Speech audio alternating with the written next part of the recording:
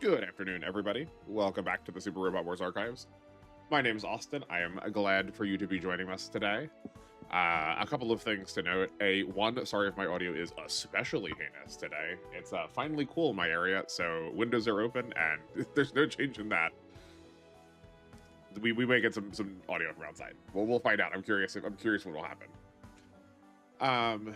Second, we are approaching 30 subscribers now, and it's moving rapidly. So thank you all for being here. All the all new folks. I appreciate you coming in and checking me out. And I just welcome. I look forward to seeing some new faces. Oh yes, if you were here, because I think during Monday I said this slightly backwards. If you were here expecting LTC, that is tomorrow. Today is just, quote, regular gameplay, but if you read the title, we'll see about that.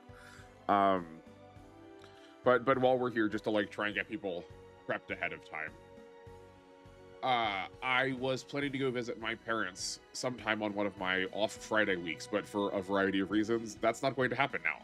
So we're gonna move schedule around a little bit. So tomorrow, as of recording this, which is a Friday, that was a normal streaming week. I will still be streaming on Friday. And then the following week, which would normally be a time when I was off, I'm also going to be streaming that Friday. And then the last 2 Fridays of the month, I'm not going to be streaming that. Or the next 2 Fridays. Are there 5 Fridays? It might be ending on, I don't remember when this month ends. But the following Fridays after that, I'm not streaming. So we're going to have 2 weeks on, 2 weeks off, just to like maintain the same number of Fridays, but to give me a chance to move my schedule to like go out and visit my parents. But I will not leave you fully empty-handed. We've not yet had a Friday since I started Alpha, save but the first one. But we'll replace those streams with extra Alpha episodes. Okay. I did not realize we had so much money after last mission, so I guess, hold on. Let's look how to spend that while we wait to see if any live viewers are going to get in. And then we will address the primary gist of today's episode.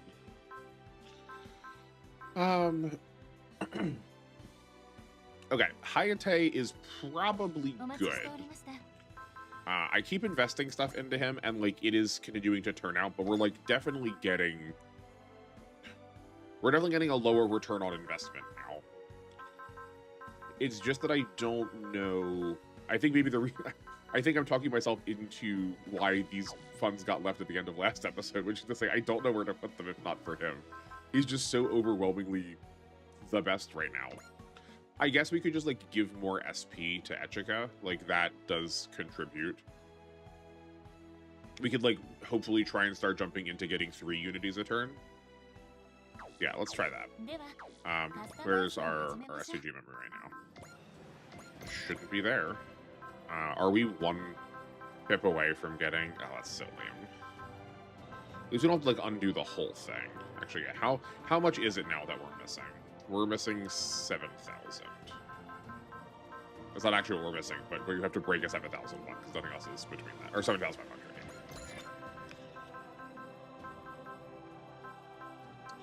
I hope everyone's enjoying their day. I certainly am, because it actually flippin' feels like fall now. Good gracious. It was just summer here so long.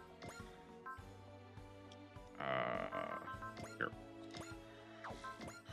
We were still hitting like 80, 85 days for the longest time. I hope it's settled itself.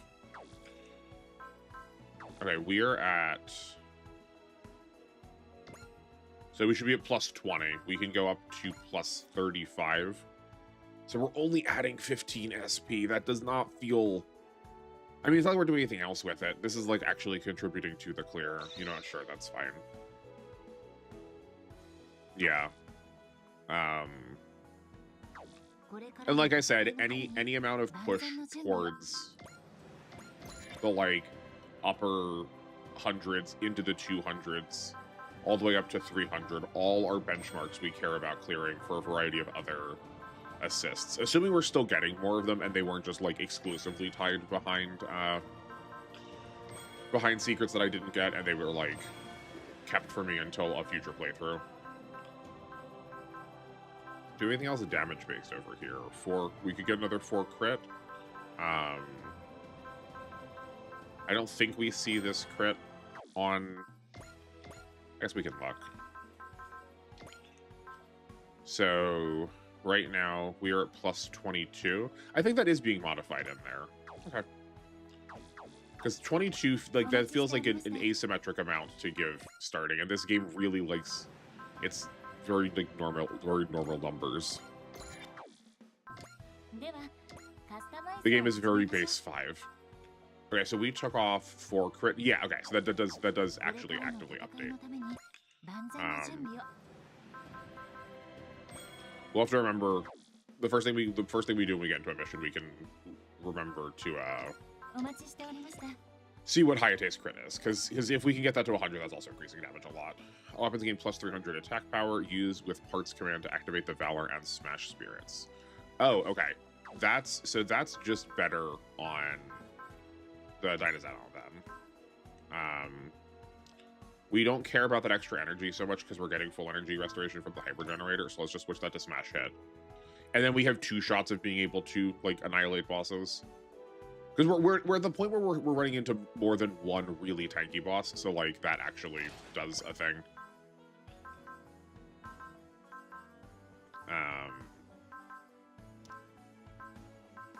I don't know who should take that other part then, because the plus whatever how much energy it was and plus 200 damage or plus 200 power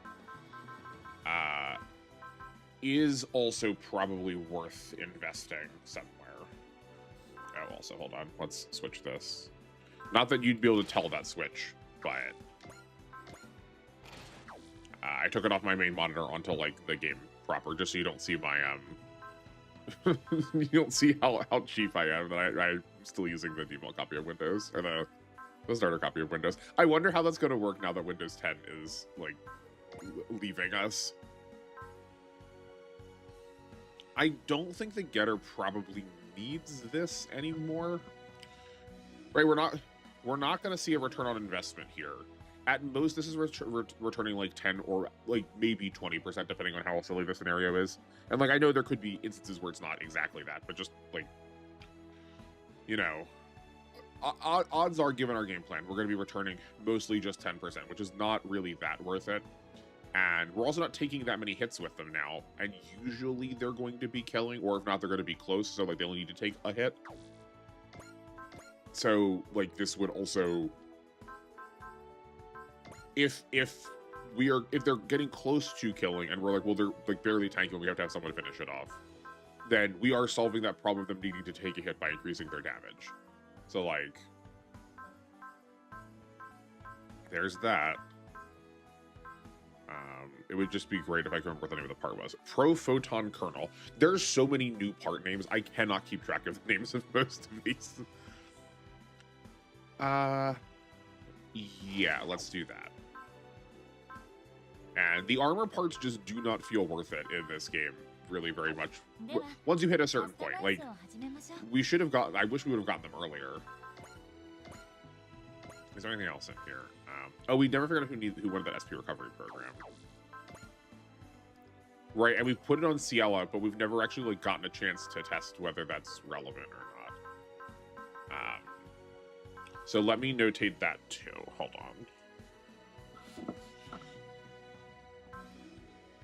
This will also be helpful. I've been trying to test my audio for this like weird like popping clipping sound, and I thought it was a couple of things. Like I thought it was by setting my controller down, but it's not that. I don't know what it is, and I wonder if it's me moving my notepad around. We need to test Ciela, SP regen, and we need to look at Hayate crit percent. I'm going to assume that because the skill is on her, that's only regenning on her, but like who knows? Who knows? Is there anyone else that we're like deeply pulling on their SP that I'm like, just, it's not coming to mind? I don't really want to put it on Tamaki, right? Like we use her SP a lot, but it doesn't actually matter that much. I went on Ciela for the blessing. We don't have like someone who can like donate a smash or a pierce or anything like that. Where if we did, they would probably deserve to have it.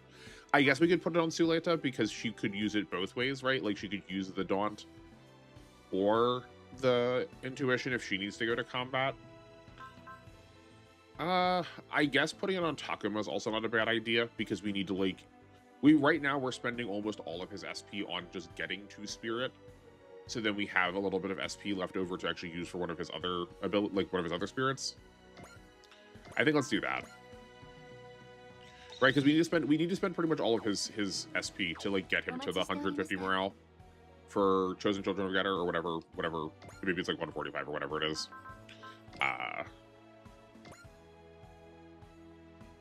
Oh, it only needs to be 140. Okay. I guess just like wherever we're starting though, we're spending essentially that we're going to like 147. Yeah, and then they scream, and then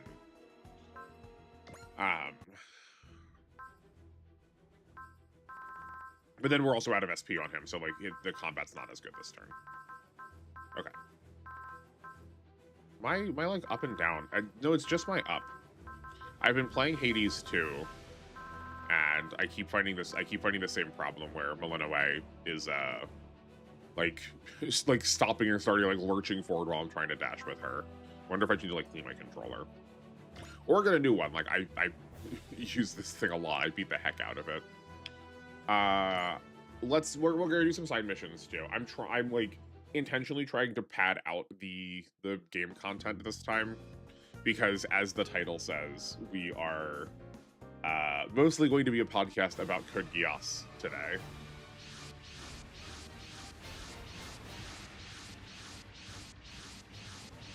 But I do want to like get into the mission a little bit first before we start talking.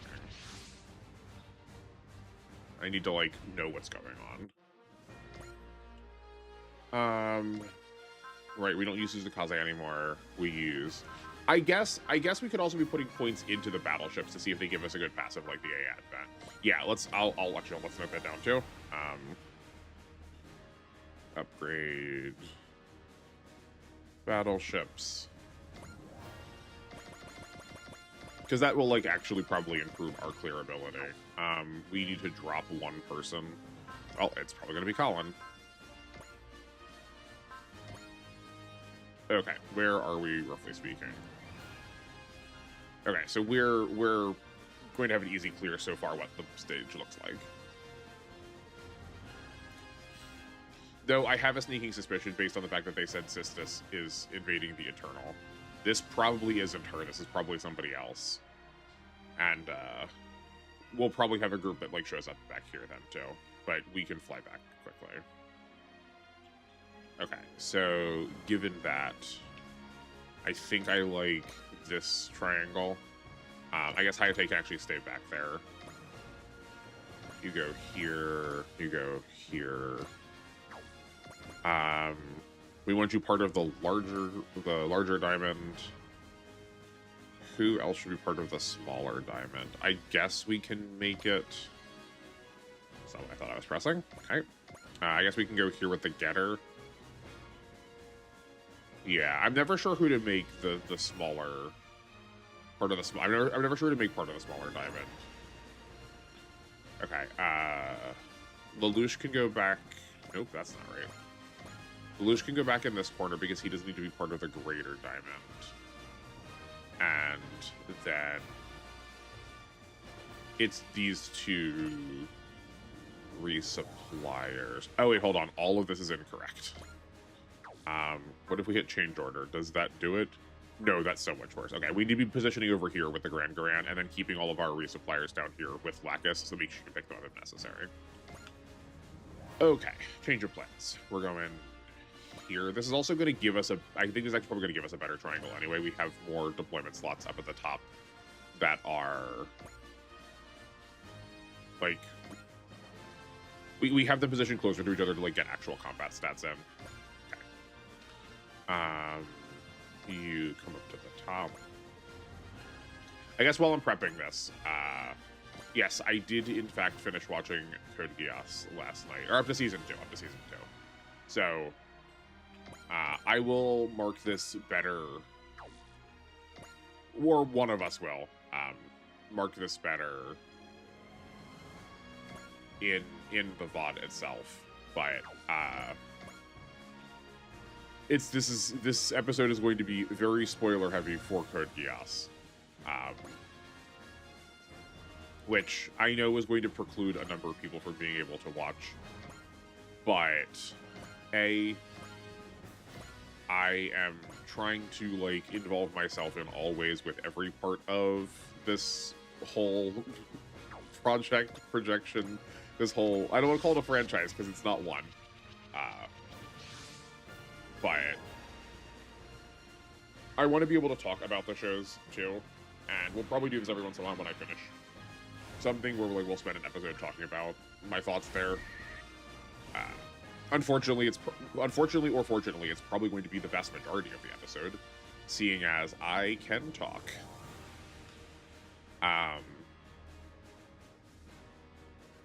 But that's gonna necessitate being spoilery. I'm like being probably overly concerned over like for a show that is, you know, pretty old at this point, but like I haven't watched a lot of old shows and I am going to, so who knows. I guess while we're still waiting a little bit, I do see that we have a new high performance AI. I don't think I caught that before. Maybe that switched over in episode 6. We've like, hold on, I guess we clicked on. I guess we can see it up here. Yeah, just the red color is different now. I don't even know if that's changed the stats though. I don't remember what those stats are off the top of my head. We'll take a peek at all of these. Yeah, here we're gonna have a couple bosses. We still have Todd here, though. I suspect that would be replaced with like I suspect these two would be replaced if we like had gotten these characters by now. How much HP do they have? 40,000, 50,000. Yeah, like having an extra amount of damage to like take out burn with the Dinosanon feels good, because then we can also like, oh, that doesn't matter. Pass ourselves back and then like attack Xistus for a good chunk. Yeah. Oh, Olive's here too. Yeah. There's probably secrets to be done. That's like a future playthrough thing when you have all of causality in your eye. Okay. You go here. Let's do these to open just to make sure. And yeah, that's so awkward. He needs one more to start. It's fine. Though I guess at this point we still need to do one more because we're not getting. When do they get the extra damage buff? Is it 160? Oh, it's at 160. So even then, we're not getting it. Okay. Yeah, I don't know if this was the plan. Though, like, I'm glad I know. I'm glad I'm not living in ignorance about it. But I don't know if we've done anything that actually has improved their damage at all. We have stats, so I think we should still be opening with the Dinosanon. Just to make sure we know where it's gonna get to. Oh, right. I forgot how much higher of a level these characters were now because we did the chapter 6. Relics. Relics is the word I was looking for. I guess the Kaiser Grid Knight is not, but the rest of this team is. Okay, we can excel. We already have a Zeal on us, so we just need to spirit up some more. Oh yeah, don't we have a better? Yeah, Koyomi has drive now. We don't really need the rest of these, so I think we drive and. Okay, that we just want to get over 170 because of Supreme Dragon King. Because it maxes the bonus. Yeah, maxes bonus at 170. Okay. We want to charge with Galma so we can get the cannons off. And can we can just like snipe out one of these? Yeah, perfect. That used to be a boss, so how about a blessing? Just also as an excuse that I don't like forget to use it. Oh, actually, hold on. Let me look at Ciala, because she had a lot of SP. I think a little bit more than I remember her having. She's at... So she was at 94. I wonder if she already got that plus 10 right now. Right? 94 divided by 102 is 92%. We're supposed to be getting 70%, so yes, she must have. 84 divided by 102 is close to 80%. I think we might get SP a little bit other ways. So yeah, she is gaining her 10 right now. So let's see if that applies to the rest of her sub-pilots, which I think it does. I mean, yeah, this definitely is, because 51 is like nearly 90%. It's a little over 90%, and 41 is like, well, no, 41 is like 75%. And L and Bell were like pretty well always capped to start anyway.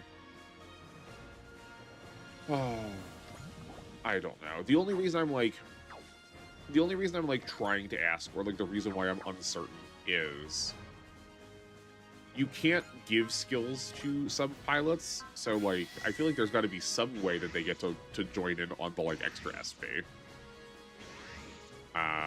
This puts us to 9 with 1 pip, so we are still fine there, because it's 9 with 5 pips that's overcapping.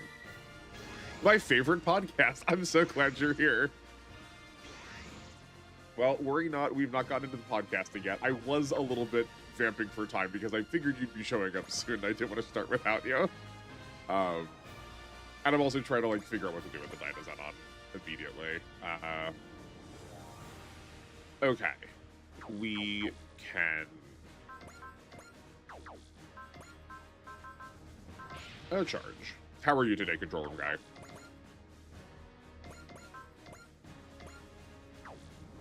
How close are we to like any of these being lethal? Like alarmingly close. Right? Because we can still... There's no reason to spirit still. But we can smash. That's 22,000. We jumped up to 44,000 with one of the parts. Yeah, so we have pretty much one of these bosses dead when we want it. Okay, then we're going to leave the Dynazenon here because that is a thing we have available to us. Let's get Domon set up also. Right, because he only is going to need 1... Yeah, he only needs 1 press to be able to get him in and available for boss kills too.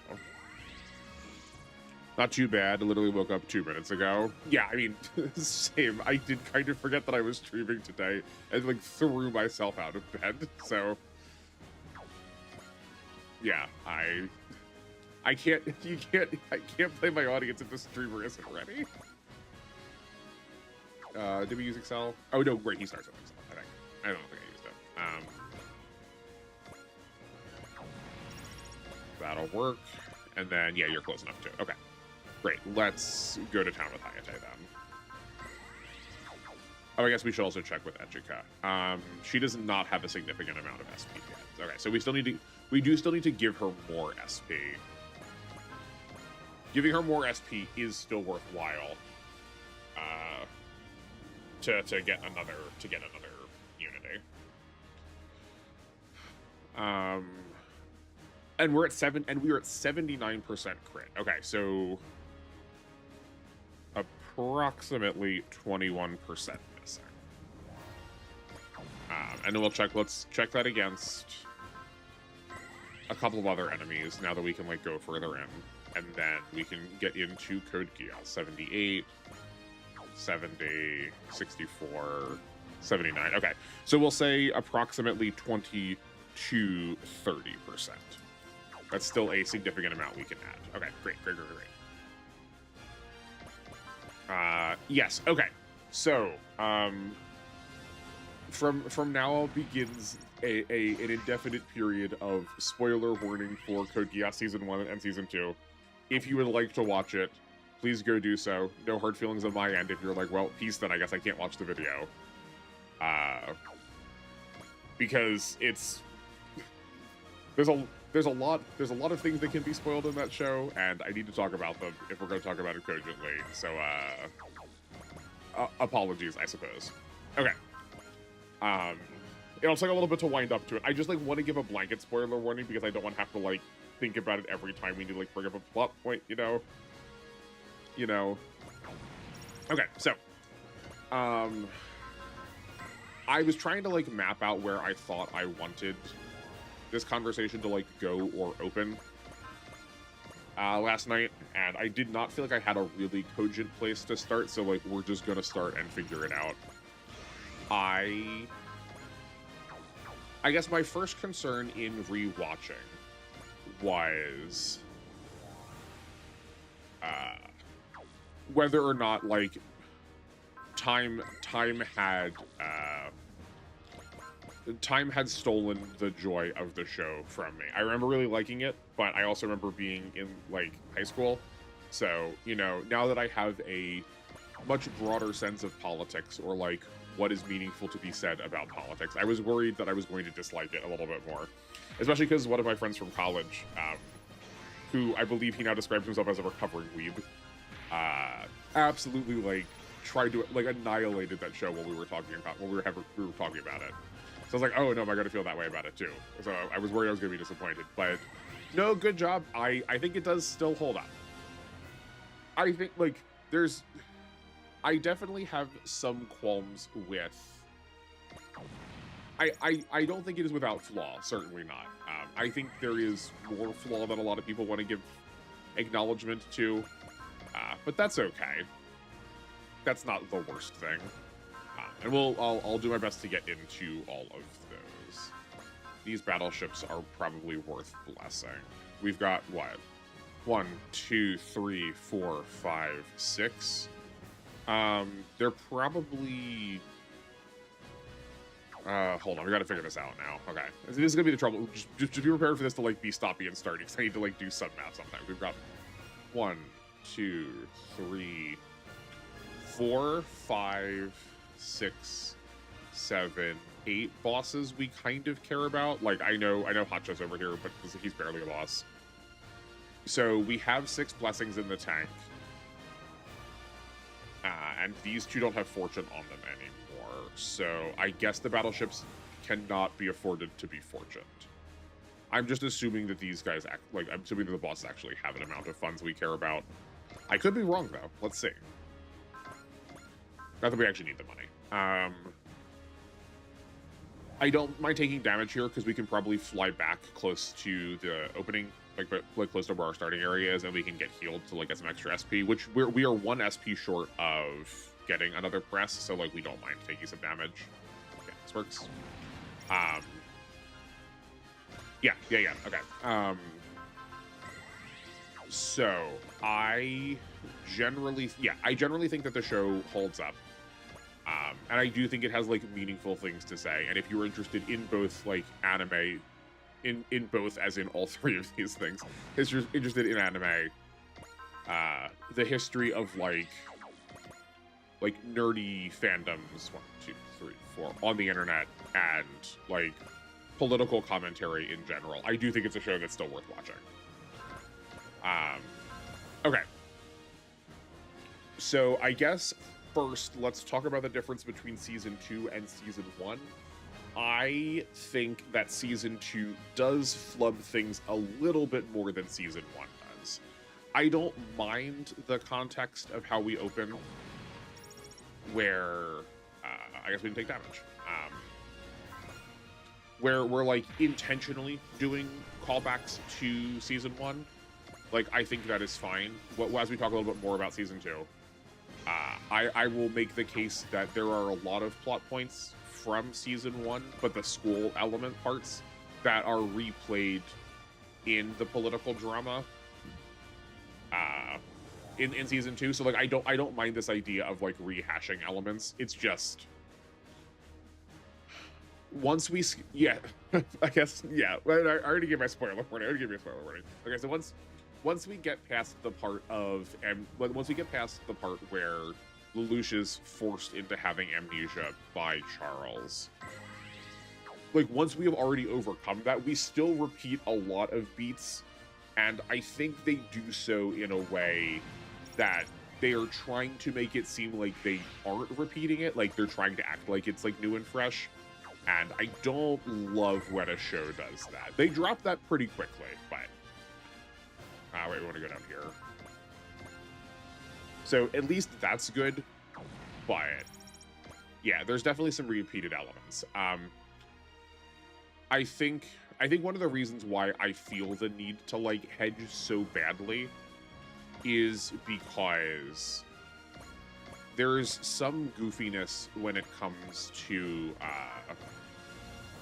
like as far as like media analysis goes. There's some goofiness when it comes to like how these characters function in terms of the show. Sometimes these characters are, in fact, characters and individuals, and sometimes they are ideas. And I'm not sure the show takes a good... I'm not sure the show makes a very, like, clear distinction between when those things are happening. It is sort of left up to the audience to do that, which is not inherently a problem. I think that is totally fine. But... And I also, like, I don't think it's bad that the show does this. I think it's just also going to lead to some definitely... It's going to be more prone to misinterpretation.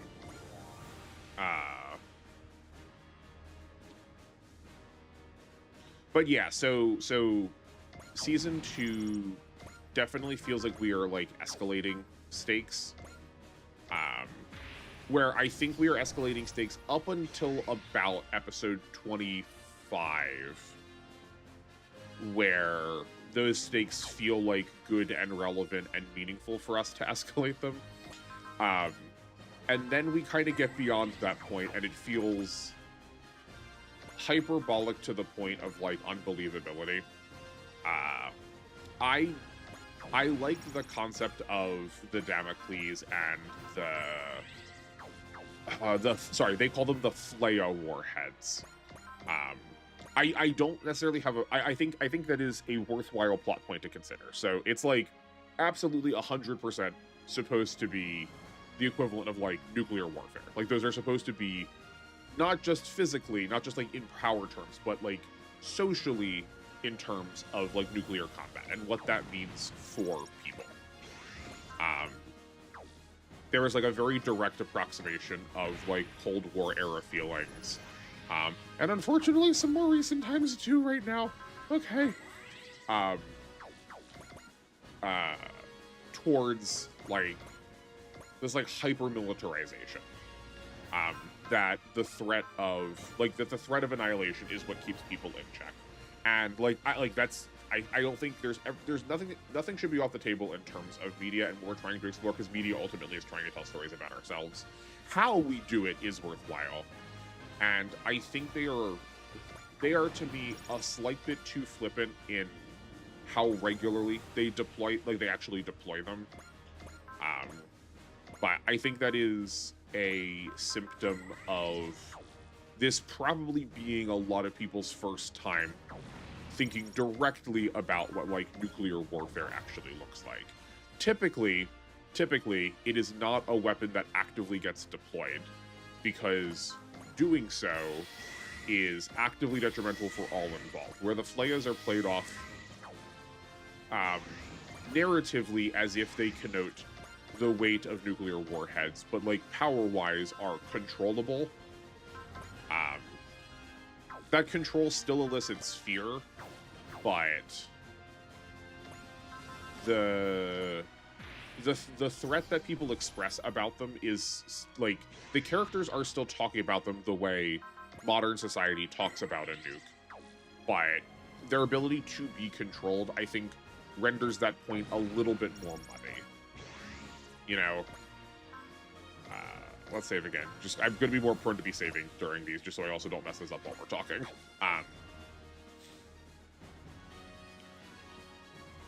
Maybe this was not a good. This is what I'm saying. Like, I don't know wholly where a good place to start this conversation is, because I feel like this is also like deeply tied into whether or not like Lelouch's plan actually is good or actually matters. So I guess let's do this now. We can talk about like the ending. I like the ending of it, but I also see why people are apprehensive about how we end things. And when I'm talking about ending, I mean like specifically the one that got like internet forums on fire for years, like the cart scene at the very end, but also from like Endgame, from like episode what 22, 23 onward. I did not remember that Lelouch became Emperor of Britannia for as long as he did. I thought that was like I thought that took a little bit longer into the show for it to happen. That was like only like the last 2 episodes. But if you like, if you were uncertain about spoiler wordings, like I feel like I've got to like keep prefacing it, but like once the lid comes off, we'll be fine.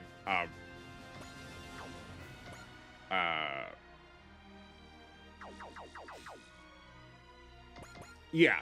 So I am not.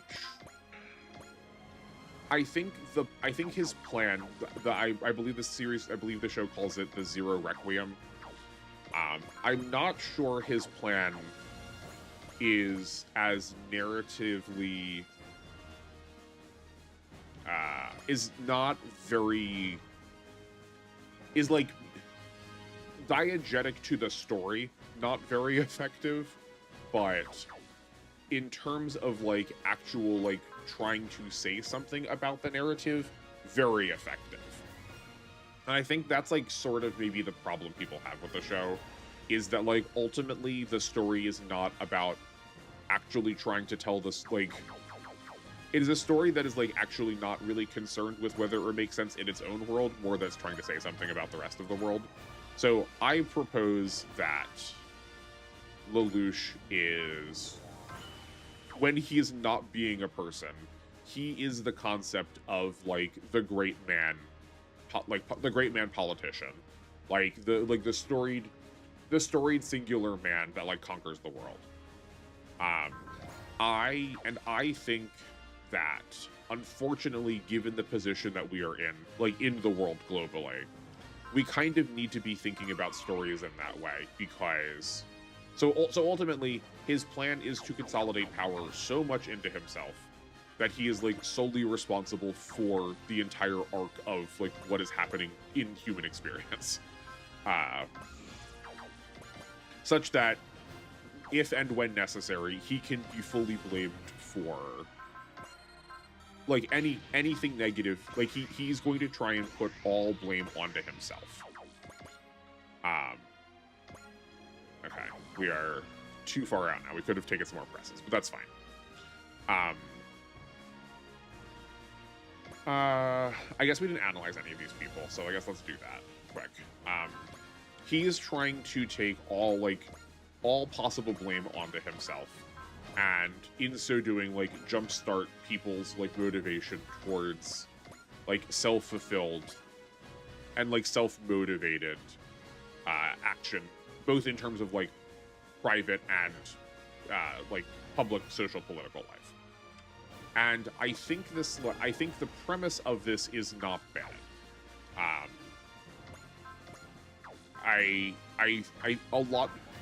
A lot of our story, especially involving Suzaku, and to some part Callan, is very concerned with what does proactivity bring, and like what does it mean to be like active in your own interests politically,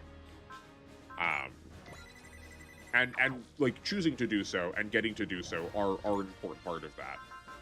And like we have like a very clear juxtaposition of like his Geass taking away people's free will, and then him trying to instill free will into people through this like political action. And I think people who tend to be more on the social know-how look at these moments and deride them as being too focused on the concept of like the great man politician, which is just like which is a concept that we do not render as having space in our world right now. But like, unfortunately, I think it is probably more accurate and more necessary than we are willing to recognize, that like it could have been anybody, but a few or singular people are probably going to play very important roles in politics, and thus devalue some of the power like the average person likes to think that they have. Now that we're off of 30, we should be doing some more damage. Or do you not have guard? Oh, I took for granted that you had guard. Oh, you do not. Okay. Darn, are we not going to get to, like, full combo? How is this not lethal? I guess if we crit, we should be okay.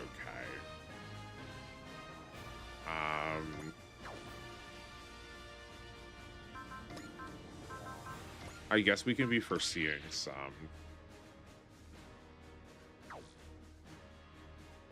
I get... This honks. Okay. I guess we should try these after we figure out what's happening with these two goobers. Okay, let's go back to them now. Funny, I've seen a lot of media since CG copied the Zero Requiem. Well, yeah, that's like part of why I'm having trouble talking about this is because it makes really good TV. It's really easy to have a, like, cool, exciting, we care about our characters, political drama through this kind of story.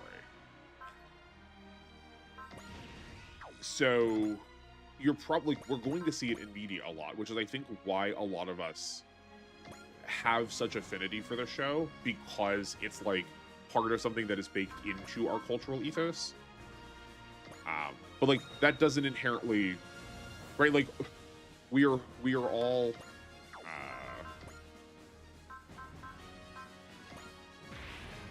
we are all susceptible to propaganda, and like in a way that is kind of part of it. We're being taught that this is like how you do things, and it makes us all feel very hopeful that like, well, maybe it could be us. I think we're good, which is fine, but like we should acknowledge that with good media literacy, that it deliberately does have a bent to it. Zero Requiem in general is controversial, even to Super Wars writers, whether they cover CG will either criticize it or change it. Yeah, it's a very uncomfortable. We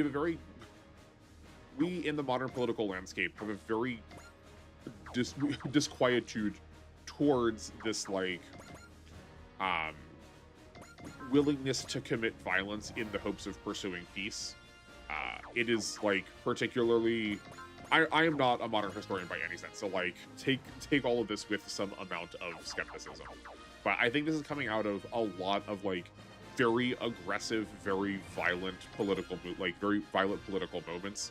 For like, I brought up the Cold War. I brought up the Cold War for an instance, for an important reason. I think a lot of people really value the idea that political change can happen without violence of any sort. And like, I just don't think that is realistic. Does violence need to involve killing people? Probably not necessarily. Like, there's lots of kinds of violence that can happen. I think it's often where we see conversations of like, in modern parlance, especially in the US, we throw around the word slavery a lot more than is probably actually helpful when talking about, like, we'd say like wage slavery. And like those kind of things are violence. They just don't look the same as, like, for instance, taking someone's life. Actually, you should probably be on one of these tankier bosses. Yeah, so we can go here, and then we can double damage with the Dynazenon. Yeah, I think that's probably fine. So then looking at the Zero Requiem as this, like, enslavement, mass genocide, like willingness to pay any number of people to save untold many more, is really like has a really unsatisfying look to it as far as like what we want out of like modern political commentary. We really want to repel the idea that that kind of action is necessary, and I think that is part of the point of the story, though. I think there is a bit of goofiness when it comes to how the powers in the world work, and I think that that is actually on purpose and not missed the way a lot of people talk about it. This is also why I'm saying, like, I feel like I don't have a good place to start with this. Like, we're going to be kind of making circles around these concepts a lot. But we'll get to that in a second. a singular man consolidating power in multiple branches, purely unbelievable, only in anime. Yeah, right? Like, we really want to resist the idea that that is a possibility, and unfortunately, it just isn't. Like, it's what I might say it just isn't, is that it isn't an impossibility. Unfortunately, that is a very real possibility, and we would like to deny that happening. We would like to try and relegate that to media exclusively. And because again, we want to believe that, like, it could be anybody, that we could, like, let's all agree that at some point when we watched this, all of us thought we could have been Lelouch. If we were like, if only we had that ability, think of all the things that we could change, right? I wouldn't have made the mistakes that he did. I would have done it this way instead. Because but that's also like what good media does, right? Your characters should all be sympathetic and relatable in some way. So the fact that we can see ourselves in Lelouch and like, oh, what would I do? Is like, that should happen. Like, that's what's supposed to happen. But we mistake that for then. We mistake that for it being relegated to like just fiction. We really want it to be fiction so that we can have our fictionalized, idealized versions of self, but then also feel safe about a like political landscape that we probably know all too well is actually very different than what we think it is. That these things, like, what's the who's the author? The book is It Can't Happen Here. It's about like the United States turning into a dystopian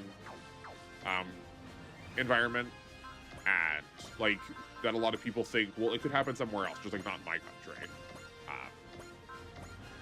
And maintaining the fiction is an important part of like that process. Yeah, or the benevolent. Yeah, like the phrase is exactly correct there, Contorum Guy. The idea of the benevolent dictator. That there's like no. My interpretation is that there is no way for, if you have deliberately chosen to take power, for there to actually be benevolence, because there is no, like, there's no political consent in what is going on. But I think the show and Lelouch recognize that, like, that is very deliberately juxtaposed against the concept of the Geass, because the Geass is, like, socially and politically and personally taking power from you. So, like, I don't think it is a mistake that is the question we are asking, right? Where I think at least a lot of criticism I have heard about the show is people thinking that was accidental. Also, I messed this up, I think, because no, we couldn't have killed in other ways. Like, I think this needs to go here and then have Hayate kill, but that also takes the Dynazenon out of action. We don't have a way to, like, reawaken it. We don't have a Zeal.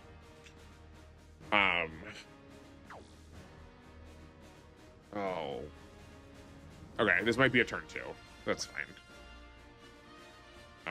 There's no way this should miss. That would be heinous.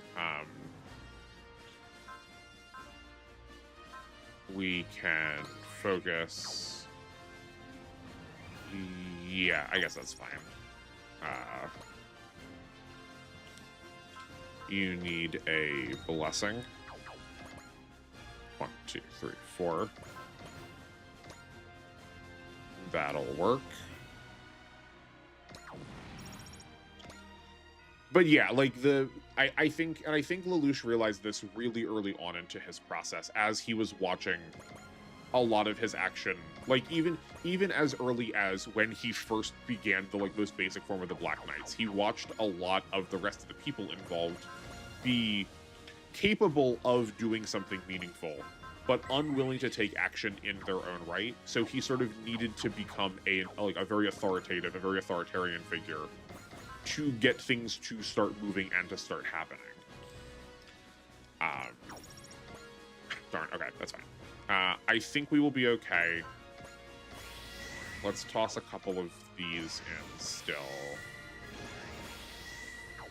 And then, yeah, the right angle here did make it a little harder for us to bring the rest of the team in. I think there's probably a way we could have done it, but... you are going to need Mari, so we can do some intuitioning. Um,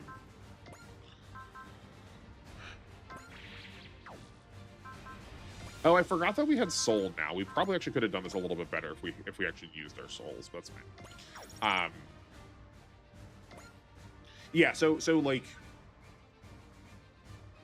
I think it is interesting, the idea of trying to find a way to get people to think more critically about the power that they have, and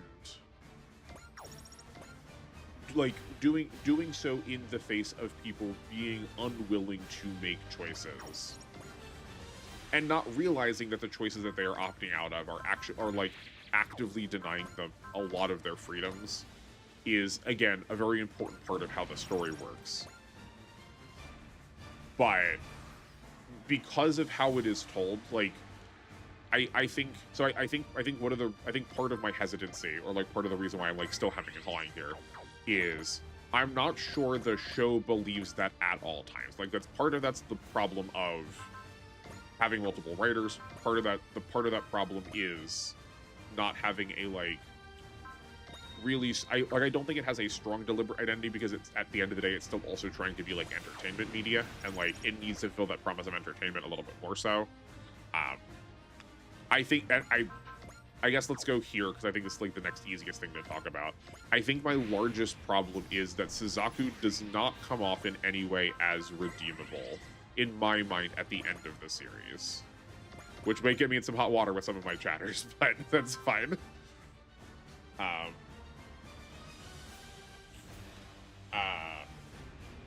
Suzaku is... Oh, hold on, wait. He has multiple quotes, and people still don't see it. Forcing your good intentions on others is no different from an evil act. In my case, I commit evil to destroy the greater evil. Okay, actually, no, here. Actually, this is... I'm glad... Thank you for quoting this for me. Those are perfect examples of the, like, reasons I think people think the show doesn't know what it's doing. Because, like, read those and tell me those also don't sound like the kind of Redditor philosophy that we like scoff at and go like, oh man, next you're gonna tell me that we live in a society, right? Like, I think a lot of those come off as like baby's first attempt at like political philosophy, because it is written to cater to like the stylization of anime, the stylization of like, it's still a cartoon. And that doesn't mean it has to be less effective, just like it's going to have trappings that are similar to it. This is literally the worst time for things to be buffering. Very easy for you to be like misunderstood in context, but that's fine.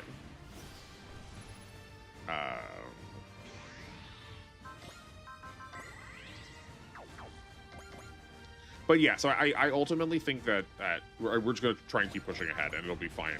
Hopefully, it'll be fine in the dub of it, or the VOD of it too.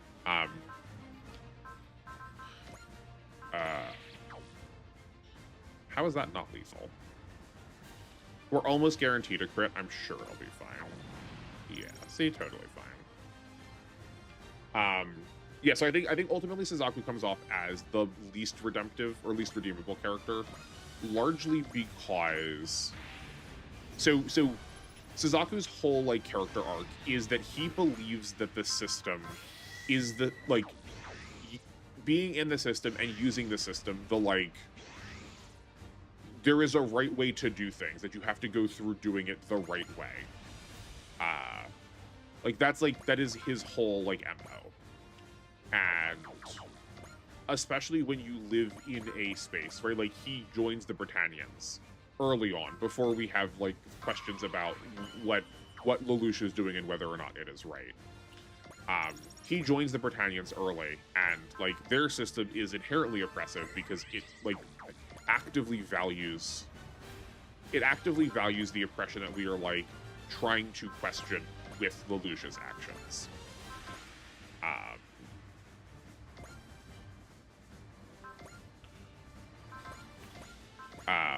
But like in so doing is also assenting to an incredible deal of political violence acted out against the people that he is trying to, like, theoretically help. Like, he does ultimately prop up a system that he is trying to destroy by trying to act from the inside. And there is, like... I think part of this comes from a belief that, like, humanity is this, like, ultimate life form that I just, like, do not subscribe to. If you are unfamiliar with the concept, it is called post-humanism, but, like, I don't think that humans are the most important, let alone, like, the most developed or advanced concept that there can be. But we really like, generally we as a, like, race really like the idea that what we do is implicit and inherently good, and just, like, we forget sometimes how constructed all that we do is, that, like, all of the rules we have ever made are all made up. Like, none of them are, quote, real. We had to all agree that they were real. And in many cases, they were worth agreeing to. But in some cases, like, no, those rules do just exist to, like, hurt people in particular. And we don't, like, try and reconcile, like, we don't try and reckon with that hardly at all. Let's grab you 4. We don't try and hardly reckon with that, like, really at all. And sure. So Suzaku's character,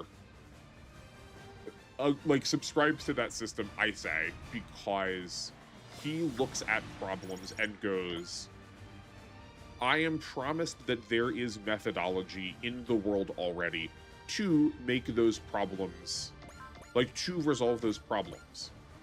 But the promise of those resolutions is not one of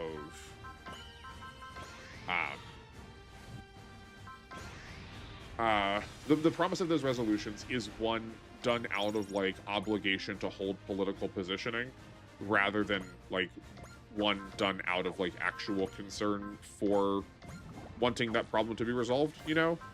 Right, like, Britannia insists, they're like, oh, don't worry, if you, like, follow the right steps, we'll make that happen. But, like, making the problem disappear also could just as easily mean, like, killing the person. Like, think how often a like, Britannian person in charge is willing to sacrifice whoever it is involved, because that also, like, makes the problem go away for them too, you know?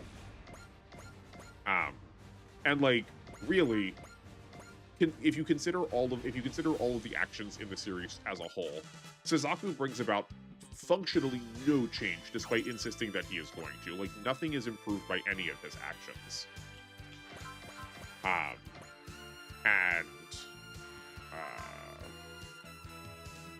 How are we being shot down? 2, 3, 4. Oh, well, that's not right. Oops, I go right because we only get it at the end of the turn. Okay, well, I guess we're gonna be here a little longer. That's fine. Recover you. Let's see if we can do it.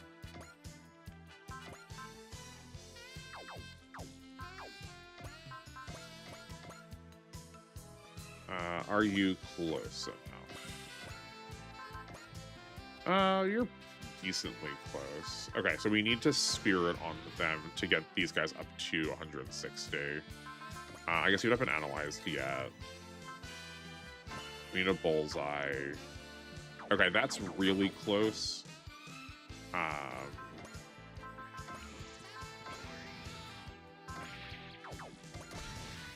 Yeah, no, we can still do it this turn.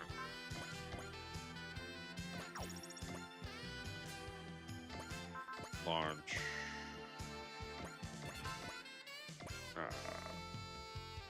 Okay, we've probably got Dawn's other places we can still use. Yeah, we do.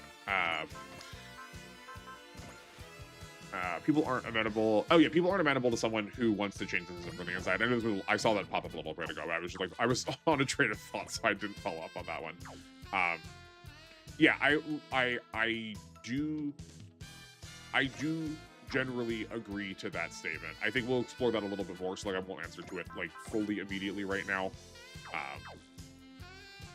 But yeah, like generally speaking, I agree that that's like not a thing people want to see happen. Literally episode 1, Suzaku was nearly taken care of and scapegoated. Yeah, scapegoating in politics is also really interesting. I think some of this, so I think part of the reason it's also hard to make claims about like what this is saying is if you're like unfamiliar with both American and Japanese politics. There is, I am also like not the person who's nuanced enough to be able to do this, but coming from a nation where all publicity is not good publicity, and where the idea of needing to remember things about yourself is a thing that is responsible for getting you harmed, it is understandable why why that kind of culture is not necessarily always going to have the same value of like what a scapegoat looks like, right? A society that actively pressures its youth to participate in the ostracization of other youth. So two sets of people who are fully unrelated to ostracized because of something that their parents did. They're like, the people who are involved in this have no stake in any of these conflicts, right? Neither of these kids did anything to the other, just that they are supposed to, in order to maintain social harmony, antagonize someone else simply by the actions of someone that's related to them that they might not even subscribe to themselves, right? Or are like too young and naive. Naive, not necessarily a bad thing. Like if you're in elementary school, like you should necessarily be responsible for thinking about like the political implications of your parents' job. So then like trying to align that with American or British or like Western views of like what we think of as a scapegoat. We typically think of them as this like grandiose political more than social kind of hero that's like used as a localized symbol and from which more political action can jump off on, rather than sometimes in Japan where the end goal is just to outlet political frustration towards said scapegoat. But also in the fact that like Suzaku constantly is jumping like, and the show like says this out loud too, but like it's worth acknowledging here that Suzaku jumps back and forth. No, that wasn't enough. Okay. We'll just take off this whole chain just to make it easier. So we're also not going up that way. We're going this way. Suzaku also does like jump back and forth between whoever is most in charge of him, who is the most authority figure, who can give him the most command, right? He does have a very lateral growth of like climbing the rungs. He takes orders from whoever is next up after the last person, constantly thinking that because he is as close to that position as possible, that he is able to like affect the most change. And like I was saying, it is a perspective that is, I would say one of like childlike naivete, but I think that fits Suzaku. So I say all this. Oh, getting a post movement off of her is good, and getting extra movement's good too. Okay, this upgrade is real worthwhile on the Grand Duran. Let's see what Lachesis does.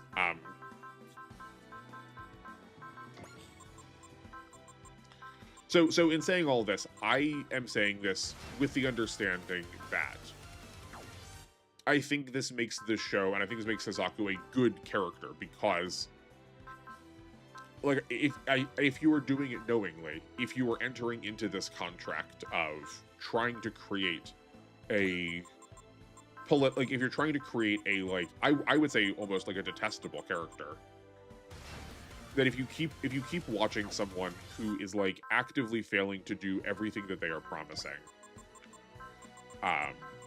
but like working that into the context of the show, I think that is worthwhile.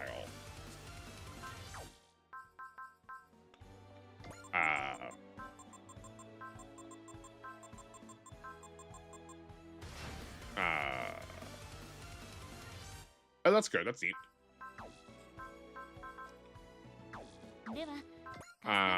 Where do I want to go from here? So have like, oh right, yeah. The show takes a great amount of time like fixating on the fact that Suzaku killed his dad, and he also like Suzaku also always sees himself from the perspective of being a child in that moment. Like he doesn't as an adult look back on that memory standing there. He always then he always then moves himself into being a child again.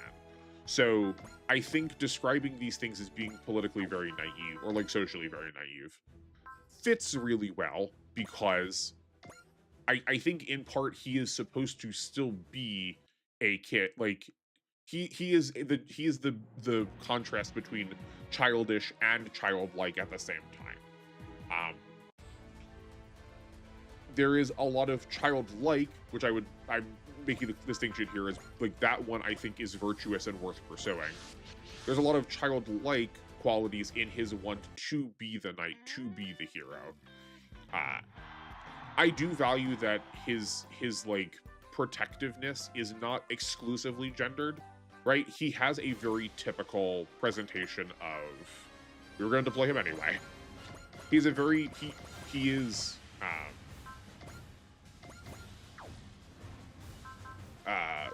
definitely like very deliberately performing gender when it comes to his relationship to Yuffie, but his attitude towards knighthood is not reserved based on gender, and I think that's what makes his character like more interesting, right? He's not here just because he's like his actions are not motivated out of a belief that he deserves a reward, specifically like the sex or the status of having a female partner. They are motivated, like they're motivated out of a desire to want to do something. Like he sees that there is a problem and he wants to act on it. The trouble is just that he doesn't know. Like, he doesn't know exactly how to in a way that is, like, actually sincerely meaningful. But he doesn't realize that he doesn't. Like, I do think he fully believes the entire time that he is doing a thing that is the most effective, right? Like, he is not searching for answers in the way a character like that could have been. I do feel like not enough people acknowledge his backstory, and that is why he wants to use the system. Yeah, like, I think because we are reminded so often, especially later, that Lelouch is part of royalty, that we forget that Suzaku is like, he is very similar to Lelouch in that both of them are descendants from people of political authority. Lelouch is through birth and Suzaku is through election, but in both of those spaces, like both for the places that they both lived, each of those versions was the one that was valued. So Suzaku isn't inherently like less in the same position as Lelouch is, just because we now the show is living in Britannia.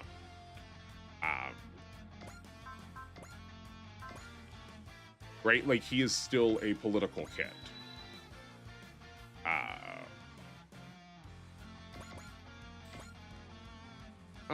No, we still want Hayate to have the most of this.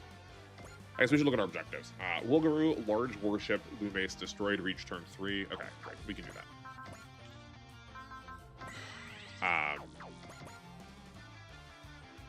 I guess this is also worth saying. If you've not watched a Clamp show before, part of, like, there's definitely some amount of like, I don't want to say problem as if it's a bad thing, but part of the narrative is inherently going to be compromised for the fact that Suzaku and Lelouch are already established characters in the Clamp world, just not by those names. So they, like, kind of need to still maintain that identity, how, like, of how they work in the Clamp universe, for it to still feel like the Clamp universe, you know? If you've no idea what I'm talking about, I guess first, Clamp is a animation studio, manga studio, a group of artists responsible for things like Cardcaptor Sakura and Tsubasa and Holic. Tsubasa and those three being the main ones. They've also done a couple of other, like, more 1, 2, 3. I was gonna say more or less mainstream. That just is less mainstream. Some, like, shows that have less notoriety to them. But those are, like, the three centralizing ones, where the protagonists of... And this is why every time I say Suzaku's name, I kind of pause, because I keep wanting to say Xiaoran. Xiaoran is the usual canon version of that character, who is Suzaku. Lelouch's character is Watanuki, and they are also always sort of diametrically opposed in their nature. If one is one way, the other will be basically always the opposite. So even at the, like, I think at the expense of some character moments, this still needs to happen too. Like, the way in which Suzaku just kind of stops having the same attitude at the end, like, once he gets to season 2, I was kind of expecting him... There was a point where I was sort of expecting him to have been Geassed by, if not Charles, one of his, like, close attendants or something. Nope. Okay, hold on.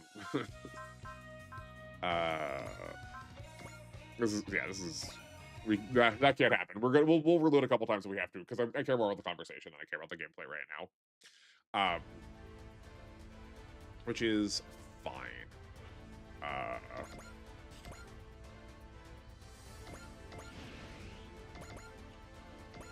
I'll have to remember to save a little bit more.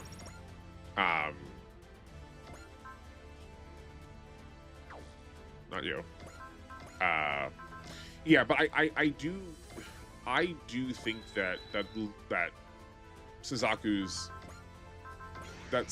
acts very out of character in season 2, and I was sort of expecting him to have been Geassed as a way to justify, like, why his actions felt very, like, contradictory. Because as much as I'm saying, like, he is very ignorant to a lot of the consequences of his actions. He is he's acting in a space and in a way that is actually undermining his very core cause. He just, like, actively assents to whatever in season 2, where the conversation of, like, what constitutes as the system becomes very muddy later on. He historically was not comfortable going through, like, extrajudicial means, like ones that were inherent to the system, but not available to the average person, right? Like, that is sort of how a lot of his character works in the early game of season 1. He is Japanese, so therefore a lot of the rights you would expect from being a Knight of Britannia were precluded from him. He did not have access to a lot of the social value and capital that other knights in his position did. So when we see him try to work in a system, it is always done in a way that does not alienate the that does not alienate the possibility that if someone else like him were to be in this same space, that they could also choose to do the same actions. But in season 2, he like actively agrees to practically everything that Charles or the rest of Britannia does. 1, 2, 3, 4.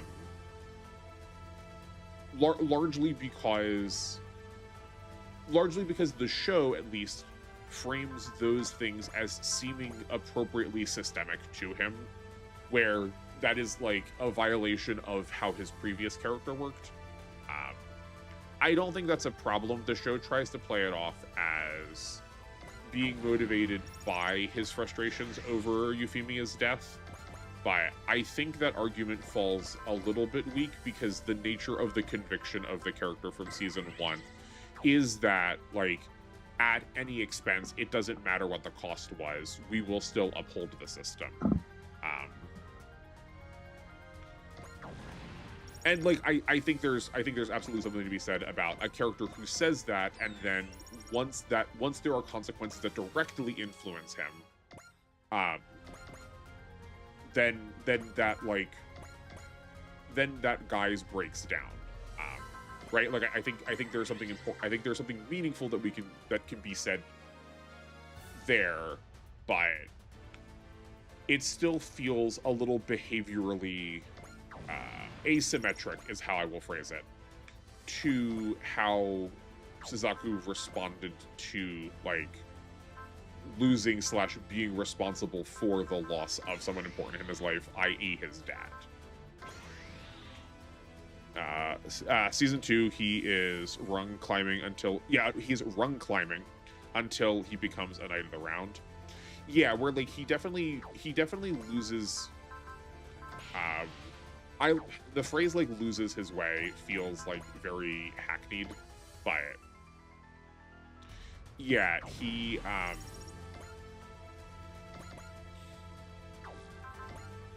his behavior becomes one of a person who is in the system rather than a person who is trying to operate outside of the system, or who's trying to operate inside the system for the sake of that which is outside the system. Which again, I don't think is a problem. It's just I don't think that kind of character is a problem. It's just that is not what we were promised, and that is like not fulfilling the end contract of where that character goes. Which brings me to my next very disjointed point of how Geass actually works in the world. So like the world of Code Geass is magic. Lightly so, but it is magic. And it doesn't really seem to want to deal with that at all, which is fine. We don't have to. So I will just sort of take it as word also that there is magic in the world. And we don't need much more of a motivation than that. I think as a like metaphorical stand-in, it is representative of the way people feel like how politics moves. That like rather than trying to understand like political systems, 1, 2, 3, 4.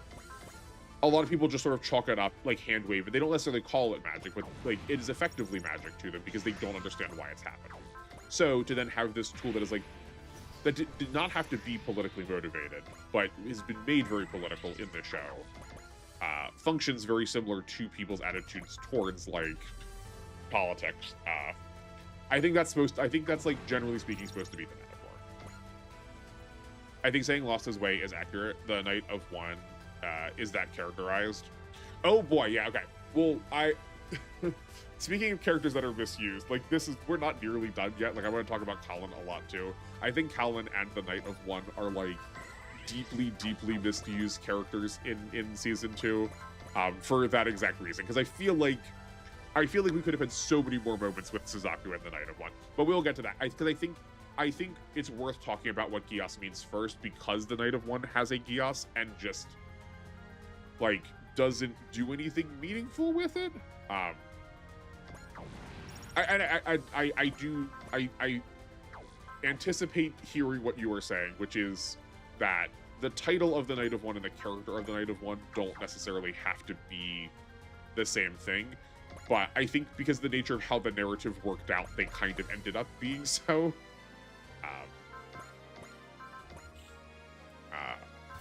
This works. I guess also while we're here, let me be the pedantic little snot that I am. But try to also like defend all of us on the internet. So technically speaking, the thing that Lelouch and all the rest of them have has no real world parallel because of how they are choosing to pronounce it. Technically, if you were like watching the show when it was first coming out, you probably saw somebody on the internet being like, no, you don't actually understand it. You're saying it wrong. That's not real. And like, yeah, technically that is true. The concept of what's happening, the thing that the show chooses to call a Geass is a something. We'll talk about what that means in a second. That is of Welsh or like vaguely British, Irish, Scottish, somewhere in there. Not because I can't make the difference, because we don't know. It's like, it's a cultural concept more than it is a like, there's like a definitive like end line to it. That should be pronounced, that should be in the singular be pronounced gish. Gish, yeah. And plural, Joshua, I think, is something close to it. I'm less confident on the plural. I spent a lot of time last night looking at IPA. I guess also IPA, not alcohol. The International Phonetic Alphabet. But I can definitely say confidently that the word in origin is quote meant to be pronounced as gish. But you know, language changes, and when words move across like cultures and languages, how we pronounce them is also different. So like transliterating gish over into more modern vernaculars like English, Geass is like totally fine.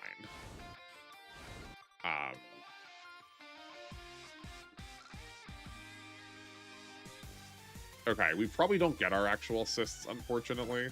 Yeah, I didn't think so, but we can probably still do most of this even without that. Why can't we? What?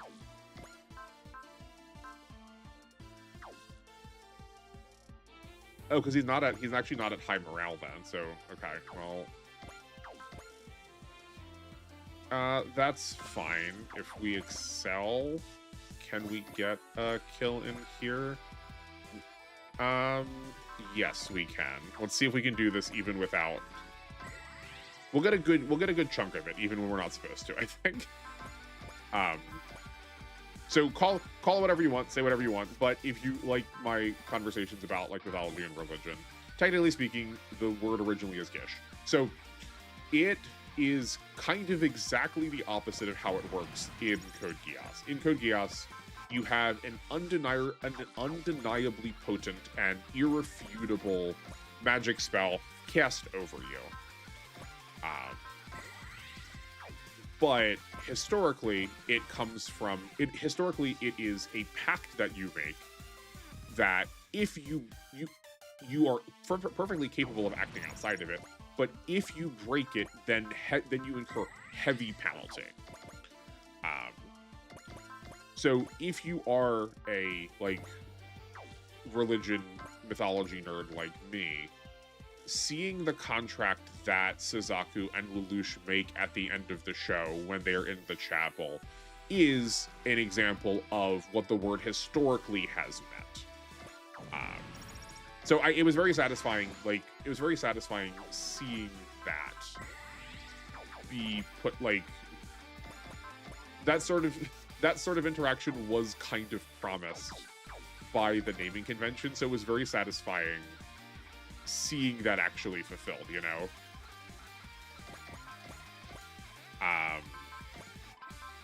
We've already activated press. Would you let me finish this? Okay, that's fine. It's funny though. Yep. Oh golly, we get so many units this time. We don't need them. Sure, you can come with, and you still have parts on you, and I don't know. Sure. We're a little far out now that like I kind of don't even care where most of these things go. I guess like maybe the Dinosaur should have been more forward, but that's fine.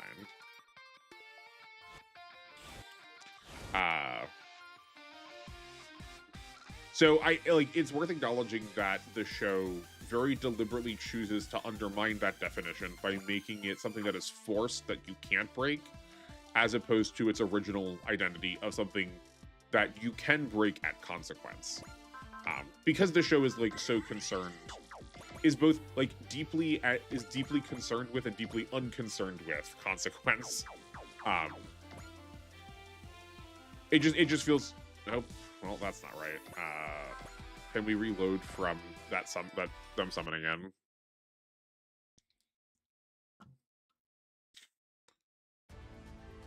No? Okay, that's fine. So I can move the Dinosaur on now.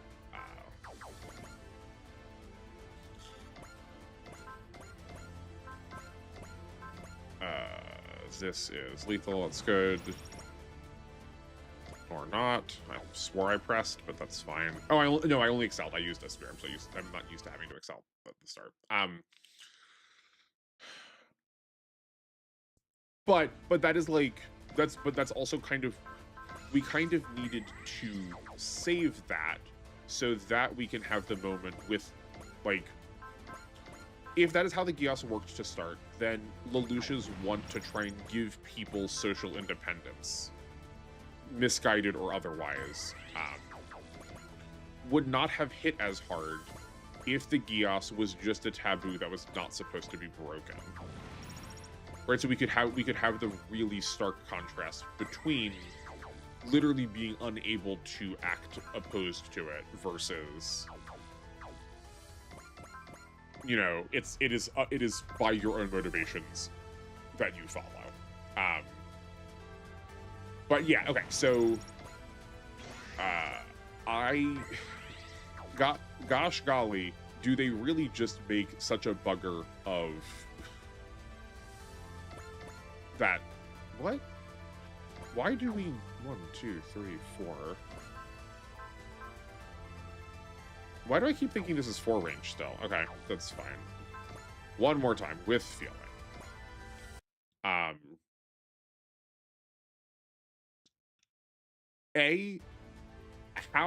How is this the first time like major events like this are happening when this already exists in the world? The like ability for there to be any semblance of social order is vastly undermined by the fact that like just randomly people can have witch-like powers, can just like kind of do whatever they want to anybody that they want at any time.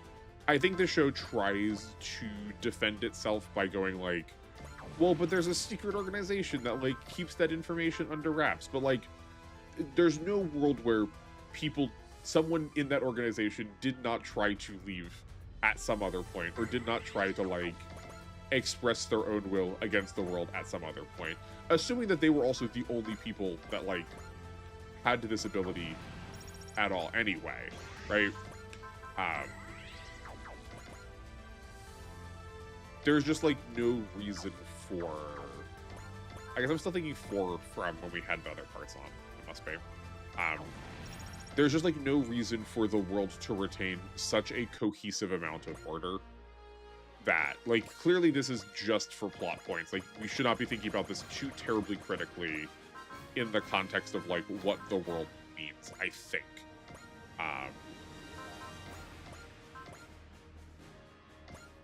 Because like why, how does it even survive? But to the point of the Geass, the way in which we like end the show is also just like so goofed up. We know that it can do just like absolutely stupid things in the world.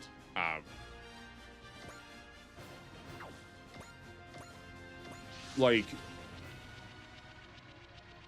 Lelouch is like very practical with it very early on while he is learning about it.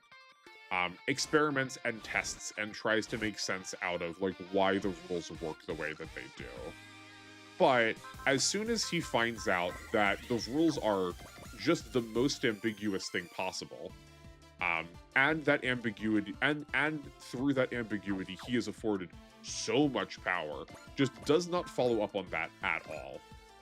The part I'm thinking about is just like his vague wish for Suzaku to just live, and that makes Suzaku, who's already a super soldier, into just like there are no consequences for him whatsoever.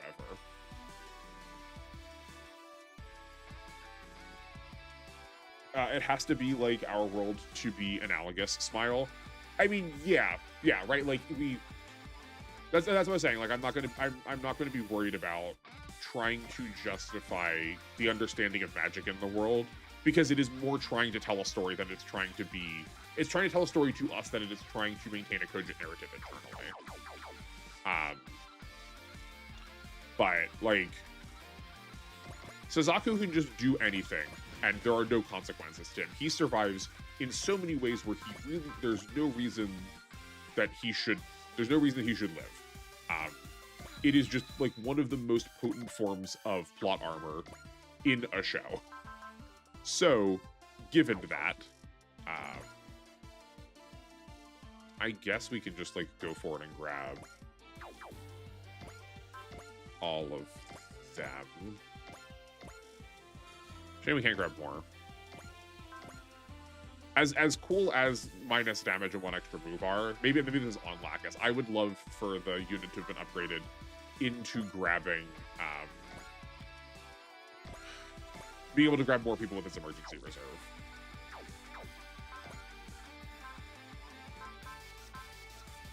We don't want to waste a drive yet. I guess we'll use a spirit. Yeah, and the live command is easily his vaguest and the most vague in the whole franchise. Yeah, but then also the most powerful. So like, once we get Jeremiah on the, it's just a way to put him on par with Callan and the other knights when he has no right to be. Yeah. And also to like, again, keep him narratively relevant, but to also show that there is. Like, I think it is to make us a little bit angry that there are no consequences for someone for whom there should be a great deal of consequences. Oh, that's interesting. That we can't... Oh, wait, hold on. No, he's just not at 130. Will we be able to 3 as 1 from here? Okay, we can. Okay. Speaking of no consequences, this game is also, like, really generous on what you're allowed to do. But I think it is to be mad because we get to, like, watch Suzaku behave in a way that is really self-destructive and like really thoughtless and like still manages to like come out okay. And that doesn't work. I think his character becomes insufferable if it's just his character, as opposed to say like a power that has been given to him that is outside his control. 1, 2, 3, 4, 5, 6, 7. Oh, we can't even get to Jahart this turn. Okay. Oh yeah, people were definitely rooting against him when I watch people watch CG. They get frustrated. Yeah, but I think it's like it's eustress, right? It's the good kind of frustration that makes you like think about his character, as opposed to if he could just like naturally do that and get away with it. In which case, I think everyone would just be like, "Oh no, he's a Mary Sue. Well, like, what's the point here, right?" Like, it says something that this has been sort of forced on him. But my point is, the Geass has so much more power once we get Jeremiah on the team. There could be literally no consequences to anybody. Lelouch could do this. Lelouch could solve his problems without needing to engage in so much political violence. Can you draw a parallel to Suzaku and the Geass and his Geass power to the idea of privilege? Absolutely. I strongly suspect we were probably going to still be talking about this for the full 4 hours. I was going to bring up the idea of privilege when we get to the Ashford Academy with people like Shirley and Millie and whoever Lelouch's friend with the moped is. I can't remember his name. Because there are definitely some characters who in no way redeem themselves, like, but are also not trying to in the way that Suzaku is. But yes, 100% hold on to that thought.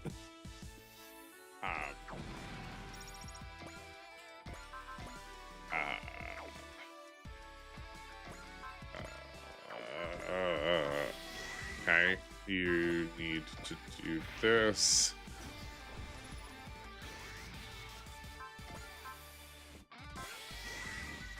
And then we can do that. We can do this a couple more times still on her. We'll save it though to not waste it. Or I guess we'll do it right now. We'll just charge some Marios in here.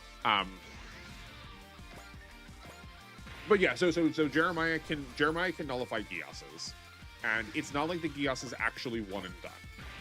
And I feel like this show just doesn't talk about this at all. Like, Lelouch used his Geass on Shirley multiple times. It was admittedly slightly weaker, but the show plays that as if that is because of Shirley's will, not because that the effect has been dampened by the fact that it's been used on someone once. So just pick anybody, like pick his ninja maid. He uses the live command on her. She comes back from her mission. Jeremiah deactivates the Geass. Lelouch then reactivates something else that he wants her to do instead, and then just like keep chaining that into basically whatever effects that you want. I think it would be less of a problem if Jeremiah and his ability to nullify didn't exist. I think it's like an interesting plot point, but I think it makes him too powerful and interact with the world of Geass really frustratingly. Like, to what extent do things undo? Like, what qualifies as a power of the Geass? Can he nullify the immortality of Charles and V2? Like, those are powers that are derived from Geass. We've just, like, not experimented to see if he could, but, like, could he? Because that would solve a lot of problems for us, too. But the fact that I have to be like, I don't know, that would be really cool if he did, just feels very frustrating to me. And, like, the show's not going to explore that because that's not the point. The point is for the rest of the political drama of it. But the fact that you could do it and they don't, I think, does take away some quality of the show to me. When we have, like, if we want to tell a story that is not about what's happening in the world of the story, but needs to involve the plot of the story to, like, make sense, don't give the story outs as to how we could justify things otherwise, you know? Isn't the argument against overuse the Geass mutates and evolves like Lelouch does with the whole Euphemia incident? Right, but at this point, he doesn't care about, like, he stopped caring about himself after, like, he stopped caring about himself, so, like, he's theoretically willing to sacrifice himself. He theoretically is okay with himself dying at the end of the show, so no consequences there. But, like, that's also been untested. Can we just try and nullify that with Jeremiah? How much more can it develop? He has his Geass on at all times. He has put things in the way of himself to dampen himself, to like try and stop that power from like overriding and going crazy, right? Like how Mal's did. But he also Geassed himself, so he could just Geass himself into being like, given how vague it is, he could Geass himself into stopping whatever that effect is that's happening on himself. But again, if Jeremiah is just around all of the time, whatever, if he accidentally Geasses someone again, he can just have Jeremiah, or just like reproduce that, right? Like that's just science that they could reproduce. Just have someone else with Jeremiah's power, just have it a thing that he can clip onto his own eye to turn on in case in case his Geass goes out of control. The Geass Canceller does come across as childish to me, especially given what the Geass is and partly what it represents. Yeah, right? Like, I don't think this is a problem with the Geass. I think this is a problem with the idea of having a Canceller. I think in the way that, like, a lot of these kind of shows, so see something like Death Note, for instance, where characters are just, like, way too powerful because of an effect that was, like, really relevant for a plot point, and then very quickly, like, scaled out of control. I think Jeremiah should have gotten a Geass Canceller early in the show, and then he could have come back once, and then he just died a second time after that, and that would have been over with. Because otherwise, there's there's way too much of this stuff that like gets really messy really quickly, and it's very easy to get around a lot of the consequences of the world. But I think if you are unwilling to look at the show as something that is trying to tell you a story about yourself instead of about the world, like, these plot points get in the way of that, because it's very easy to look at like what can happen inside the show and go, well, why didn't they just do this instead?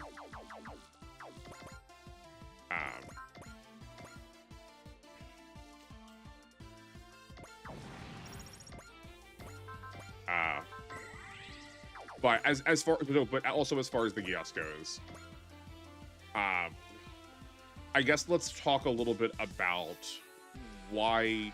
So let's talk about the cart scene at the end. The end of Code Geass has C2 sort of like trundling along in a very rustic cart. We get to see there's a driver, which I'll get to in a second, like why call that out, but I'll get to that in a second. And C2 says, I don't remember what exactly the words were, but comments on something as if, and she says the name Lelouch.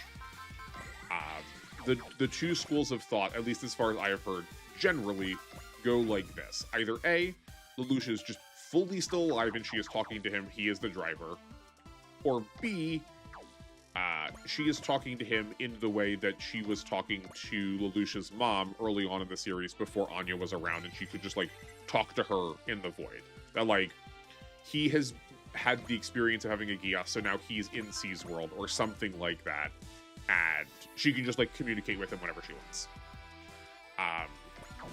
If you pause it, I went as frame by frame as possible. You can also just see his hair and his chin. It's very brief. It's like 2 frames, but like you can just see his hair and his chin as the driver.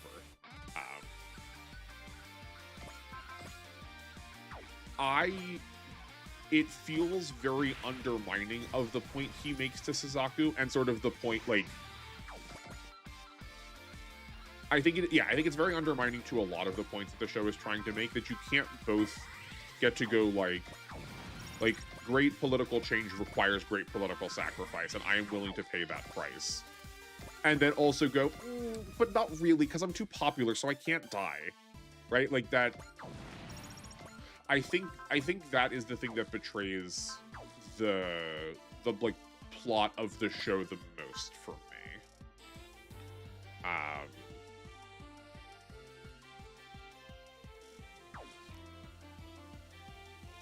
Where, like, yeah, I do think I would have been happier had he, like, just died and not been able to come back. And following the show's rule, Lelouch should have Charles's code.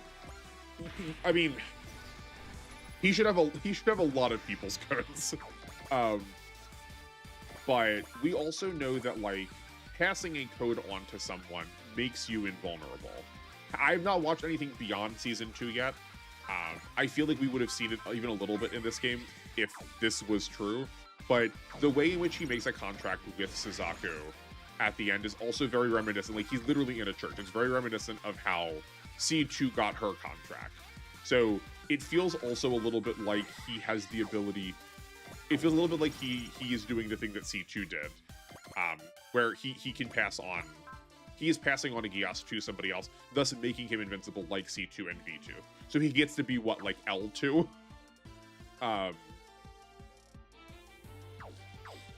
But there are like, so being a Geass contractor makes you invincible. And the way in which Charles's Geass works also lets him be invincible at the same time as being able to mind control people. Or not, sorry, not invincible, like undying, right? You still take damage, you just get to like heal it off.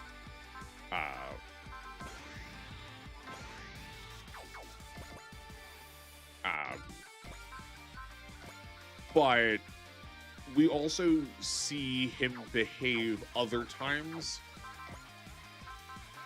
We do also see him behave at other times as if he is not like that, because like if that's the case, there's a lot of hemming and hawing over the last war. I don't know what the series title's in, but like when they're fighting against the Damocles, there's a lot of moments where he acts like he can die, and just as if like that would end his actual life, and just like that wouldn't matter then if he is this like functional immortal.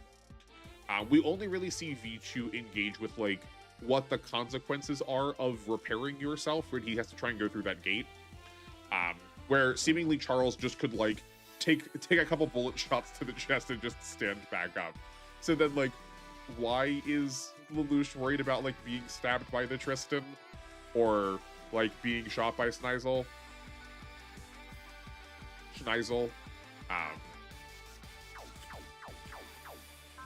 There's definitely some rushed or inconsistent elements that like, if in any single one of them, they're all fine, but when taken together as a whole,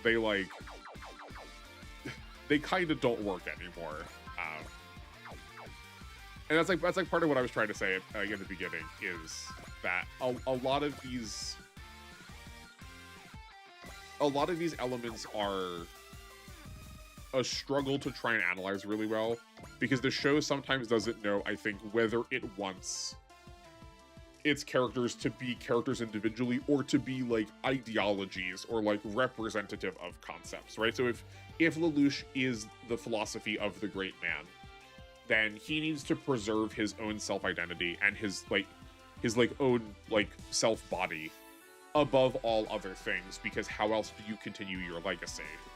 But if you have the ability already baked into you to just fully ignore consequences, then like that doesn't make sense. But then we lose some of the punch of the like great man philosophy if he also is just like, but I don't care. Because if you don't care about your consequences, you are not as motivated to try and like create, like shift history around you to make that story, you know? I think this is fine, and we can finish up Rada with... Yeah, I think we should be able to finish up Rada with Hayatai.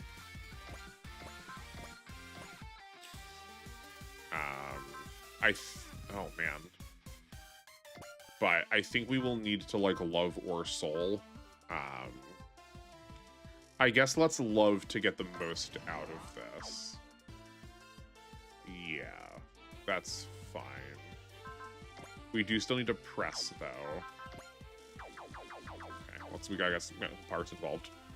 I feel like the ending wants to say one man can't solve world peace, but he gives the Code Geass world a good shot at trying. Now, absent of the Geass or anything of the structure from before, he set that world to 0, and now he'll roam around with CC. Yeah, and like, and this is where we were talking about like it being franchised more. I guess if the ending was just that he got to wander around, well, actually no, I'm still deeply displeased if he just like gets to wander around afterwards, right? Like he like sort of did his task. But I'll finish that in a second. But like the fact that he also needs to come back and like there's just more plot sort of renders that kind of ineffectual too. I am, I think, a dissenter here in a lot of ways, and like I would just like my series to end. I don't want them to go on in perpetuity. I would like the things I like to stop being at a point, because being complete is also like a very satisfying sense. Is also very satisfying at a point. It creates a more cogent narrative than like needing to try to justify why characters keep coming back or keep being able to. But like, I think that's still the same problem that I was saying though. Like that is the ultimate reward. Like the bucolic life of not having consequences is kind of what all of us want to have. In our own sense of like what no consequences or what wandering means. But like, he should not get to have that if part of the motivation of his character was, I'm willing to pay any price, the world and my life included, in order to make great political change. Well, like, my guy, that also means you don't get to have a reward at the end. You don't get like a good job.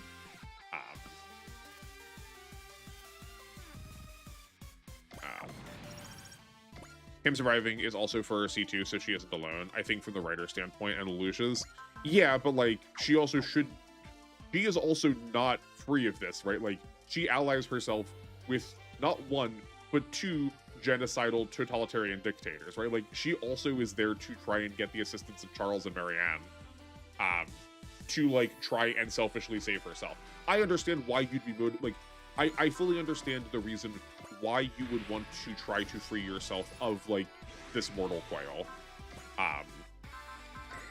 But like she is also still complicit in a lot of very like lethal actions, just assuming that they are going to go right. So I don't know if I don't know if we get to be excited for her because she like doesn't have to be alone anymore. I think that frames her a lot more as the like waifu that the show kind of wants her to be sometimes, as opposed to this like probably supposed to be what is it Catherine the Great? No, it's not Catherine the Great, she's Russian. I don't remember what her real name is supposed to be, but like she's supposed to be a real political figure that was like a real ruling monarch, and like that person is also not innocent. I don't remember which queen she's supposed to be, but whoever it was, like she is not innocent either. So like I don't know if I'm motivated towards her not having to experience like solidarity, right? I mean, he paid his public life, his family, his past friends, like he can never go back, right? But he can still make new ones. And like by his own admission, many of those things were not important to him. Like a lot of those were just facsimile. The only thing he cared about really was Nunalei. And like I recognize that is a cost, but he also opted into a lot of other people paying those costs and more that they could never get anything back out of, and they didn't choose to make. Like he does mind control an entire army, and those people did not get to make that choice. And like they had to pay their public life and their private life and their family and their friends and their future. Like he has an indefinite future to then remake any of these relationships that he wants with other people. And like we can acknowledge the fact that he might need to grieve over some of the people that he did lose, but he also theoretically has an eternity to find more of them.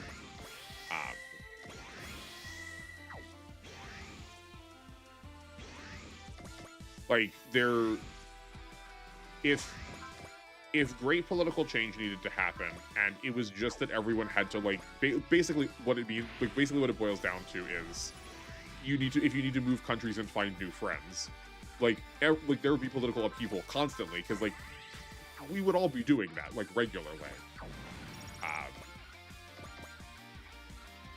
1, 2, 3, 4. And you keep making it 4, but it really isn't.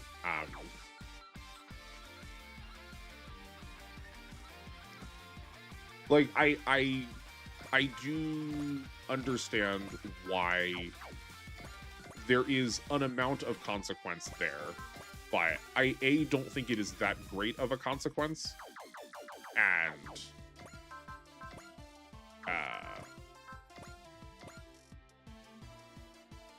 if he is actually to blame for all of these things, there is not so great a consequence that is not worth paying.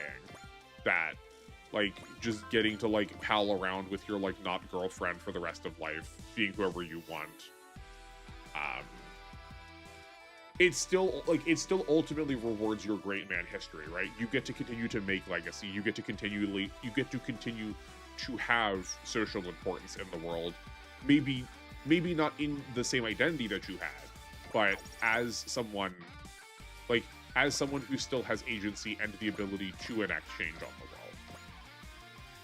Well, the answer is probably a bit of both.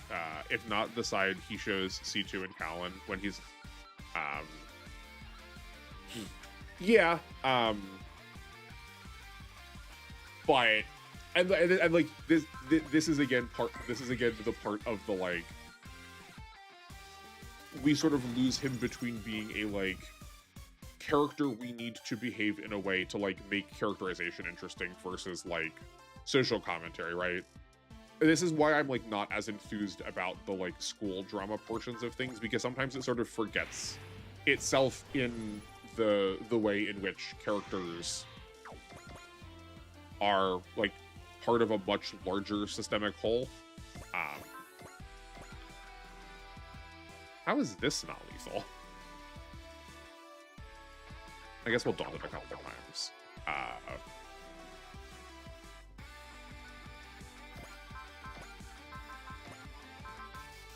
Oh, there's 3 of them left.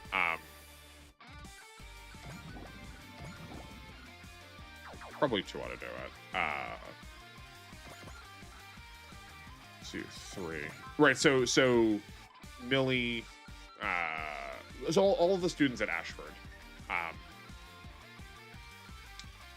they, despite seeing also a lot of great political upheaval in their time and seeing how it influences their friends and, like, theoretically being friends with Colin, just don't ever change or reflect on the perspective that they are like rich boys and girls who come from a space that is, like, making a lot of this happen. They sort of get to continue to exist without, like, we don't really... The show is not interested in reckoning with the fact that they've made them all aggressively racist and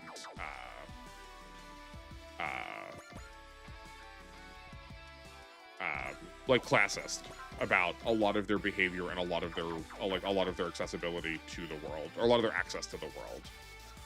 And the show just, like, takes no interest in, like, saying or doing anything about that.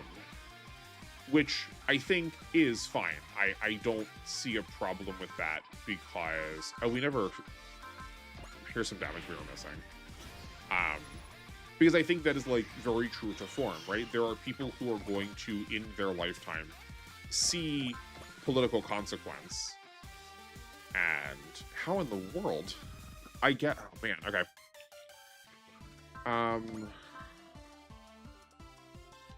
I guess we can soul, but at that point I would rather just soul one of these guys. So I guess we can be putting some more damage onto Hayate still. 1, 2, 3, 4. Still not 4.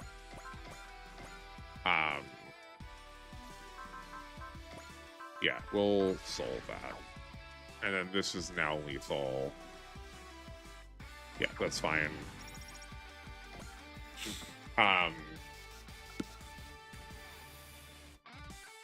Oh, right, yeah. So there are... I forgot to press. Well, I guess that's fine.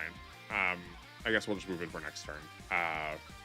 Like, there are people who are going to live through moments of, like, great political upheaval, and it's not going to change them in any way. Like, they're going to feel independent of what is happening. That, like, yes, change should happen, but like, why does it have to be me who changes it? Or, well, those people are a problem. And sort of, like, get to continue on with their lives as if they are, like, not part of the system that caused that to happen. And I think that's, like, I do think some of that's a little bit beyond the scope of the show. Is, like, it is but a sole cartoon. Like it can't tackle um it can't tackle the whole of like systemic racism or systemic classism or oppression, right? Uh,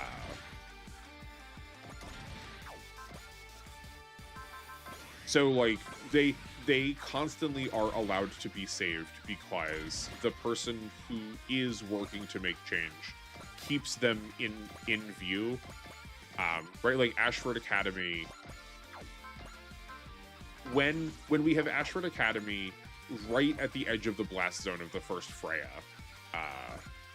it's like very clear that we are very clearly acknowledging that there is time and space, and there are people for whom, no matter what,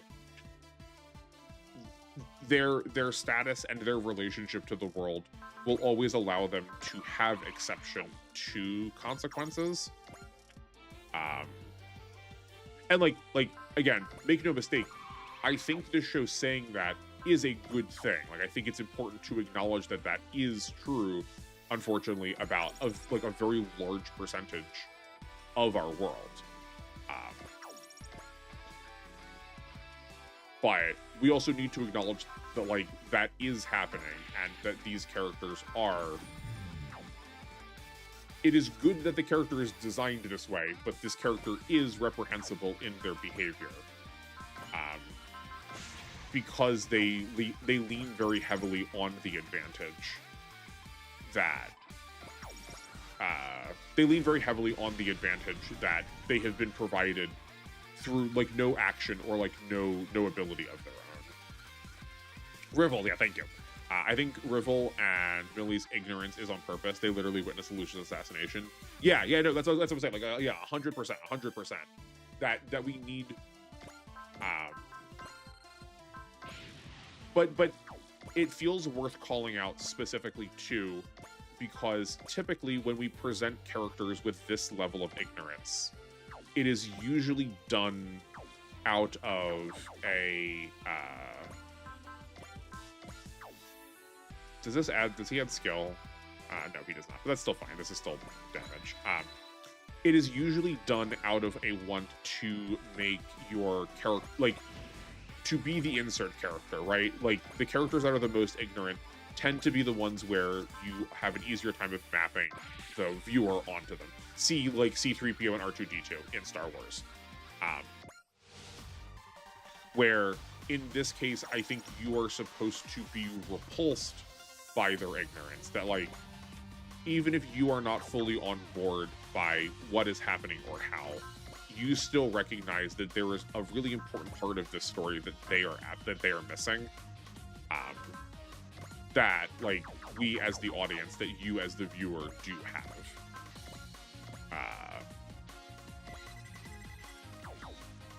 I think making Millie a news anchor also helps with this. She has like one of the most mundane jobs on the planet, and giving her the mundane to be able to express the sentiment of like her life is largely unaffected, right? Like when your life is dramatically altered by something, the thing that you are going back to try to find is not the exceptional, but typically the everyday. So the fact that she does get to like, right, like she continues broadcasting. We get to the point where she's like, I don't know what's happening, but we're going to move into the school so we can continue our broadcast. To me, really says that, you know, she is outside the context of the story. Lelouch could have just as easily used his Geass on either of the two of them at any point in a way that, like, made them ideal hostages at all times, right? He's able, like, he controls Guilford with this, like, put his hand at his collar, and it makes Guilford think that Lelouch is Cornelia. And that just, like, sort of also works in perpetuity. Like, that doesn't go away after he used it the first time. Like, that keeps happening.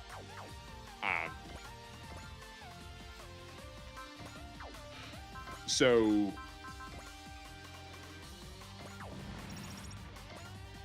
I didn't press again. Well, that's fine. I'm sure we could. That's whatever.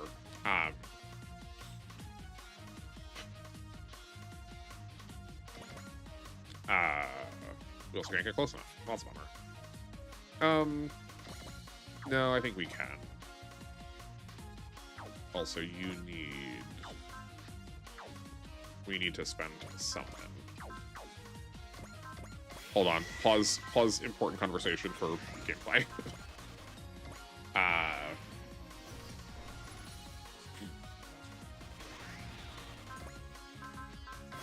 But yeah, we need like an outside force to be able to tell us like what normal is, and normally that is used as a way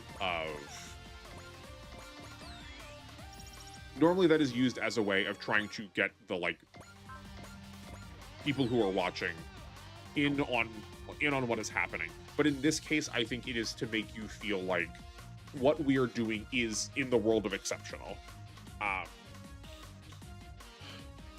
Which I think is, so like, I want to try and angle shoot this over into what the main gist of the show is about. Because like, we've spent now almost 2 hours talking about this, and we've not mentioned the fact that this show has robots in it for the vast majority of the time. Like, obviously, like, we all know why we're here about it.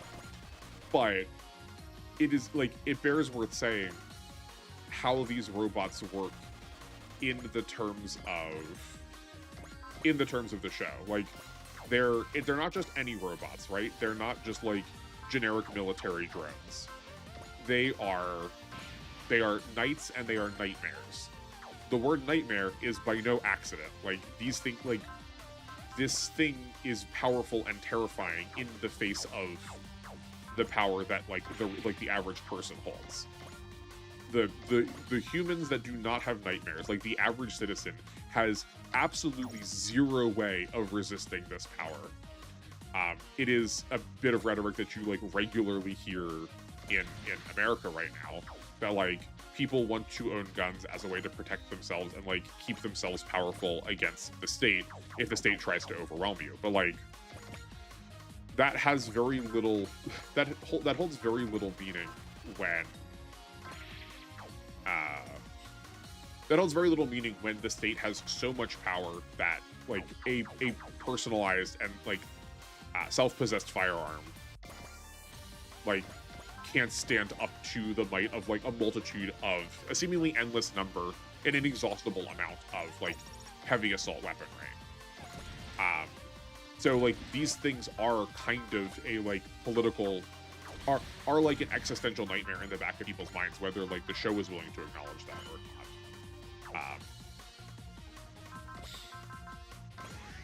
Simply because like people do not have the ability to act against them. But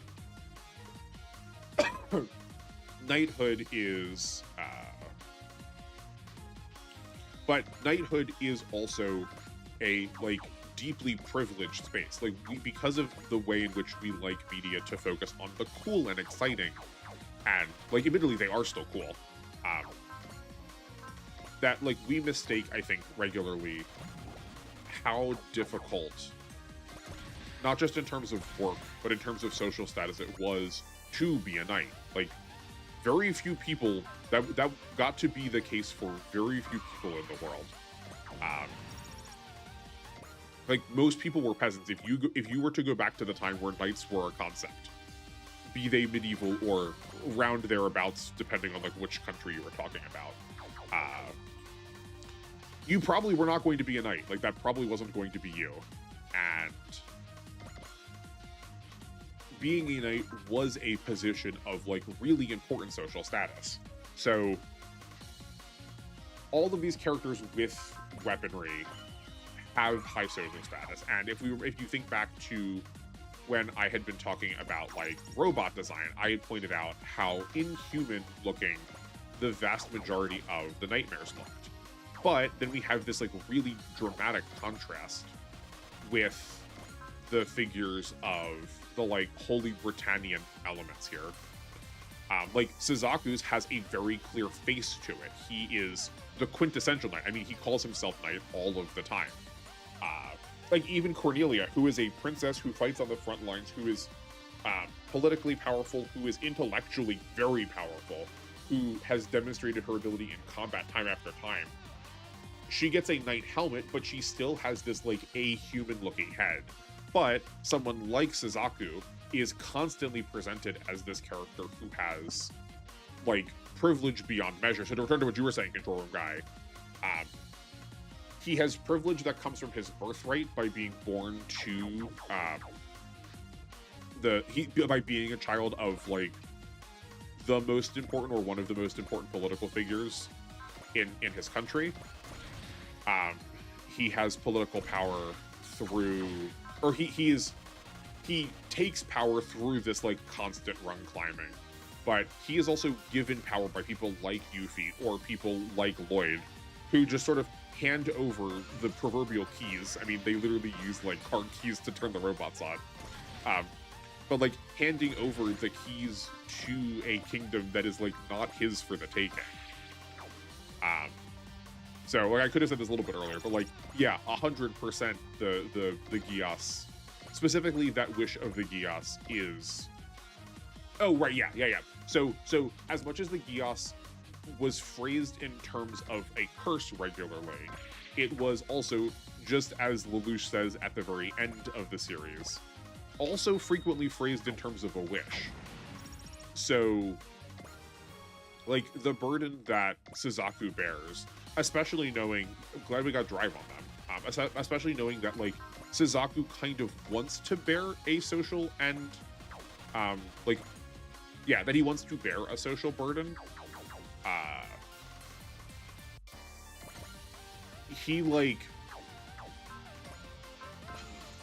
whether or not he would be willing to call it that or not, he like actively pursues the ways in which his privilege gives him power, but is unwilling to call it that because he sort of like, I mean, it is literally his birthright, but because he wants to be leveraging it, he is like unwilling to acknowledge. I thought we interesting. Okay, I thought we would have had a press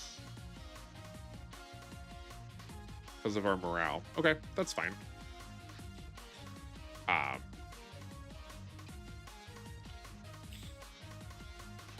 But like, I think it's, I don't think it's just as easy as to go like, he has privilege, like, then and done, because he is also, many of those things are coming through burden too. Can we do this with Night Circular so we don't have to? Oh, we can, even better. Okay.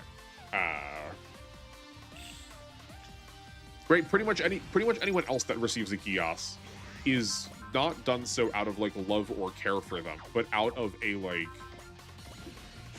out of a violation for their humanity. Right. It does not come as a blessing. It comes as a curse. Pretty much anyone that steps into a nightmare, minus a few of our like principal characters, they die. like that is being shackled with the responsibility of needing to drive one of them is, generally speaking, a death sentence to this world. A death sentence in this world. So Suzaku does like, quote, manage. Like, he sort of angle shoots his way out of some more dire straits than like maybe some of the other characters that are in his position do. Which I again think makes him feel like he is a character that is more well liked than if he was just this like snotty rich kid who like got to have a giant robot because he was like born into the right family, you know?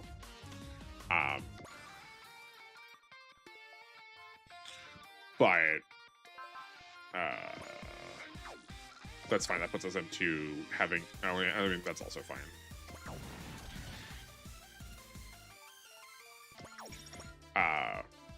But but like the whole show is like deeply entrenched in privilege, seeing as all the people that are acting on it are like, we don't really see how this world relates to the like everyday, the ordinary, the average person.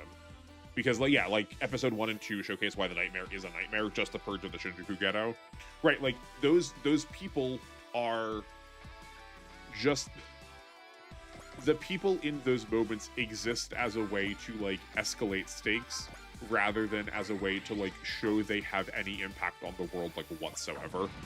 So like the entire show is operating off of a principle of privilege, because the only perspective we get to see are those who are making great political influence, or like get great political change or influence, but also like by their omission, only the people who already begin in a place of power are those who are welcome to actually like affect change.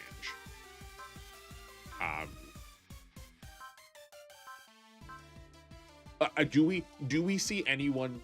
I think we only see one character who has like a really large amount of political change or like social status change throughout the course of the show, but it's not like we ever have we don't have a single character who has like a rags to riches kind of story. I don't think it necessarily would fit with the world if we did, but like let us acknowledge that none of these characters that all of these characters start as potent as they pretty much are going to be, and it's just a matter of like figuring out how to deploy that skill or that power rather than consolidating or getting new ones. Actually, I guess sorry too, because like the obvious example is Suzaku, right? But he still starts in he starts off with a foundation that is very potent. And then tries to like continue to swing that up from there.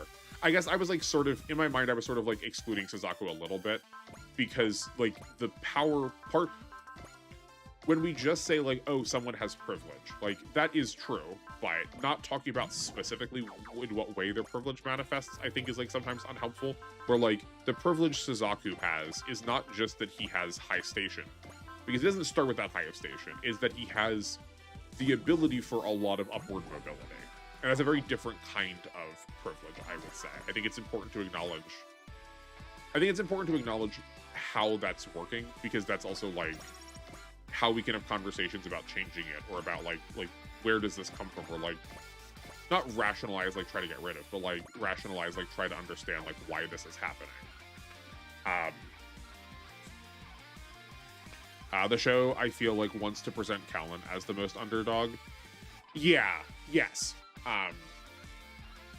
Right, so yeah, we haven't talked about Callan at all yet, so like, let's talk about her. I have, especially after season 2, I have a lot of conflicting thoughts about her. Largely because the show seems to also just not know what to do with her later on. So Callan is, I guess if you're like if you're listening to this and you haven't watched the show, but also I guess don't want to at this point. No, but like it's important to like put the like data in front of us.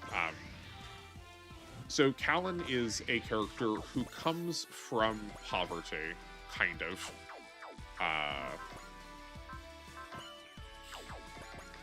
And like sees a world that is like actively harming the people around her, right? Her older brother gets killed.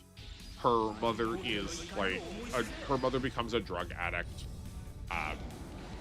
but she is sort of a foil to Suzaku also. So we have like which is understandable why we have this like really potent triangle between her, Lelouch, and Suzaku.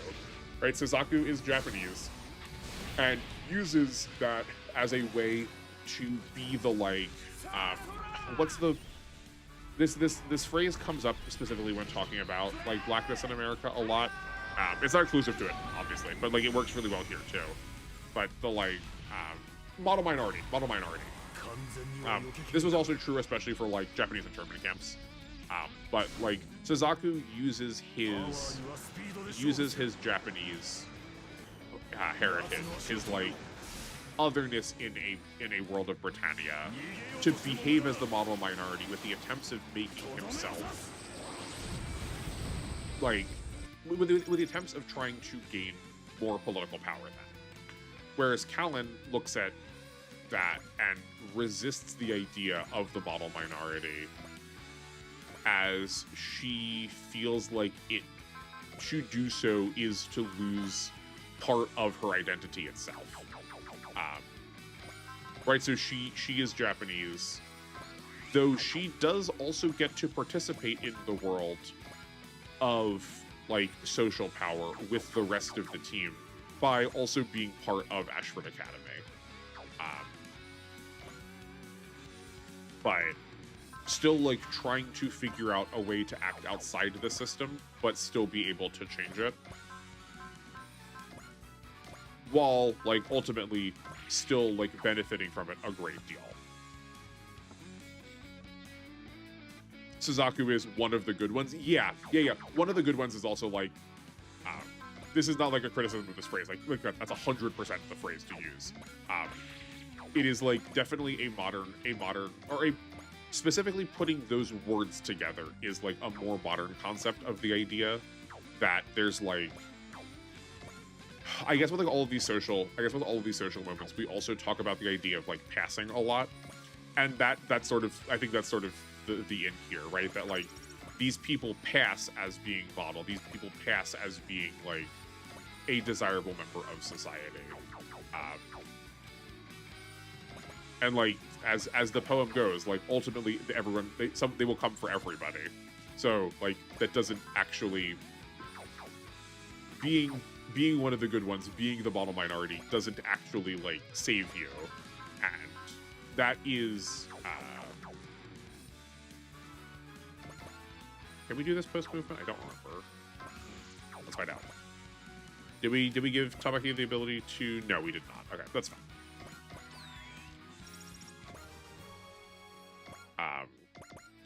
Yeah. So I think Callan looks at the world, seeing the problems that are presented in it because they affect her very directly and very dramatically in a way that someone like Suzaku, he doesn't get to see the consequences to his family because his family is already gone. Like, that is still suffering and that is still agony for him. But there is not like there's not direct causal results for him anymore because of actions he's already taken in the past. Whereas for Callan, this is like affecting her every day. And then when she has to interact with Suzaku, specifically, like the thing she is seeing is this like be the model minority, and thereby like seeing Suzaku think that he can save himself also by being the model minority when like she recognizes that just isn't true and that's like never going to happen.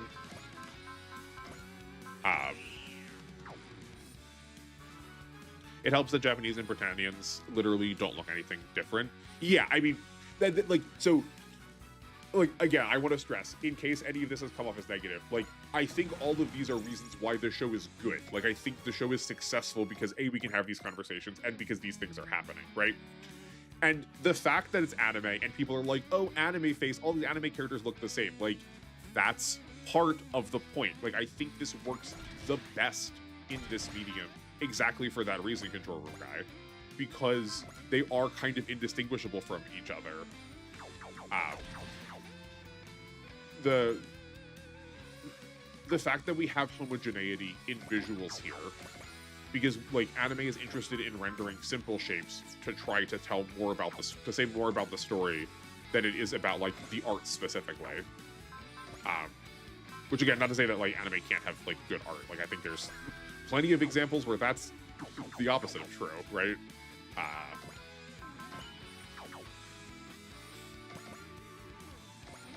But like shows like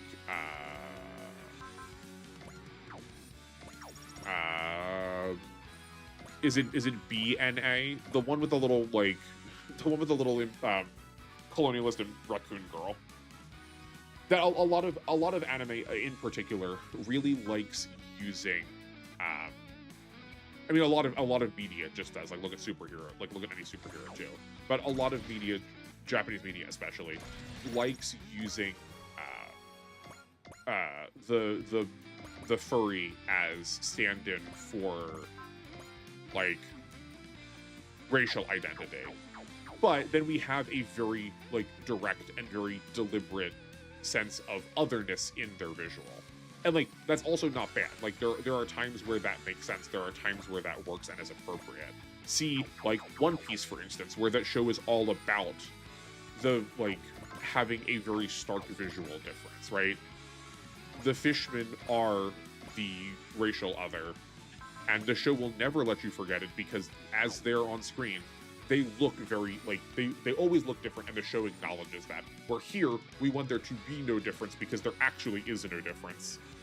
And it is like entirely arbitrary because we are much more concerned with the social elements of the constructed social, like what makes rules, why do these rules work? Like why do we care about these rules, you know?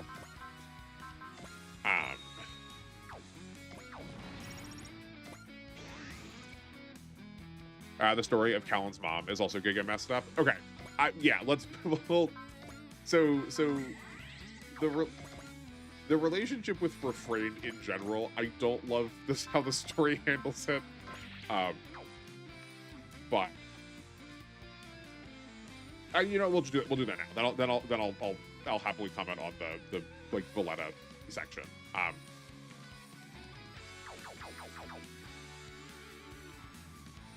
One of the ways in which I am like deeply dissatisfied by Callan's character is also like how much she is voyeurized. I mean, like I don't want. If I got to choose, there is no voyeurism in any of my shows, but it is also a show, so like inherently you can't stop some amount of the spectator's gaze, right? Like you kind of have to concede to that because you are watching something. But we have like there is a lot of time spent on Callan and the ways in which we can make her feel very sympathetic by making her feel weak and fragile and like aggressively feminine. Odds are, if we're going to be seeing breasts, they're going to be hers. Odds are, if we're going to be seeing buttocks, it's going to be hers. If we're going to be seeing a woman who is put in a compromising position, it's going to be her first. And I think that also undermines some amount of like meaningful commentary we are having here. Not that like we can talk about the show, but that the show is having about her as a person. Because like how can you like I think you are hard pressed to be able to say something sincere about like a person's state or relationship to the world if you sort of stop rendering them as a person after a point and are more interested in the like gratuity that they can provide an audience who is like trying to see that individual as like needing their help, as being fragile. But then we also like strong women generally in this space. Like we want to see the super magical girlfriend do something cool, right? We want our female protagonist. We want female protagonists. We want our female protagonists to act and behave. So we have some amount of contrast with Callan's character, where like she's in this like helpless bunny girl outfit, and like she needs to like jam around in her boobs for like 3 minutes to try and find the key to her nightmare. But then other times she's like having like absolutely potent smackdowns with Suzaku of like please go ahead and kill me. I know I'm more valuable as a prisoner, and I'm going to keep doing things that should warrant you assassinating me because I am breaking the rules so heinously, and thereby showing you the fact that you are not acting within the system that you think that you are. It really feels like we've bisected her character for the sake of being able to have these like waifu titty moments, which I obviously do not love. I don't think there's a problem with showing characters with helplessness. Like I think helplessness is an important part of the narrative, and like for as much as we can criticize like the damsel in distress story, I think the damsel in distress story is only a problem because it's always applied to the same gender and the same type of character all of the time. The fact that we think of like the fact that damsel is a feminine coded word is the problem, not because like someone needs help. Everyone's always there's going to be a point where someone feels helpless. Why? Oh my word. It's okay that people feel helpless. Like it is appropriate for people to feel helpless at some times, and we should be able to give them the space to feel helpless. And people need help, and we should be able to write stories about characters that are capable of offering help, because that also fulfills something about like themselves too. You know, it's just that we like constantly have characters put in positions where they need help or they look helpless, and at the expense of them being able to like be a real person otherwise. You know, given that, let's give this one to Callan. Just need to get her closer. Yeah. Bullseye and have a cheer. I don't think we've used the part from Ciela yet. I think that's because Callan to juxtapose how she presents herself and how she acts. Well, so oh, hold on. I will defend the bunny suit casino incident as her being fully in control that whole time, being a part of the Black Knights. But like I think that's what the show wants you to think. So like here's the difference between the like. Did we not? We would use the bless, yeah. So like here to me is the difference between like what the show is saying versus like what the show is doing. Like I agree that I think the show is saying that, but and if we like if she is going undercover, if she is like wielding her sexuality as a way of being able to take advantage and get access to spaces, like 100% slay girl. People we use our bodies for lots of things. Some people use it to build buildings. Some people use it to get in people's pants. Either of those are valid ways to use your body.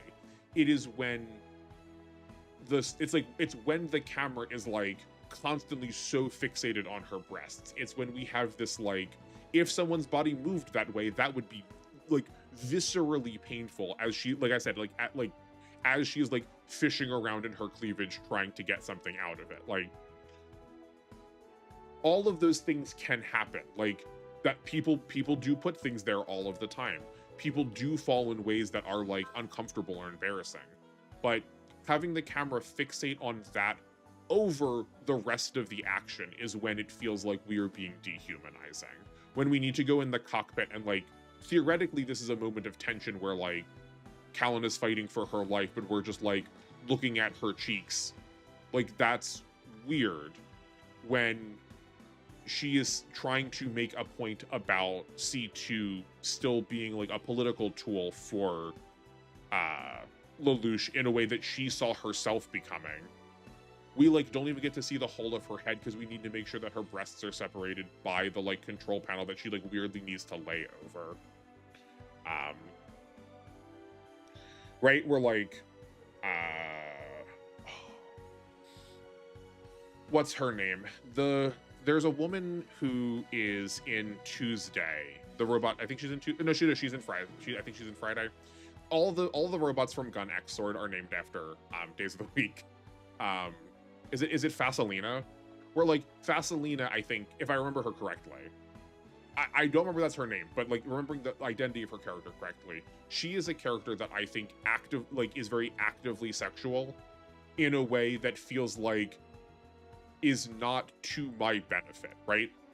Her like she is very themed around pole dancing, and she is like constantly making advances in a way where the show makes you feel uncomfortable that those advances are happening, rather than this where I'm like supposed to be gratuified about, you know, ooh, I get a little sneak peek at what's happening with Callan and she doesn't know. Ooh. Right? Like I feel like I'm supposed to be titillated by what the show is showing me here, as opposed to like or the woman from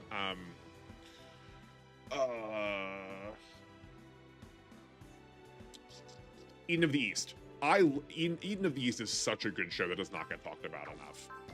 But like we have a character there who's like trying to seduce men who are like actively like sexual predators and then like cuts their penises off, right? Like you are supposed to feel very uncomfortable and very visceral at all times whenever she is behaving sexually. Like that's good. That is a way to deploy that is meaningful. Like the show knows what it's doing and is framing its scenes around those moments rather than framing a scene around a moment, rather than trying to frame a scene in a way that is like counterintuitive to what the scene is trying to tell you. Having a scene that's visually filmed counter to what the character is saying, like that's useful all the time to because we need to talk about Kingdom Hearts at least once every stream. Like go back to Kingdom Hearts, especially the first one where Riku says, so why is Hayate not here? Did they unfavored him? That's an odd choice. Where Riku will say many things that why did this not get selected? That was weird. Okay. Were we just like 10% off damage this whole time because that wasn't included? Sure.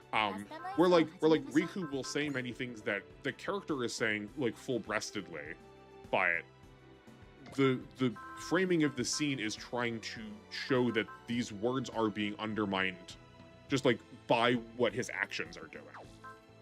You know, like that is a good reason to have this contrast, as opposed to these moments where like what am I supposed to take away from this? Like, oh, like it's if I'm trying to think about how Cal and NC2 are having a like social and then by extension physical argument over like what it means to relate to Lelouch. If I'm like, oh sick, like check out Callan's like curves, that frames it more like a cat fight, and then that makes it like not better but worse to me, you know? Oh, is it Dahlia? Yeah, yeah, sorry, Dahlia of Wednesday is her robot, not Friday. Yeah, thank you, I appreciate it. But isn't her name Fasolina? But like that show also plays with sexuality a lot too, because like we also have moments where men are being like the sexuality is presented like comically for a plurality of genders, right? Like we go to this island that is like very concerned with like masculine virility, both in the way that like men are constantly so concerned about like measuring their sizes, but in a way that's like also teasing and making fun of it too. But like kind of for everybody's benefit. So like again, that's good and feels very different than this like Callan does not feel aware that the show is being shot from the scene it's being shot from, and like that's when it gets uncomfortable. Or we have moments like with her mother where it's like approaching like torture porn levels of just like making sad things happen to her. I don't think that moment by itself needs to be anything other than sad. Like it is absolutely tragic and like wrenching to see a character actively antagonistic towards someone who is trying to do their best to be supported in bad circumstances, right? Her mother has opted to work as a like maid slash slave for the family of her, is it her ex-husband who is now remarried into a rich family, but like she can still be then around to take care of Callan. So right, like seeing Callan reject her for most of her life and being like unable to reckon with the fact that like maybe her mom is trying to be like submissive and diminutive, not because she wants to be, but because that is like the station that the world has given her. Like that moment is like grief inducing, but for a character who in every other way sees through to the heart of how people are behaving in order to like, oh, we can't quite go all the way up, sees through to the heart of people's behavior in order to like try and be the political commentary on the other side, on the side of revolution, right? Like she sees through Suzaku immediately with like no qualms, but is like unable to see through the station that her mother is forced to be in. Feels a little bit feels counterintuitive to me, you know?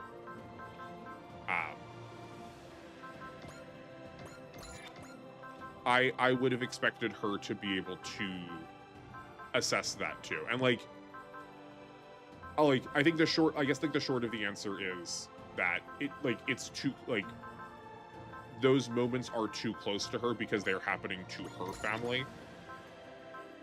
So like it's not as easy to see, because it's always easier to be able to look at somebody else's situation and judge it as opposed to like looking at your own. But it still feels a little bit like this like want to make her look helpless or want to make her look tragic, and thereby more sympathetic to like waifu her up. But then we like lean really heavily into this like damsel in distress moment. I guess not moment for like the majority of the show, when for the vast majority of season 2 she has been kidnapped and is in the custody of the Britannian Royal Knights. Ex-husband, yeah, I allow it because it seems a very realistic situation for that world, and informs Callan how she is tomboy, hot-headed, not submissive. Yeah, right. Like that's why I think almost all of those. I think almost all of it works out fine. Just other than the fact that she did not see through it a little bit sooner, given her ability and given her motivations to sort of like cut through the political nonsense or like recognize her like political position. Or her social position, because like she already has a more adept social understanding than someone who is like what 17 or 18. So I don't think we can just attribute it to like her being young. But like I think that is like part of the answer. But we break that rule other times with other elements of how she like portrays herself or like how she understands herself or the world around her. So it struck me as weird that she does not recognize this moment, but is able to look at like the nuance of how Suzaku is behaving and like call him out for the problem that he is. That she is able to like, she is nuanced enough by being able to like go undercover in a school of like snotty rich kids, and like behave fully differently and behave in a way that maintains the social order that they have, but is unable to see the social order that her mother is maintaining. Like I feel like I would be a little bit less critical of it if we don't have like a whole version of Callan's story where she's just like not being herself for a good portion of it, right? Like the fact that she needs to act as somebody else, someone who is submissive, then is like unable to clock that her mom is doing the same thing, but like long term, just feels weirdly dissident to me.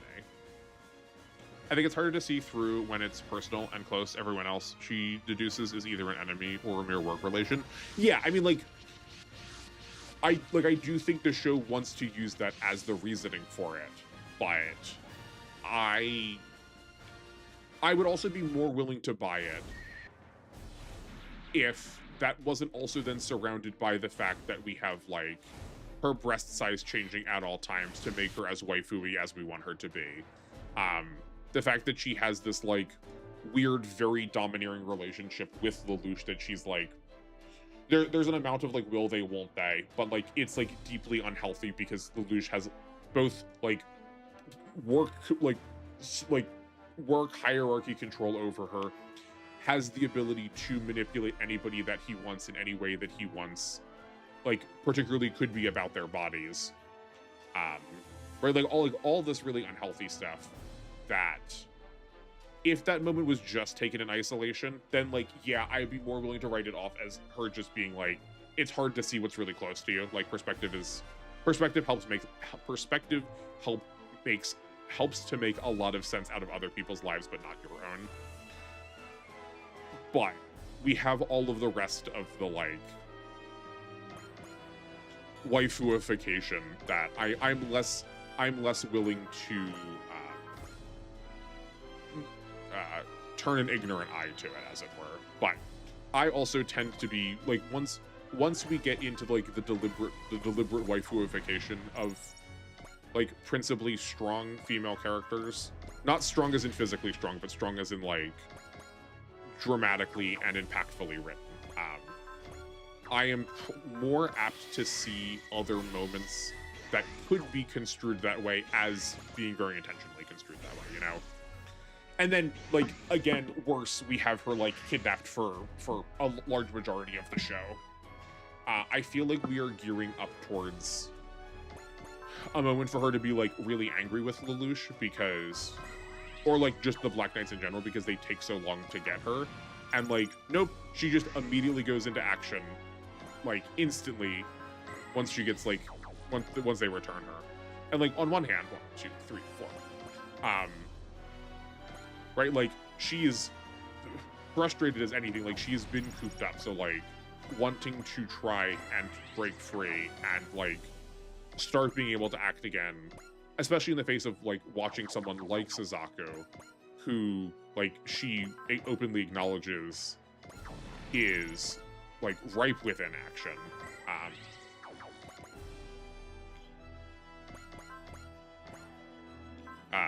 Like, I do think some amount of that tracks by it. It feels like we were setting up for this moment of, like, her acknowledging that she is also still kind of game piece in a lot of ways for a lot of people.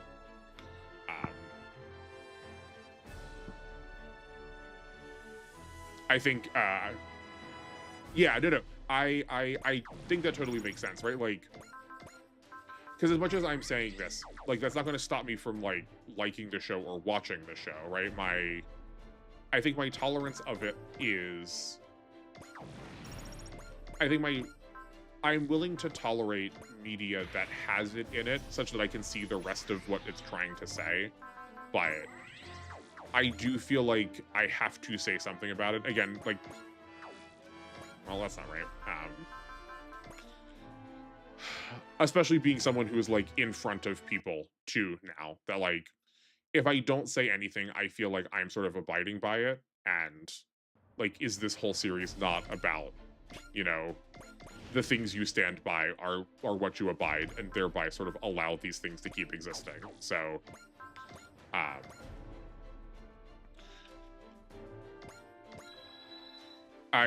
if we are, like, trying to look for an excuse to... If we're trying to look for an excuse to not participate in media, you will find one in literally every instance of it. So, I think all but, like, the most morally bankrupt pieces of media are going to have a problem that you will need, like, that you should acknowledge and understand, like, how and why it's functioning in the way that it does. But, like, you're going to be hard-pressed to hear me tell you to not participate. Like I said before, I don't think anything's off the table as long as you talk about it in a way that is, like, cogent or thoughtful. There are obviously some exceptions.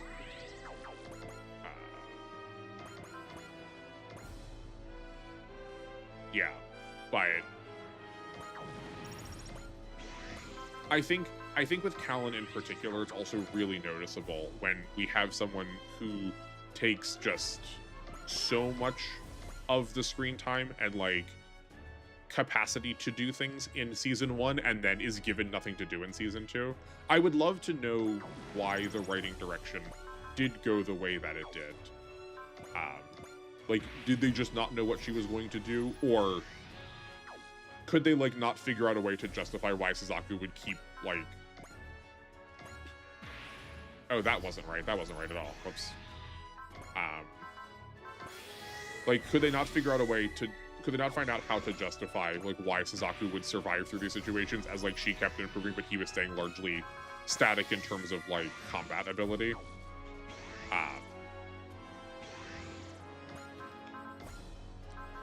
But, like, I do... If Lelouch had access to Colin for a large majority of Season 2, I do think a lot of the problems that happened would not have occurred. This is, like, not a fully formed thought, so, like, I'm not exactly I can't tell you in particular what things immediately off the top of my head feel like they would be more easy to resolve, but, like, she was always sort of the person that Lelouch could fall back on to, like, make sure things got done the way that he needed them to get done. And like the vast majority of season 2 is Lelouch mitigating things going wrong for himself. So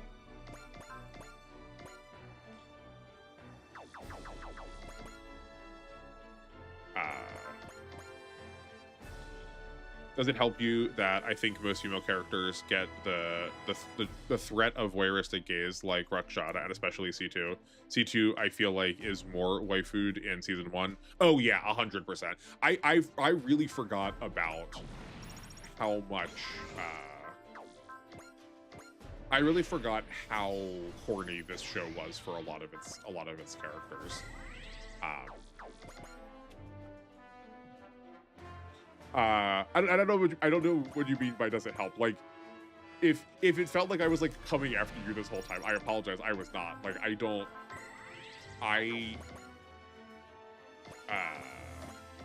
I am here merely to direct people to think about these things more. Like, I don't need to compromise people's ability to like things that they like. Right, like if I got to the end of Code Geass and I was like, oh no, this is morally repugnant, like you would hear it from me. We would not be like, I would not be dancing around it. So like, I'm not here to tell you not to like it. Like you so far seem to have had a rather like a pretty well complete take over what's happening, you know.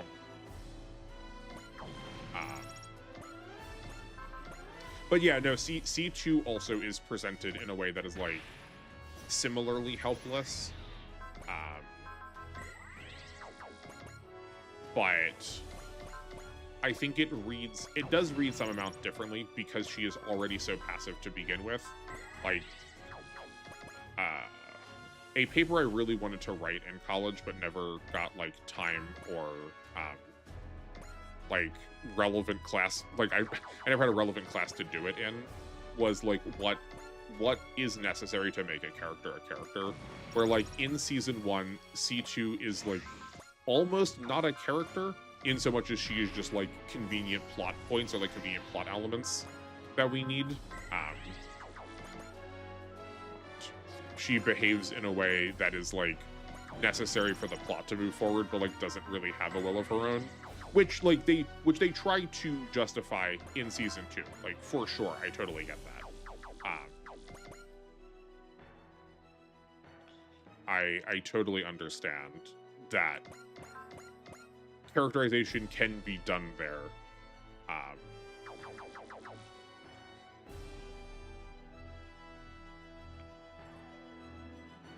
But she is like, to use Super Robot Wars terms, like she is like the quintessential assist pilot for Lelouch early game.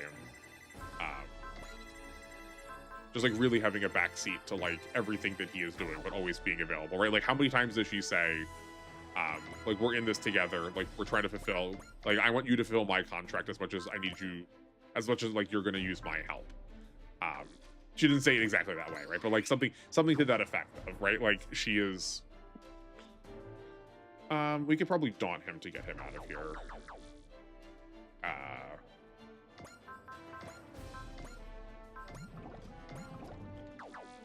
She is more than willing to be used because she has, like, no motivation towards anything of her, like, on her own in season 1. Simply because they just, like, did not know how her story was going to end, for sure. I do really feel like season 1 is the most in they go on school life and waifu antics, especially Manic Pixie Dream Girl CC. Yeah, or C2, sorry. It's also clear when you look at the fan base and it's sometimes waifu wars. Yeah, like this is also why I did not love the school. Like this is why I don't like the school stuff nearly as much. I guess we probably should just be... no, hold on. We'll Shikishima also, see if that changes things. But yeah, I mean, there are way fewer of those moments in season 2, but the ones in season 2 I think are a lot more gratuitous. We have like pretty explicit moments out of season 2 with like the like bikini modeling contest.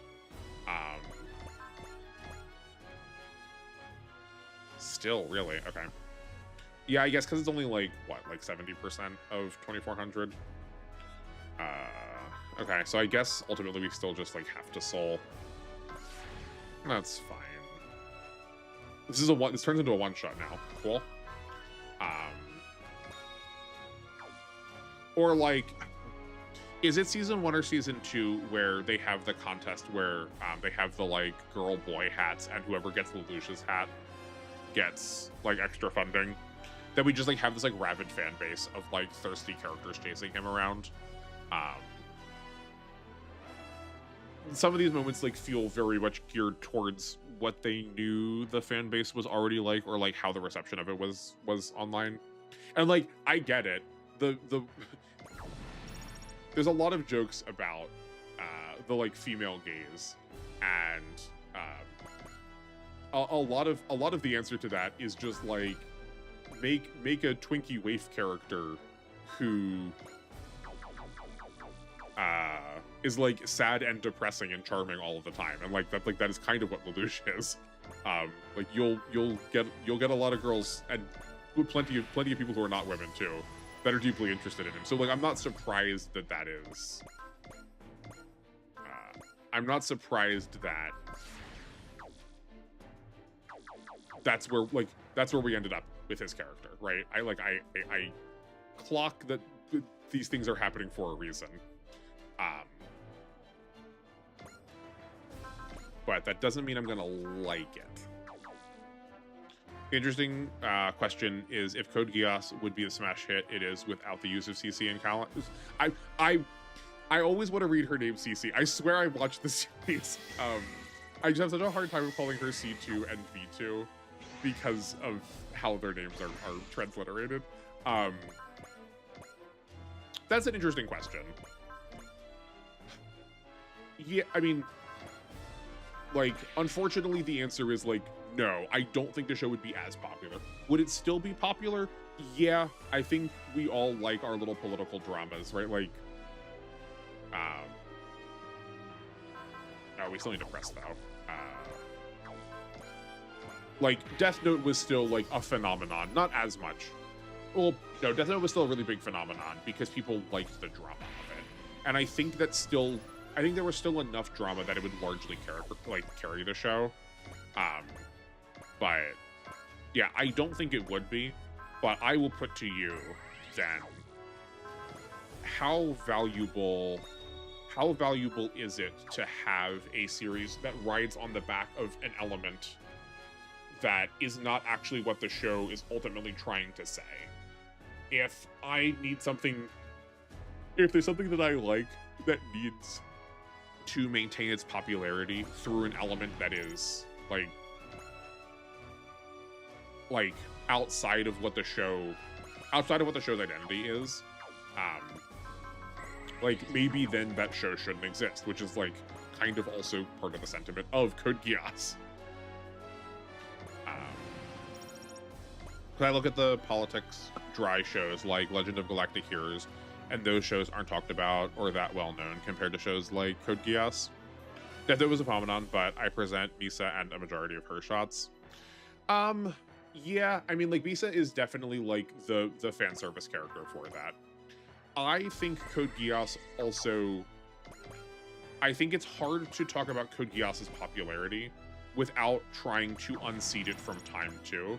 It hit right at the time where Tumblr was going wild, where chat rooms were going wild, right where anime was starting to go over that hill of like absolute obscurity into like slight more mainstream popularity, where any show that was like, we're playing this seriously and this is projecting out into the rest of the world, here are things you can think about, and like here are like strategy machinations. Again, like ultimately all of us should acknowledge that like we kind of want to be Lelouch a little bit. And like because of all of those things, I think it just sort of coalesced together also at the right time for its like mainstream popularity. Like there were plenty of people that I knew with like Tumblr blogs that in no way touched anime and absolutely reviled that level of fan service, who were obsessed with Code Geass still because of its like the political like machinations.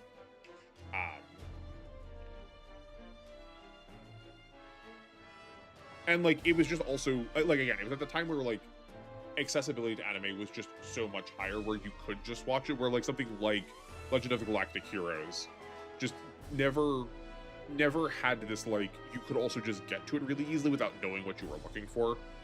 And like unfortunately, sometimes the answer is just like that's how trends do. Like if Legend of the Galactic Hero just happened to be trending on a like popular person's like Twitter or Instagram or whatever blog, when Game of Thrones was like at the height of its popularity, I think we would have seen a resurgence of it very easily.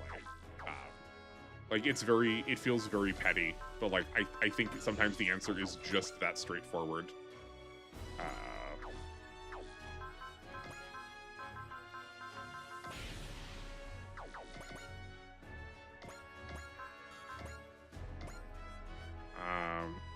It doesn't have to be lethal, right? Because this is... Oh, well, that works too. I forgot to do these ones first to make sure we had someone that we could jump over to the bosses. Though I don't think we need to now that we gave so much damage to Hayatai.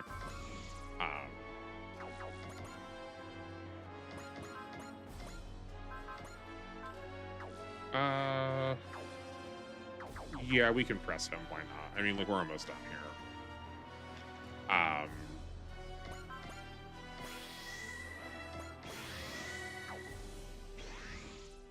But oh, right, yes, Callan. Okay. I also think so to return partly to the conversation about Callan and her mother, I think there is some amount of misstep in the moment with Suzaku trying to drug like truth serum drug her with refrain while she is captured. I think that's like the one time in the show where I was like very overtly like, oh no, that was definitely a misstep.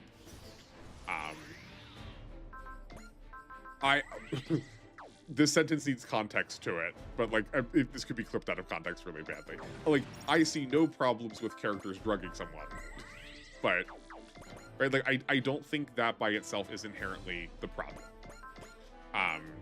It is specifically that there's little to no treatment of how that relates to her relationship with her mother, right? We don't talk about that at all in terms of her experience with her mother and her mother's drug addiction. It's just like tool for coercion, and that's it. End of story. And that feels inappropriate. I know the story can't handle, like, the story can't cover literally everything. There's like too much stuff to talk about. There are too many elements to try to like fully explore. But with how much play the moment with her and her mother had at the beginning of season 1, not allowing there to be space for her to react more than just like be distressed because the idea of like being forcefully injected with drugs is terrifying, was like not giving her full credit as a person. Like, if she was like a real person, that would have been very much part of the reaction. And like, I worry how much that was planned early on, that like ultimately they were like, we want to have this character be put in a circumstance where there will be the threat of drugging, that we then want to have that moment set up with her mother at first to like make it feel more dramatic, you know? And like, when you become like drama for that reason, like that's usually when I not tap out as in stop watching, but like I am like not going to respect that media as like nearly as much, or if at all anymore. Because like that's like the definition of gratuitous then. Um, and another reason why I maintain that, like, I think Callan's character is more for us than for the show, and like, she is not given the she is not given like the agency of the rest of the characters.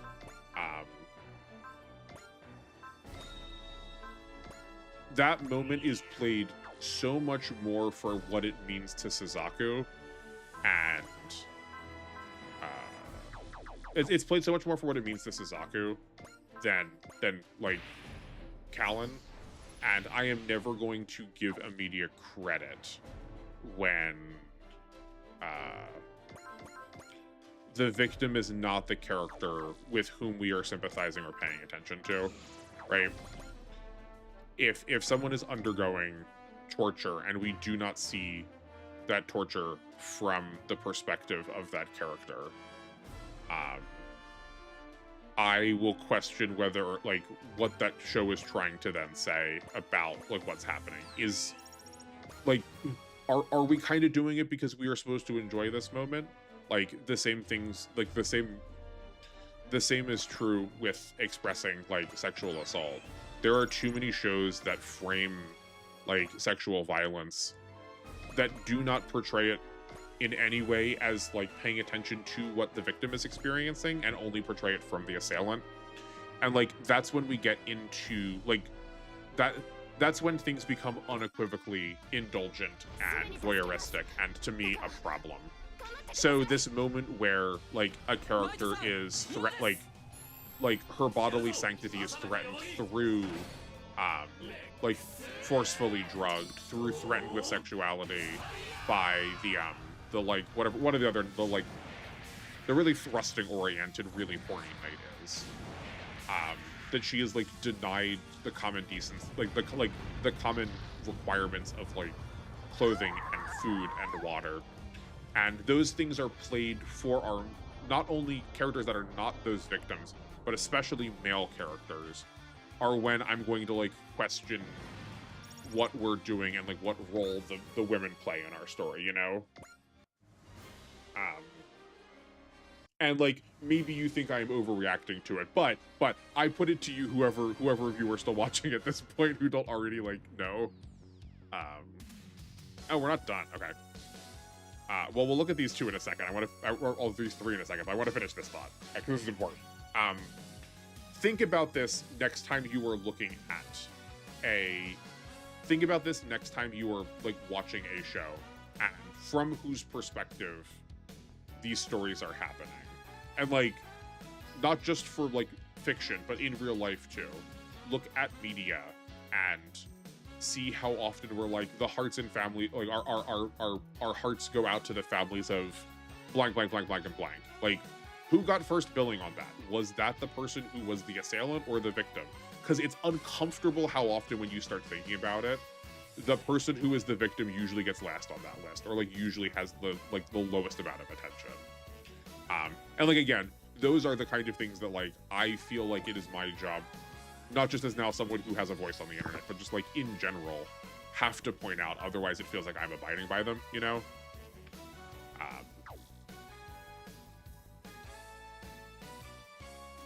There's like no clean way to transition out of that when we've just been given like more units we like theoretically have to pay attention to now. So like, all right, awkward pause. Let's talk about some robots, shall we? Oh. I was really expecting us to like not get anything else much done during this gameplay so we could just like have these like longer, harder, serious conversations, but nope. I wasn't expecting to get like any of these characters because we didn't do the secrets, but I guess they're gonna force them onto us. So let's talk about Gavlet and the Assurant Temple to depressurize the tone of things, because I think there's more to say about Code Geass that we need to say that like somehow we need to move off of the like really heavy conversation we were having. Not because we like should shy away from it, just because like there's not much else to say about it at this point. It is the like ongoing process of trying to like look at media. Okay, low-ish armor comparatively. No, hold on, that's not that bad. That's not.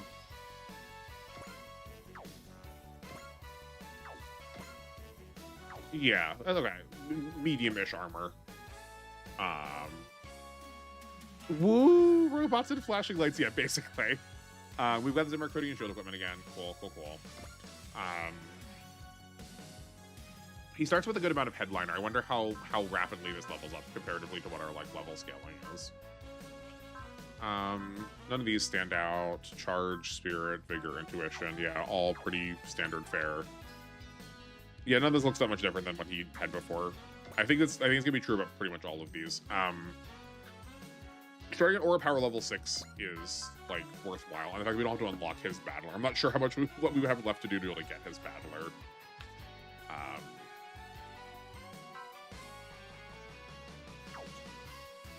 Yeah, but getting like Aura Power level 6, I think, is like a large threshold for a lot of these actions. I mean, I guess the VRAce is level 4 only, but if you weren't using the rest of the battlers because you didn't want to level them up and you got Todd now, he would have level 6 to get put in the Dunbind, which is not bad. They're both starting also 1 kill away, so we will get kill. Actually, all 3 of these are. So we'll get 1 kill. We'll try and get 1 kill on each of these 3 to like see what their aces are. And Olibe has. I love her hair so much. Sport defenses, headliner 6. Yeah, none of these. Oh, actually, hold on, wait, sorry, we forgot to look at. I saw a word I cared about. Hold on, she's good. Excel, bullseye, gain, persist. None of these stand out. Olibe is on the team. Sorry, someone else get out of here because she has 75 cost unity. Oh boy. Restores 30 SP to the main pilot of the target allied unit. Prospect. Interesting. Okay. No, this doesn't work. We can't like break parity with this. Okay. No, but having unity is real cracked. Cool. Gablai and Todd are usually secrets. I guess they gave them because they figured that they want the secrets in the past 2 to 3 games. They were secrets in the past 2 to 3 games already. Yeah, that's what I was expecting, right? Like I had been talking about them as if they were, because like I've like I said, I've crawled around on Akarasu enough that I've looked at like the flow charts of pretty much every game at least a little bit once, and have seen these be listed under like their whatever the color they use for secrets is. So yeah, I figured we were not going to get them because I wasn't like aggressively trying to get secrets. Olibe is a secret. Oh, cool. Okay, really got to learn that unity. What did I do to get her as a secret? Then was it just that I had like Daba at a high enough level or like high enough kills or something? I guess we'll just pass through this turn then. I mean, here we can do this with Domon.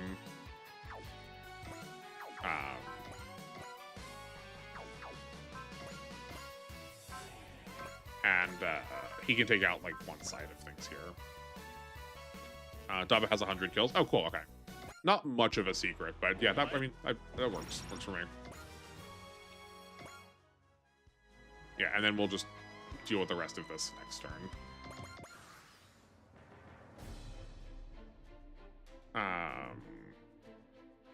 This is... Turn that off. Erupting Burning Finger. Yeah.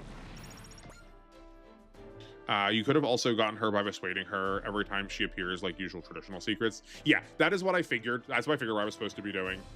Right, isn't she Daba's like sister or half sister or something? I think she's related to Daba.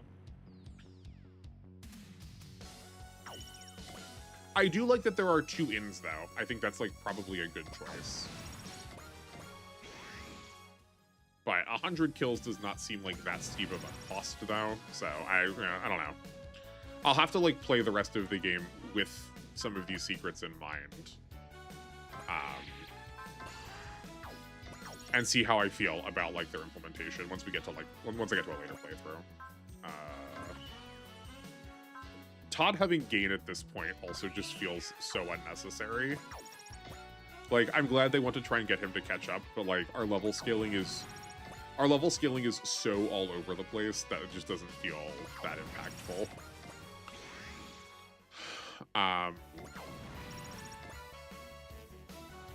Okay, well, this is largely dealt with. I think we can hop back over to talking about Code Geass, just from like a somewhat different angle now. Because there's been some like we could talk about the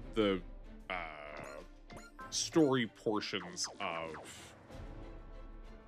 Oh, actually, hold on. Sorry, no, that's not true.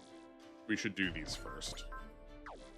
Also, shame on me for not clocking that Olibei's attacks are kinda garbage.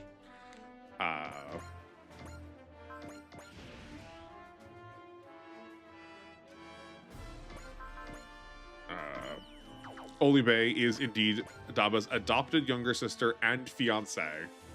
Yeah, I mean, not just anime, but like Japan. That's that's very like traditional old school Japan ideology. Yikes.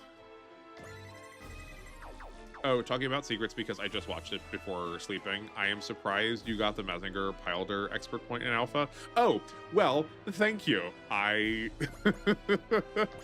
sure do feel like I accidented into that one, but it was it sort of just worked with the scenario.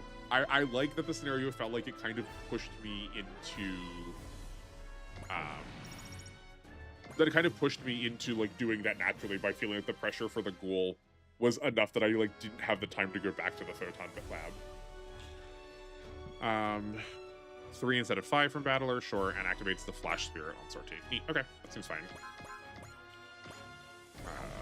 Gably, what do you got? Oh, didn't. Okay. During enemy phase, 20 damage dealt and minus 30 damage taken.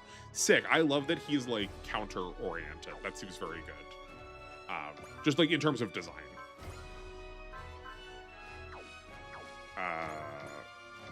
Is this lethal? No. Okay, but we need you to get the kill, though, is the thing. Yeah, that works.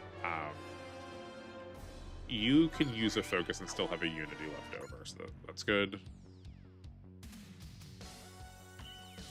Is a slog without the Mazinger. I hate doing that mission on playthroughs. Which is funny. I think I'm probably going to find the things that feel sluggy fun because it felt like I like really had to work for it. Add 1 drifty morale, restores 100 SP once per map. Oh, sick! That's so good. Okay, we got to figure out a way to like get her to like get really close to 150 morale to start, so that we can like jump into that quickly and then like recharge a unity.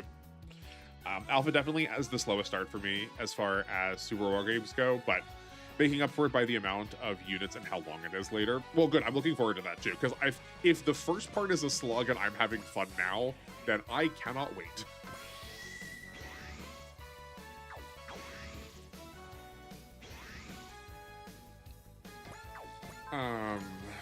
Let's... I guess while we're here also still kind of like on break. I don't love that we've been taught that this color final condition means if we do this is the end of the mission. And this is now the second mission where that was not true. I don't mind it being not true in previous games. I just feel a little cheated by being taught to believe that there wasn't anything else happening once we saw that orange color. And now we are seeing it.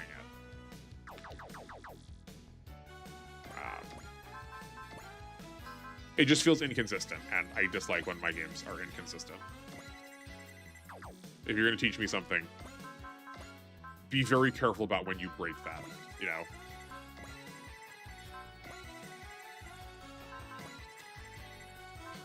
But yeah. So because I've like done some with like the cultural religious mythology references, we'll talk about this more when I do the like visual analysis of regular Code Geass. But it bears noting that the Hekov large Hunkin battleship at the end of the series, the Damocles, its name means something. Oh, on Code Geass, you said you had something to say about Britannians like Valletta. Oh, you were right. Thank you. Yeah. Yeah, right. We're like, okay, so on one hand, the fact that she is not white, but like none of the so okay. Oh man, there's like nowhere clean to enter any of these conversations. Okay, so an interesting problem that a lot of anime has is that people mistake anime characters as being white when, like, usually they are Japanese, right? Like, Naruto's not white. He's supposed to be Japanese. It's just that, like, there's a lot of the visual signifiers for that are through outfit or through hair rather than through, like, skin tone. So Valletta does feel more than a wee bit tokenizing, seeing as she's, like, I'm pretty sure she's the only non-white character that we get to see in the show. I think it makes a good point that, like, the idea of ethnicity between Britannians and the Japanese is done very arbitrarily. It is done through, like, social politicking rather than, like, actual something of substance, right? Because, like, all, like, any of those issues are actually all just fabricated.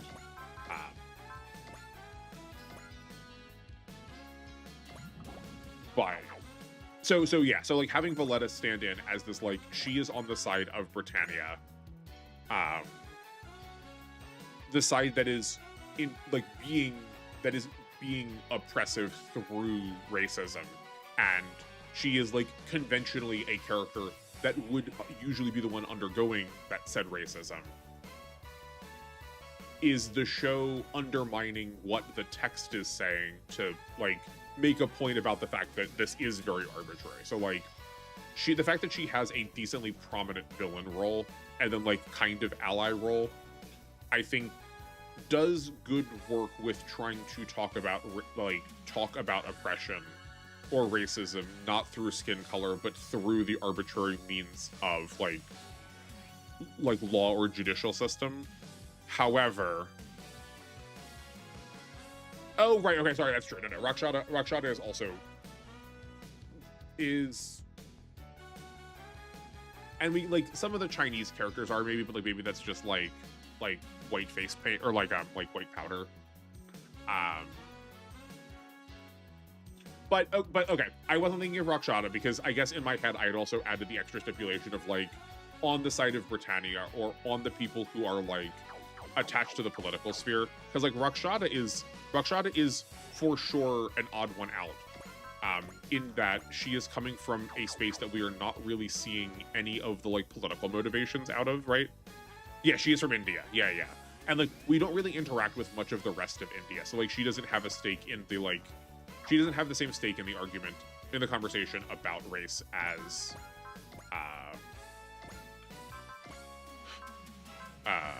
like, a Britannian or someone from Japan, like a Japanese does. Which is not to say that she doesn't exist, but, like, I think still two characters is, like, maybe still within the realms of being tokenizing. But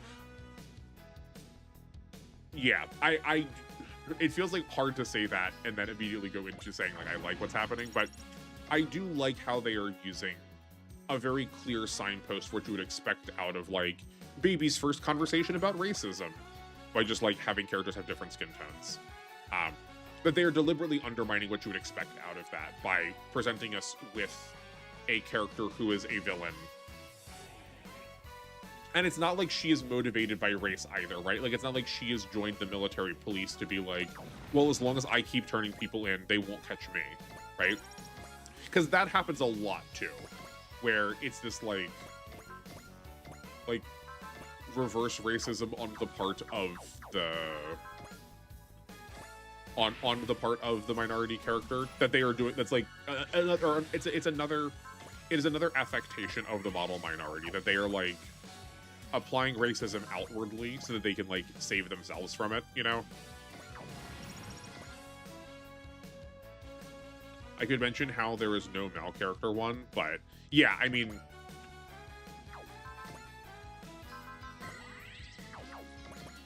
we, like, we probably have no, we don't have enough blessings left. Yeah, there is still some amount, like, the show does not try to shy away from the fact that there is that it takes value also in like the exoticism of the other, right? Like, if we need a school scene where characters get to be horny, it is going to be Valletta. It's because Valletta is in, like, she is wearing way less clothing than she is wearing more clothing, right? When we have the, like, swimsuit calendar model, she is, for all intents and purposes, nude. Rakshata is, like, constantly lounging around. She is constantly smoking. She, like, constantly has some amount of breast is out. And there's, like, definitely some Orientalism and exotification. Like, I believe the full term is, like, the exotification of the Negro is the, like, social sciences term for it. But there's definitely a phraseology that's something close to that about the way in which we as a society, or, like, we as a country, have looked at the other and tried to, like, oh, but we find beauty in it, as a way to feel more justified in trying to other. That if we can acknowledge that if we as a society can acknowledge the beauty, then how bad can we actually be? Like, this, it's not actually a problem if we see that there's good things too, right? Some people can be good, but again, those standards are generated through like, again, social parameters that are ultimately constructions, and they also place value on people through, like, the physical rather than through, like, any of their talent. Rakshata, at least, is pretty well always addressed first as a scientist and second as a woman, which is, like, good. Right, like, her reputation literally precedes her. We hear about this character who is doing these, like, we see Lloyd, who is doing amazing feats with machinery, and then he is complimenting a character as doing something that, like, he could never reach. So, like, we know of this character before we even know that she is a woman, before we know anything about her ethnicity. Do you really only have more power level 6, my guy? Good gracious. Okay. Oh, right. Yeah. We're gonna get him to kill Lily, because if we can. Because that's probably gonna be a level on him.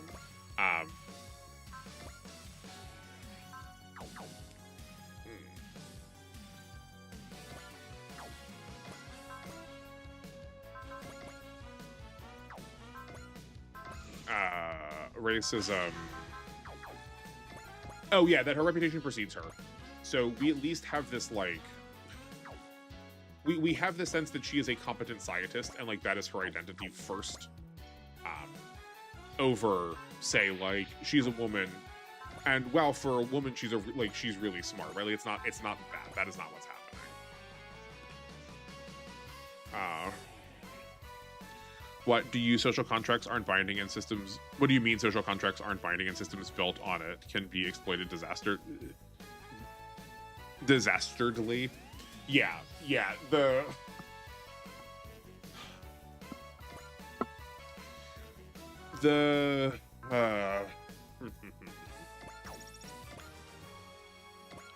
I think too. I'm looking at Code Geass and going, I don't have lessons to be learned from it. Like, these are things that I have learned through other spaces and by other means. But I think for a lot of us, I think a lot of the reason why so many people took to it was, like, it was probably one of the first shows that also took that conversation seriously. And, like, again, well, okay, not again. We have said a number of times on this channel that there are plenty of people who have found solace through anime on the internet, who are on the internet, who are the systemic, who are the systemized other. Not necessarily through race, though. The difference here is...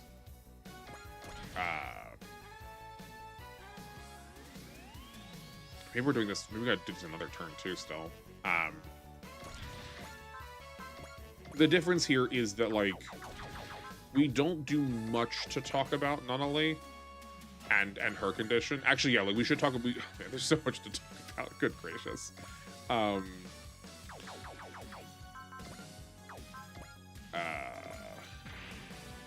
like a lot of the conversation is about race as opposed to like physical or mental ability, right? But that doesn't change the fact that stories about othering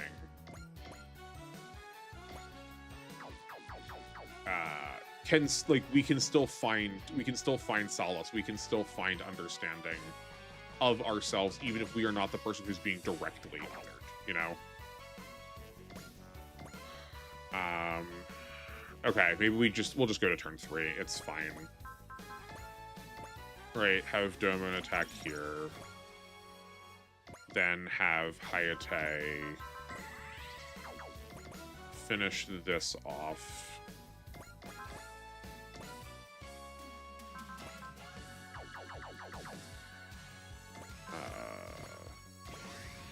You take that. We probably should also get Ciela some more SP, because we're now over-capping with the use of that part. We're getting to like 112, and she's at 102, so we can get her 10 more. Yeah.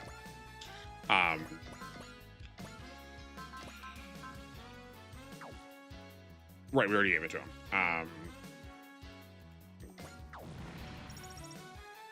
Just gives a brick of money. Great. Oh, right. It was just take that. It was just taking on that as a boss. Well, that's fine. We can give him a kill later. So right, we can still find like knowledge and space in looking at someone who is being othered, and like try to find our story out of it. So there's like definitely value to be had.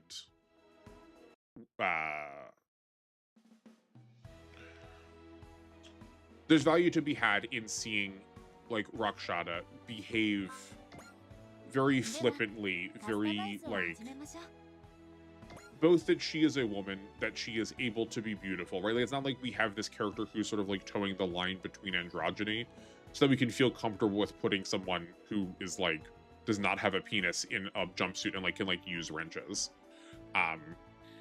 right? And that like she is not that she is socially other and is still not just that she is capable, but that like her core identity is through science, that she is, you know, very opposite to how a lot of movies are like constantly asking their female scientists to present why they are able to do science, and a lot of the answer comes down to like, well, my daddy trained me really well when I was growing up, right? Like it's none of that garbage. Like she just is capable, and there's no question to that.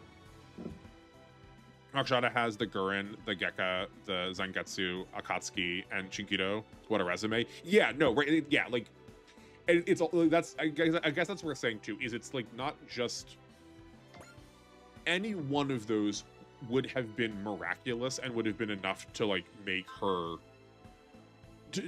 enough to like garner people's respect, but she never misses, and she keeps hitting, she keeps going, I'm not done yet, we could do another one, I'm not done yet, we could do another one, right? Like she just keeps going. I feel like female engineers are rare, if not in Code Geass or Gundam. Is that true? I feel like I remember there being more women who were on crews in Gundam, but they also may not have been like the main one. So like them being the side characters of a crew that's a side character probably really doesn't qualify very much. Yeah, that might be true. The like immediate character that jumps to mind that's not from Mecha, that's like kind of from a mecha, is Fullmetal Alchemist a mecha show? Not really, but like Winry Rockbell is also like another good example of this, that she is like both allowed to be a woman and be girly, right? Because like that is like an important part of her identity, right? But she is also able to be this like gross, grimy gearhead about things. There's there's waifu-ness and there's fan service-ness to her too, because like it's anime. Unfortunately, you kind of can't get away from it. But she is definitely afforded some amount of like really sincere agency. and respected for her capabilities. Oh no, we don't want this side anyway. Respected for her capabilities in a way that's not just like, you're good for a woman, right?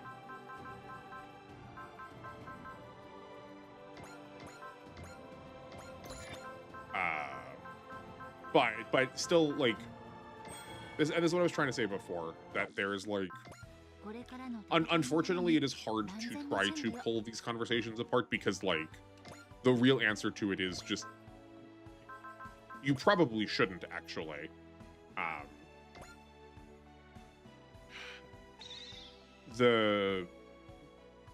These things are all sort of like intermixed, so like we can't separate them out. That we can have characters who are doing things powerfully in one space, but then are also representing, but are also representative of the tokenizing, of the Orientalist in others, right? Like these characters, if we do want three-dimensional characters, that is going to produce characters with multiple dimensions, right? Like if we keep asking for three-dimensional characters, we can't then also try to hope to encapsulate if they're doing things well or what they're doing successfully all in one, as if they can't also be doing things poorly at the same time, you know?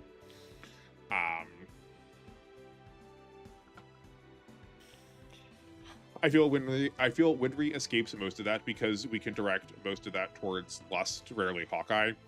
Yeah, I mean, actually, yeah, like Lust is also a good example of a character who is like expressing sexuality in a way that is meaningful. It is really easy when you do just get to like have the incarnates of conventional moral trappings in the homunculi being the 7 deadly sins. But like this is what I was trying to say with Colin though too, where like Lust is like adult woman, mommy, step on me. The internet loves that kind of character because they are violent and powerful and domineering.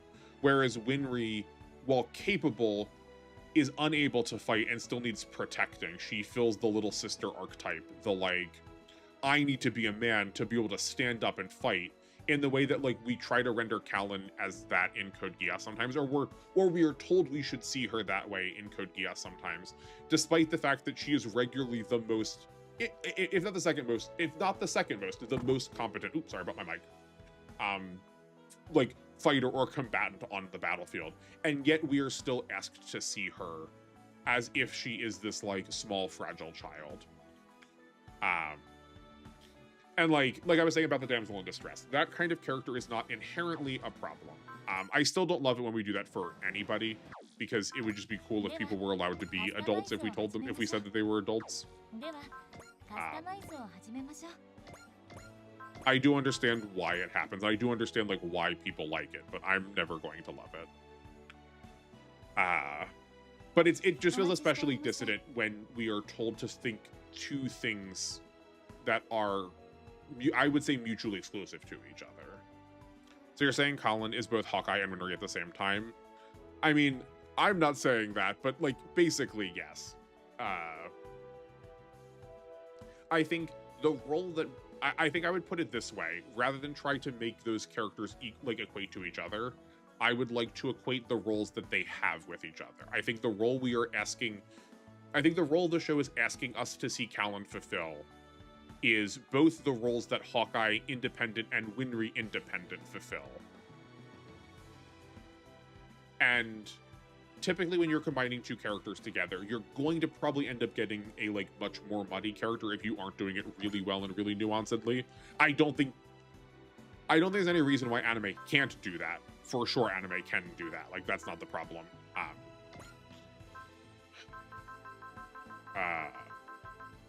I think part of it is a little bit because we are rushed in terms of time.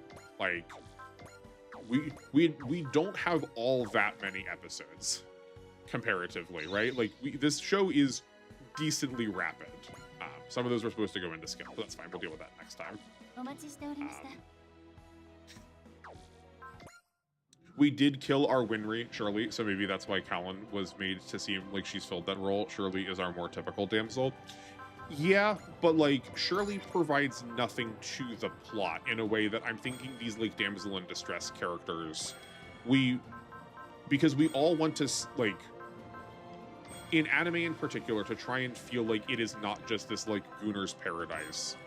We do still kind of like the idea that this woman is competent, but that she is competent in a way that performs for us.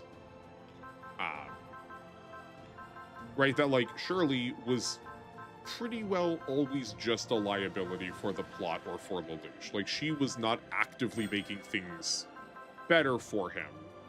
Just, she was, she was exclusively social capital, or, like, social satisfaction for him. She wasn't a strategist, she wasn't a combatant, she wasn't making, like, tactical decisions to, I forgot we got 3 aces at that. So, like, I guess calling her a more typical damsel is true, but I think that is deeply underselling Winry's character, where at least Winry gets, like, is able to contribute and is able to, like, a large portion of FMA cannot happen if Winry cannot do what she can do. Where, if we take Shirley out of Code Geass, largely speaking, the plot is unchanged. Like, you might be able to argue with me that, like, some of Lelouch's motivations are a little bit different, but, like, not really. We kind of dropped the, like, we could have very easily had a lot of his later actions in the series follow the same linearity that Suzaku's did, because Suzaku had Yuffie and Lelouch had Shirley. But, like, he still just goes back to being, like, it's all about Nunnally pretty rapidly. So then, like,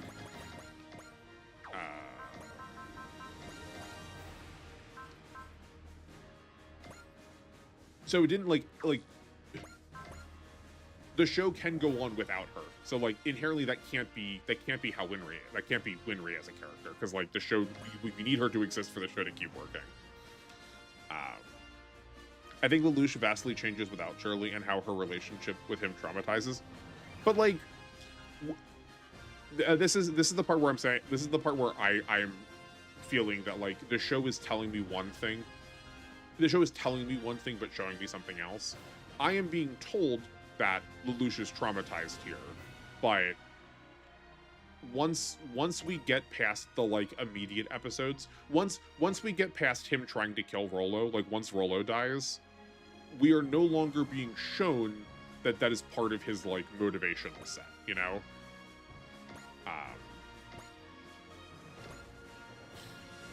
Where, and, like,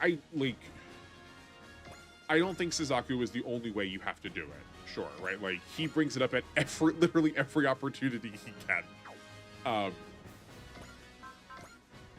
So, like, I don't think it has to be that, for sure. But I think there are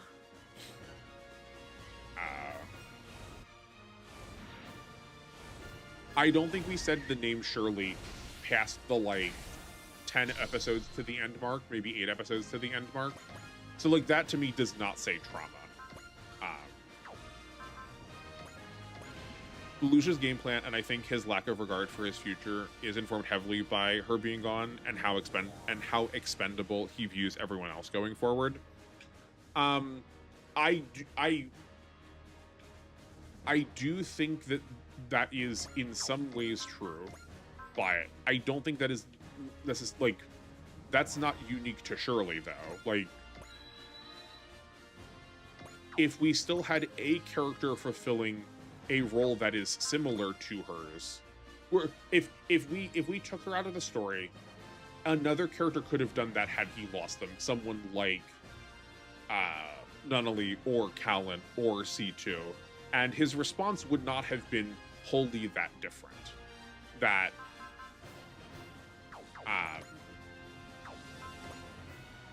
we do need to excel.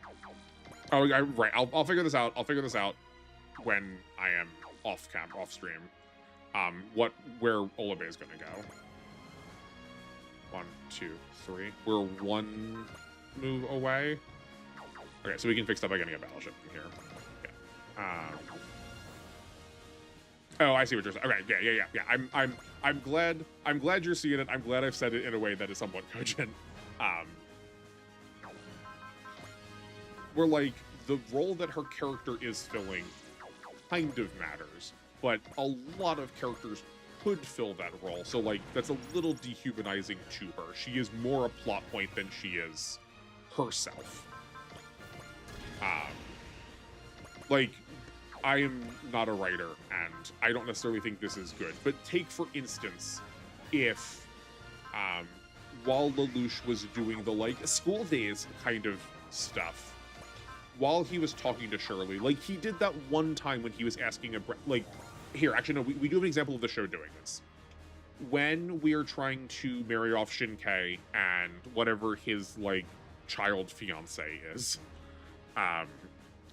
when he asks Shirley for, like, relationship advice with her, right? If we have this, like, constant parallel of Shirley giving him advice as if through the context of, like, high school social drama, that he is then applying directly to how he is, like, working with his, like, grand charismatic plan, right? If we had done that, then there is something unique that Shirley is contributing to the plot. That is, there's something unique that's being contributed to the plot that, like, Shirley is helping do. I did this in a terror. Oh, no, right. We're using never mind. We're using Lacus. That's why we have Lacus on the field. We're like, I don't know if that's exactly the perfect example, right? It was just like the very first one that came to mind. But that at least would be something in terms of, like, making her, you know, like a real person.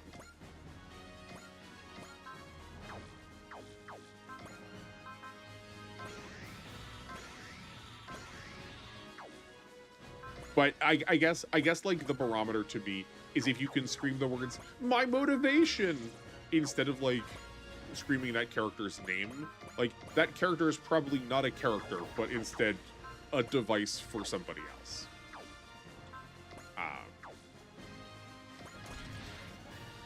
And it just happens to be that is. I say just happens to be as if it's like a very casual, like, oh no, how did we get there? But like, it is pretty regular that the character to whom we leave that position is usually women, and is usually either much younger or much older women, because the like women who operate in the middle section there just like typically don't exist in plot.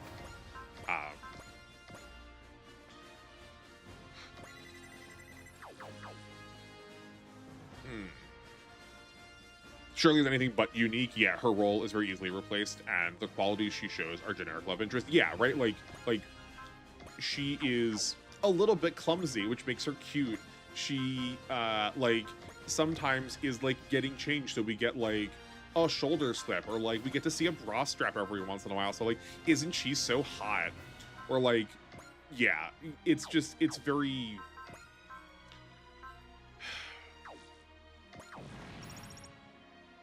Again, it feels very pandering to that audience that like wants this mostly to be for the like gossipy drama of things. The gossipy makes it sound like insincere too. No. Here, I guess I also haven't said this yet. Like, this feels worthwhile adding to this conversation because you know, I'll take the hold on. We'll do that part in a second. Because this is coming from the studio Clamp that is like known largely for shoujo products, I think part of this is also the overlapping between the shonen and the shoujo. I don't think that has to be bad. Like, I don't have a problem with there being shoujo in my shonen. For instance, take a show that I think also we were talking about sexuality, that I think it has something to say about the sexuality that it is expressing. That is Dandadan. That show is just shonen plus shoujo, like pretty much nonstop. And it does it expertly, and it does it really meaningfully, and it gives all of its characters that are fulfilling the typical tropes a lot of agency. Or when they lack agency, like, that is part of the point, and like that's trying to say something. But Shirley's design also feels like it came out of largely the school portion of things without really thinking about where the plot was going to go long term. this is like exclusively speculation now. Like, this is me just like shooting into the wind. It feels a little bit like they designed Code Geass with the idea of where they wanted the plot to end up, but did not fully figure out the steps they were going to take to get there. So some characters like Rivel, or like Shirley, or like the Black Knights that we recognize are like the members that have been there from the beginning, but like I probably couldn't tell you their names even if you showed them to me, are sort of casualties of that, right? Where we have like, right, like if you were like generally writing out the plot summary of things that were going on, we were probably writing things like the logistics one or the girl one, rather than necessarily writing out like this character's like name or unique identity, you know? And I think Shirley is still probably part of that, where like she just wasn't given a lot to do because she just exists in the school world first. I think people do value the soap opera characters' personal dramatics a lot. Yeah, I mean, like, that is definitely part of the charm of it. And like that is also just like part of the charm of anime, and Code Geass plays it perfect. Like, Code Geass plays at that perfectly. If that's the thing you like, Code Geass is doing it in spades, right? Like, the heightened emotion is often what people point to when they're like, well, why do you like anime? It's like, well, because it's extreme, and like it is as extreme as I feel like I am feeling. So like, what better to capture that than like telenovela drama? Okay. Someone's gonna need to chip there.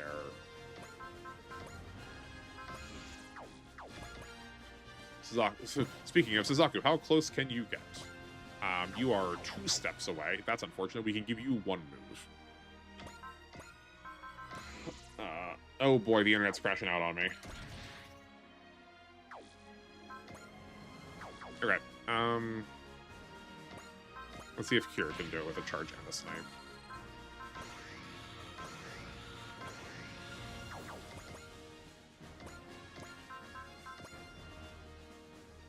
No, he cannot. So even the will they won't they between Lelouch, Callan, and C2.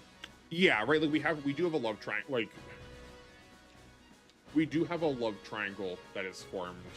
I dislike the phrase love triangle. No, sorry. I don't dislike the phrase love triangle. I love the phrase love triangle. I just wish we meant it as gay as that sentence was, right? A love triangle implies that there are 3 sides and that all 3 of the sides are equally viable, which means that there is at least one queer relationship, and that seldom is ever actually what's happening.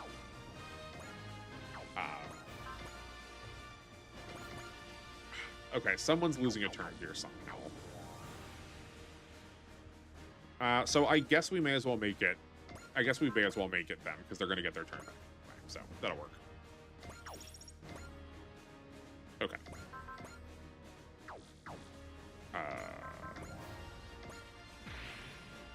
Oh, I also just realized how late it was. I feel like there's probably more to be said here, but before we get too late, I feel like I want to get this in, just because it's like been a thought that's been like ragging on my mind, and feels like it's in keeping with how we've talked about like religion and mythology references. Again, this is what I was starting before.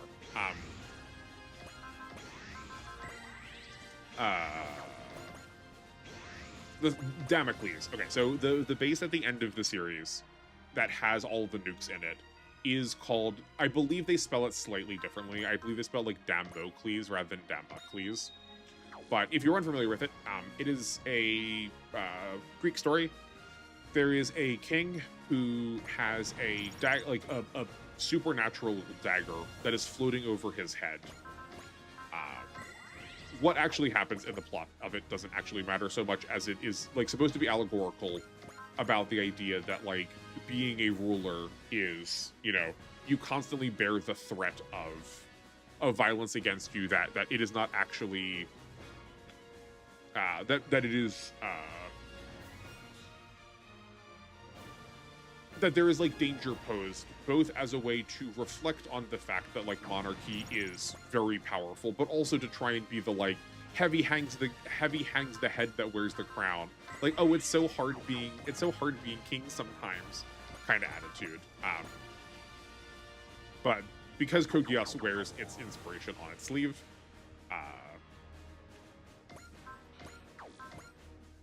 Wait, this part gets used? Oh, right, I forgot that we had this on here. Well, better do that now.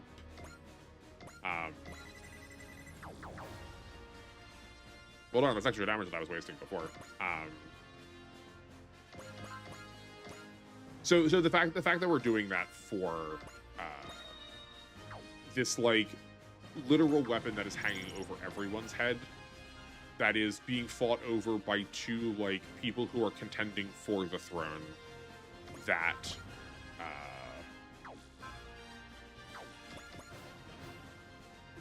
but to then also like it's hanging over the heads of literally everyone, and ultimately what the Lucius trying to do is to give everyone back the authority. Like I believe he even says that like he's giving them their own Geass, and we refer to the Geass as the power of the king. So like he is effectively making everyone their own authority, and that the sword of Damocles that is hanging over their own head, that is hanging over their head, is that like if you are willingly passive again, this threat will rise back up immediately. Like we send it into the sun at the end of the show, but like that object is gone. The threat of a Damocles is never truly actually absent, because at least as far as the context of the show goes, like a lack of willfulness, a lack of like investment in your own life is always going to produce this effect of like someone else ruling over you. So you must always be vigilant of that fact. Damocles, yeah, I believe I believe the sword is D-A-M-A, I think. It is easily Googleable. I'm not going to do that right now while I'm on stream.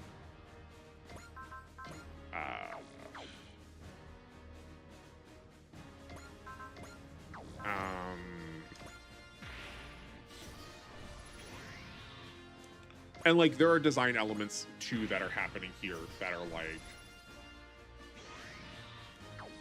like contributing to this fact. And like we can talk about those when we do the like actual like visual unit analysis part. But I don't know. There's not like that much more to say about it. Just like did you know? I guess that this is a very deliberate reference that's happening. It's like probably one of the ones that is spelled the closest to what actually is going on. They definitely spell some things oddly. Like I mean, I guess for instance, the weapons that are being used in the Damocles are called Fleya warheads. I think this poor transliteration works because we have like a linguistic parallel to the word flay, like to like kill or skin alive. But it's the like constant Japanese RL sound situation where it's supposed to be Freya, the goddess of war and beauty. That there's like something grotesquely attractive about like watching the world burn in this way, that there's like beautiful efficiency in what is being created here. Oh my word, we literally haven't talked about Nina yet at all either. I feel like I've done a horrid job at like getting all of my thoughts expressed about this show. I think I still maintain that Nina is probably among my favorite characters, just because she is also so reprehensible. Like, we never deal with the fact that she is so aggressively racist. Like, she is, like, there is nothing more direct a parallel to, oh, well, that's not good. Well, oh well. There's nothing more directly a parallel to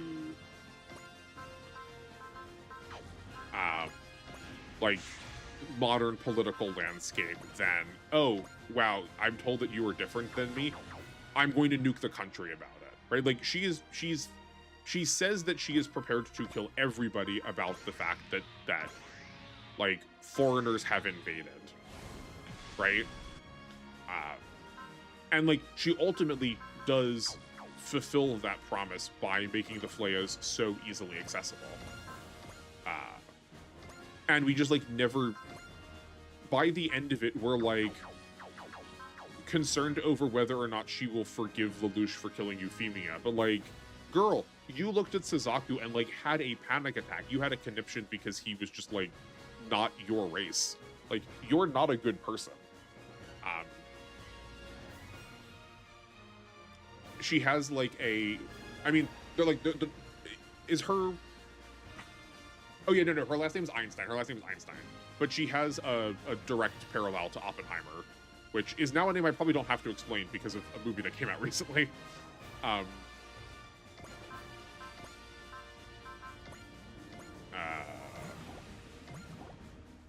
guess we can at least still do this.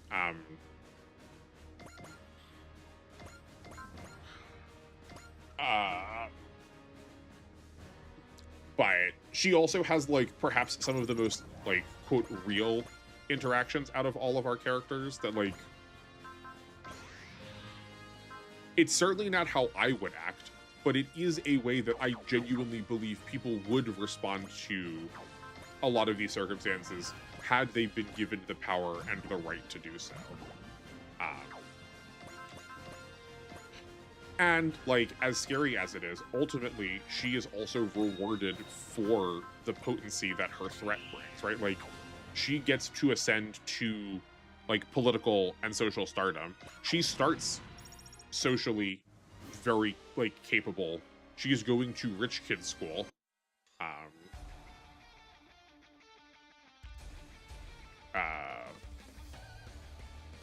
She's going to rich kid school, and, like, she is a genius. But she does, like, get to become part of nobility. Like, she is part of Clovis's crew. She is part of Clovis's crew for the vast majority of season 2. And she sort of talks about, like, having ascended beyond her time in school, right? Like, she looks at Shirley's death, and she is distressed because she is jealous of the normalcy of it. Like, she doesn't actually care about them that much, or so she says. She feels very grossly human in a way that we are, like, unwilling to acknowledge out of a lot of the rest of our characters. And I think that is good. Like, I think she is unforgivable. I don't think being likable is a thing you need to make a character good. I said this a lot of times, but it bears repeating.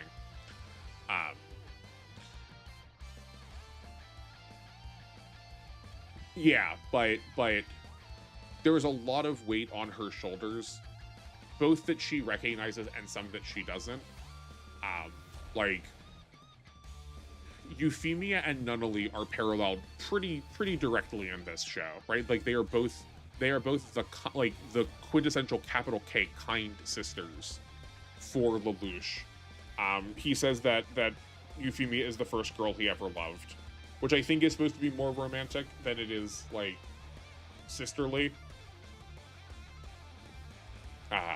But, like, there is still an expression of affection there, of, like, motivation through your emotions.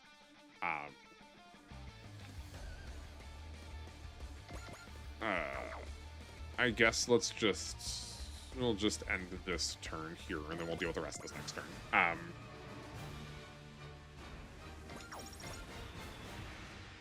So then Nina's actions give power to Nunnally and force her into a position that is effectively the same, if not, I mean, it's worse than what Euphemia's was as forced by Lelouch. That, like, live long enough to become the thing you hated. But, like, quite literally, like, without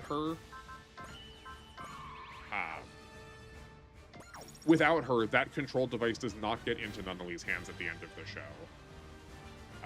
And, like, that matters a lot. Like, she has given the more implicative nature of the Geass than... She's given the more implicative nature of the Geass, like how the phrasing originally existed. By giving Nunnally this power to just like annihilate the world if she really wanted to, right? Like if Nunnally was trigger happy, like the world ended that day. And like part of the point of it is that like give the power to the person who you know isn't going to use it, right? Like I get that that's like why it's happening that way, but that doesn't change the fact that we're not like dancing with the specter of like absolute annihilation because of what Nina did.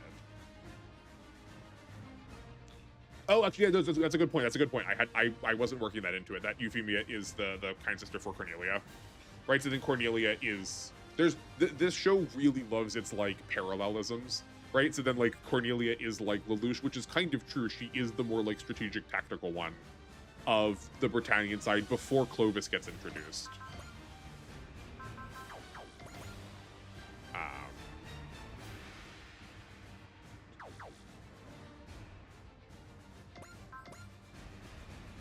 Or sorry, not Clovis. I keep saying Clovis, not Clovis's group. Schneisel.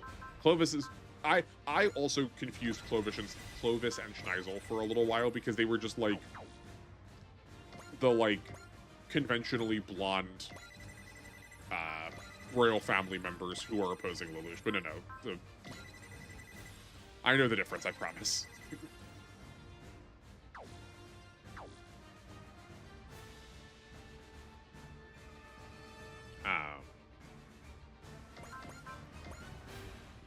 Yeah, I am not sure. I super get Yuffie and Lucia's relationship. Gives me big a woman who may have become a mother to me. Yeah. Yeah,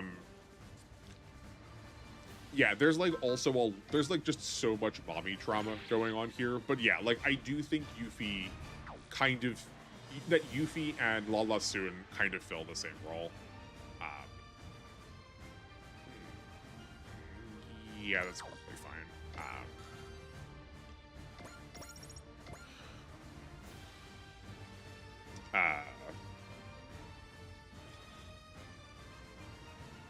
And like because Lelouch has a lot of misplaced feelings about like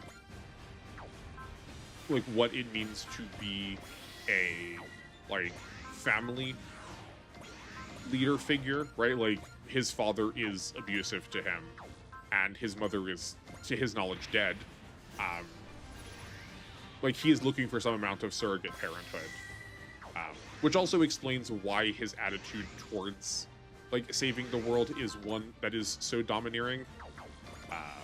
Right, like he does not come at this from a sense of that's fine. Yeah, he does not come at this from a sense of like passivity or kindness, largely because he is like performatively behaving. He is performing as the father for the world that he couldn't have, trying to correct them such that he doesn't have to think about the fact that he wasn't corrected when he was a kid. The difference is Clovis is much more lame. I mean, like, yes, that is true. Though if Clovis wasn't such an idiot, like, the momentum that Lelouch built up in the beginning of the show just means that the show would not have happened. It is while I was watching it, I did not track this really well, but I was trying to think of like what are all the linchpin moments that are going on here? How many of these things, if changed, would produce a show that just like didn't happen because they weren't there? And I think it's a shocking number of them, which makes it even more stark when we have characters like, you know, Shirley, who aren't that. Okay, let's get next to Hayate. Bullseye.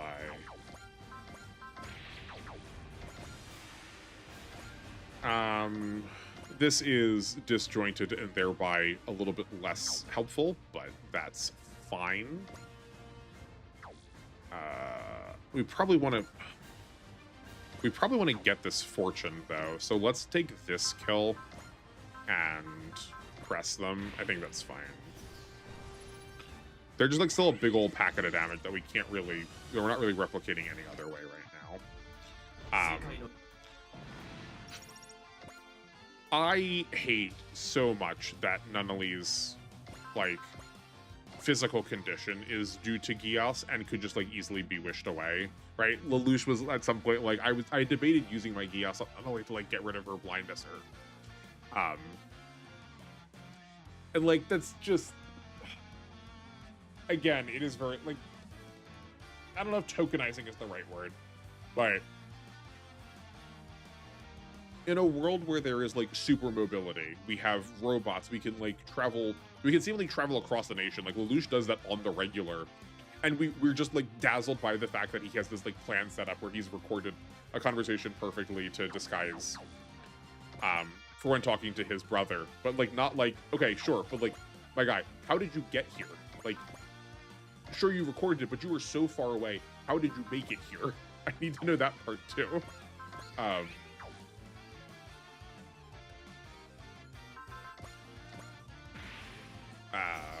That we have like only one character that is like physically not normative,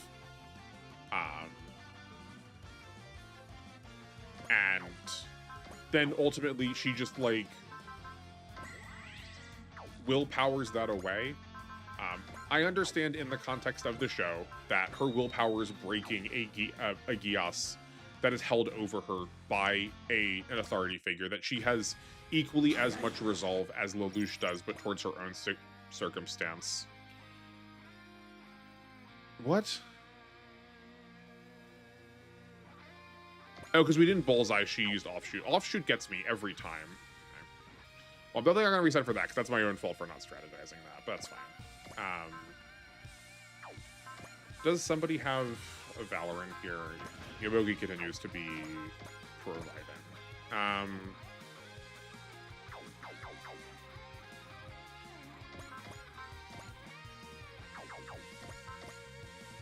All defeated.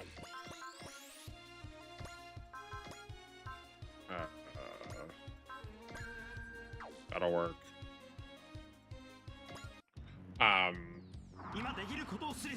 But it is it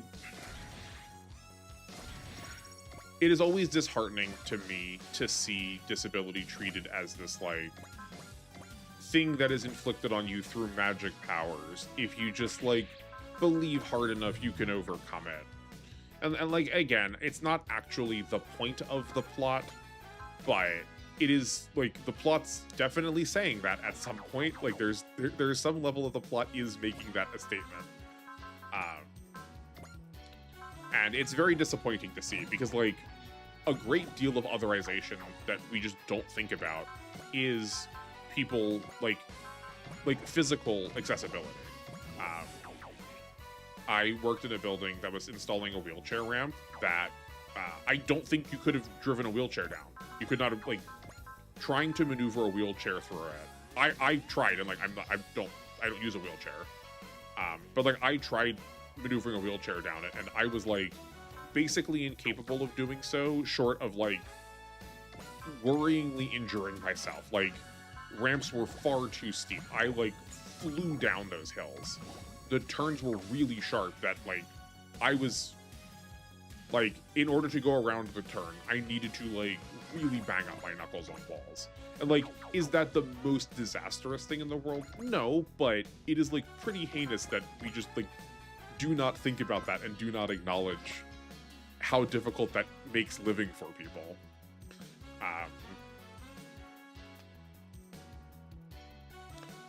I think Clovis is the most boring and lame villain, but yeah, very pivotal. Luckily, he's the classic smug fat cat Lelouch is used to beating in chess.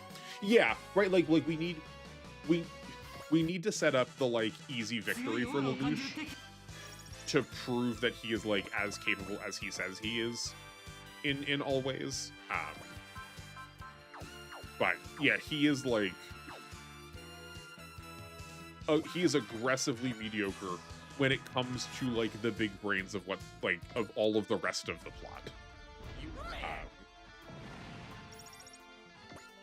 But he does make an appearance, because there's a lot of Lelouch's siblings that just do not like actually, they don't really show up to the story.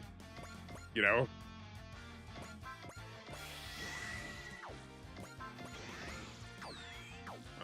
That's whatever. We're being extra big slops now, but that's okay. Okay, that should do. just to make sure we have SP for Amari on enemy phase if we need to like keep people safe. The Nunnally twist does feel unneeded, yeah. Other than her blind makes her more vulnerable and more understandable, while Lelouch is all in on protecting her and making her making a world for her, and also just like, you know, she is theoretically literally immune to the Geass. It's not just that he can't. It's not only that he is refusing to use it on her because of that feeling of like obligation out of like siblinghood and like like who he's trying to make a better world for, but that like she literally cannot see him, so his like, we are reminded regularly that his Geass works through sight. And like yeah, that is a plot point, but after a minute, it does become very tiresome to see what someone's normal living conditions are that dramatically impact their ability to exist in the world, treated as just a plot point to like make a character moment for someone. I feel like the show and Lelouch do draw a lot of attention to Nunnally's blindness and how that makes her even more vulnerable atop being a small, frail, kind girl. Yeah, like, I don't know if I would feel fully differently about it if they didn't say it like what feels like constantly. If we just saw that she was blind consistently, I think I would still, you know, I think I would still call a foul this like we defeated a physical condition by just believing real hard by it. Yeah, they like really want you to pay attention to it in the early parts of the series.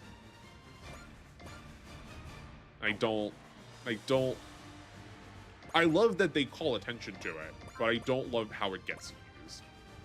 And that we don't see literally any other character. We don't see any other character brought into the conversation about physical ability, where we like really very well could have. We could have had, like, how does this world work for people who need to like operate through a wheelchair? Do they fly? Do they just have like mobility aids that are just like the legs of nightmares, but like kind of shrunk down? And like not just from like my own like fascination with trying to understand ability and accessibility, but like that will say something about the world when, you know, Charles makes a big old grand speech. His very first speech is that people are not born equal. Like, we have the token character of Nunnally doing that, but there's our power level 7 programs I was looking for. So, like, do we not see them because they just kill all the rest of them? Like, that's a viable answer. It's not, like, a humane one, but, like, that's a viable answer for how this world works, so who knows?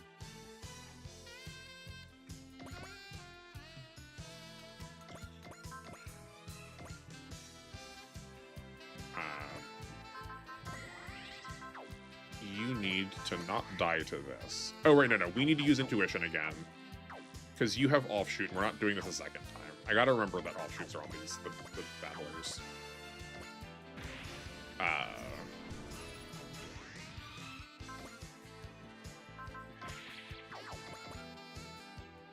1, 2, 3. And that's not lethal. Interesting. Okay, well, I guess we'll daunt him a little bit and see if that does anything.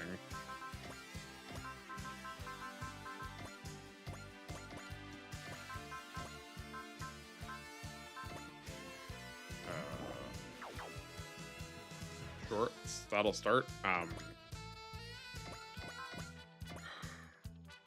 I wish I had come up with a better answer for what Lelouch could do. I just feel like, given the ability to like change people's minds about things,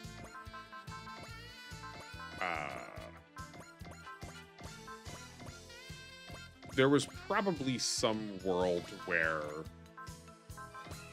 like there's gotta be other ways that Lelouch has to answer to like solving this problem without needing to like resort to genocide, you know? I feel like there's gotta be. Speaking of, this has gotta be a kill. I don't know why I wasn't showing it, but that's fine.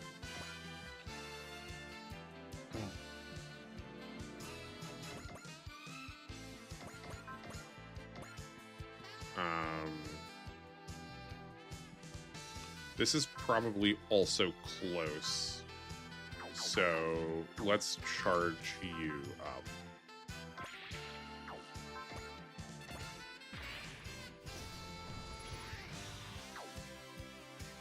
The fact that she is the only character who we see is blind and is nobility does lead credence to that, but like, if they are fine with refrain junkies, I don't know if they wouldn't.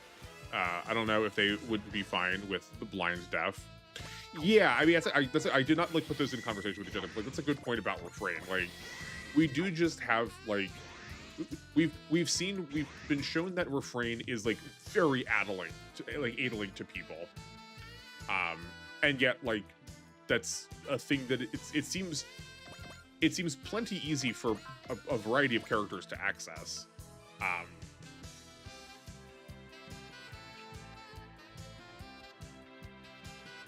And that feels very undermining for how their society works.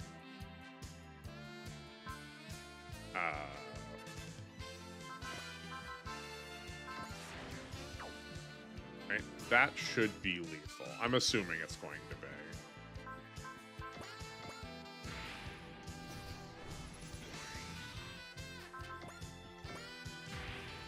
But I think this is also sort of just a symptom of not actually being interested in like fully fleshing out the world so much as it is about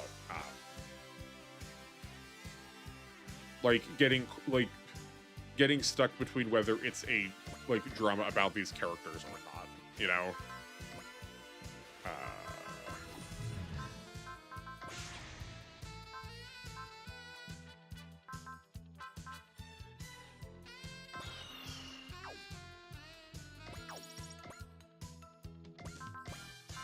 So I don't know if I necessarily want to see them try to answer to that in future installments of the series. I don't think I would be upset if I did, but I don't feel like I need it, you know?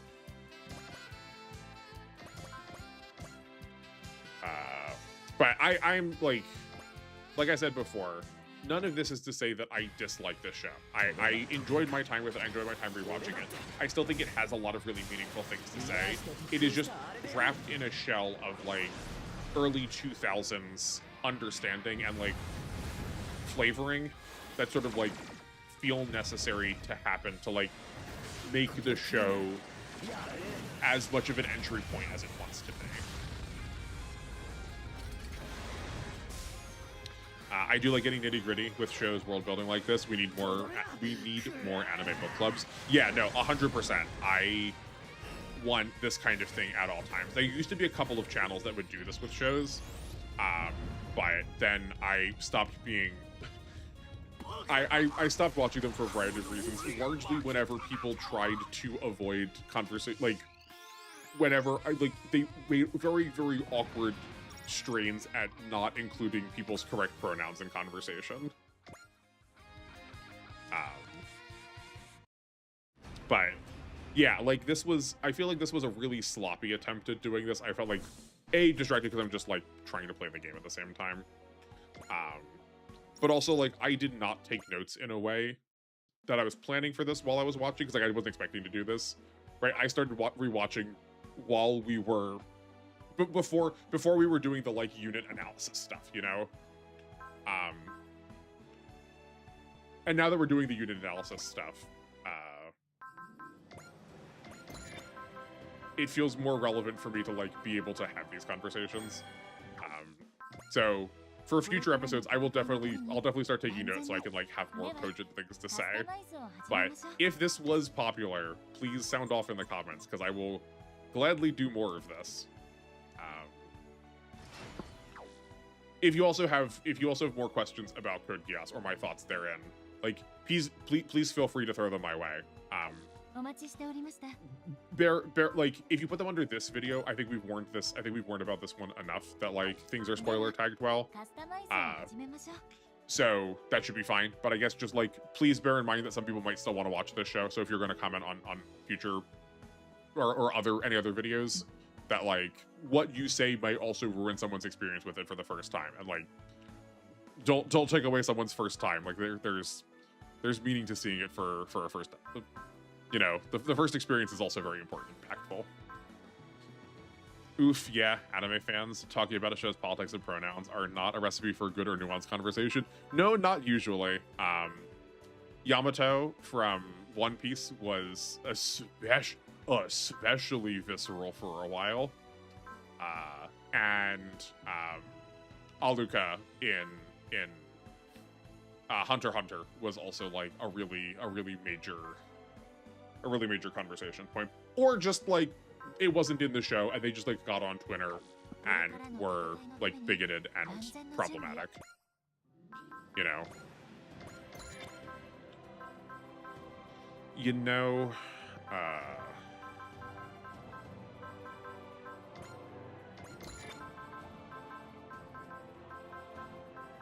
But yeah, if you have other things you'd like me to answer to, either as follow-up to what I said because I didn't explain it well, or you're like, oh, I like that point, go further. I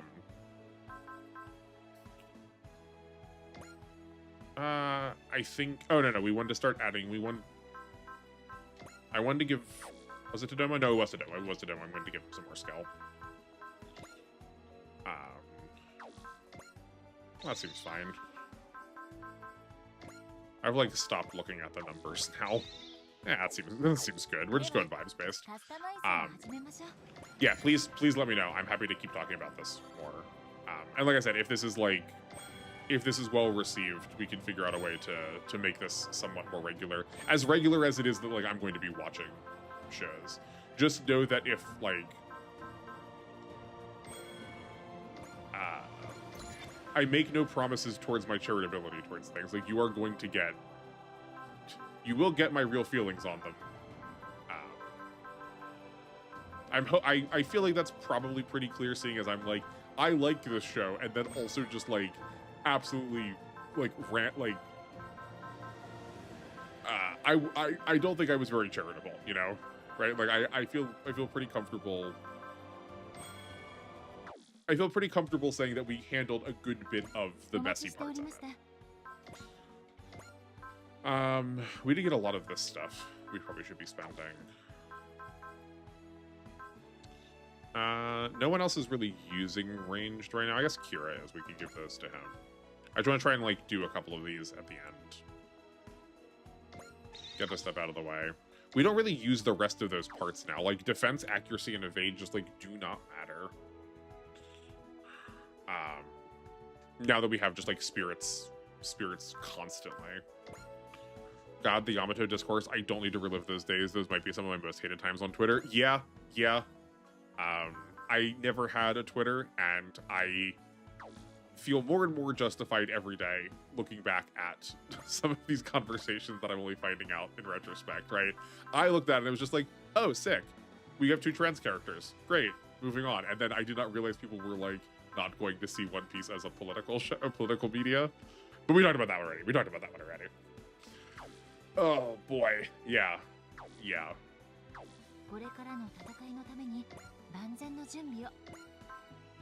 People do be on about their stuff. That's why I am curious to hear like people's thoughts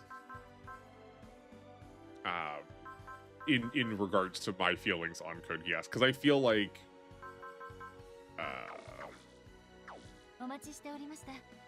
you know, I feel like people who really like thinking about politics and political media are pretty dismissive of it because it is like very much designed around like a first entry point for a lot of people. And for people who are like just into anime, it's very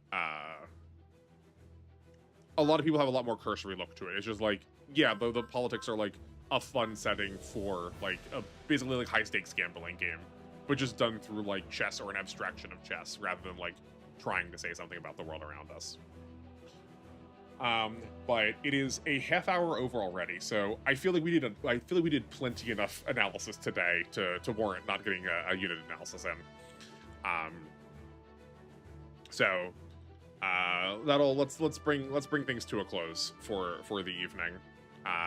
Like I said at the top of the show, I will be on tomorrow from 4 to 8. We're going to start my foray into LTCing. If you're not familiar with LTCing, it is low turn count. That means we're going to try and beat scenarios end of the game with the lowest turn count possible. I have a couple plans on how that's going to look for us in particular. But we'll talk about that tomorrow too. My plan is to go back to the beginning of Y on a new save file, not deleting this one. We'll keep finishing this until we get to the end of it. But I'll do it. I want to start with Y and see if we can like LTC now with some of the things we know in mind. But if that gets boring, I also have 2 complete box set up, so we can. That's what I've been starting on my free time, and I have a gist of how I want to do the first scenario, and then like trying to move past that.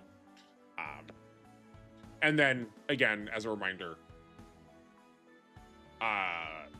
typically I've been doing the like on-off schedule, but because of changes in my schedule this month, we're going to be doing on-on, off-off for October. And then we'll pick back up once we do on-on, off-off. We'll pick back up as normal after that. Yeah. Yamato and the Bridget from Guilty Gear. Yeah. The Harbinger of Awful Discourse on the Hell site. Yeah, no, it's true. I hadn't even thought about Bridget. I have not played Guilty Gear at all. I really love The Town Inside Me. It's a very good song. We'll pause first because you said the name Bridget, so like let's get this here too while we're already talking. We're already all fired up, and then I'll hang up for the night. I'll call it close.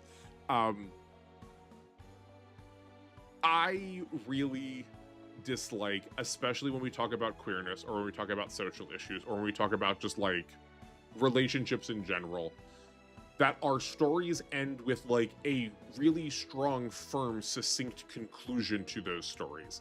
I love that the arc of Bridget through all of those games is not consistently the same person.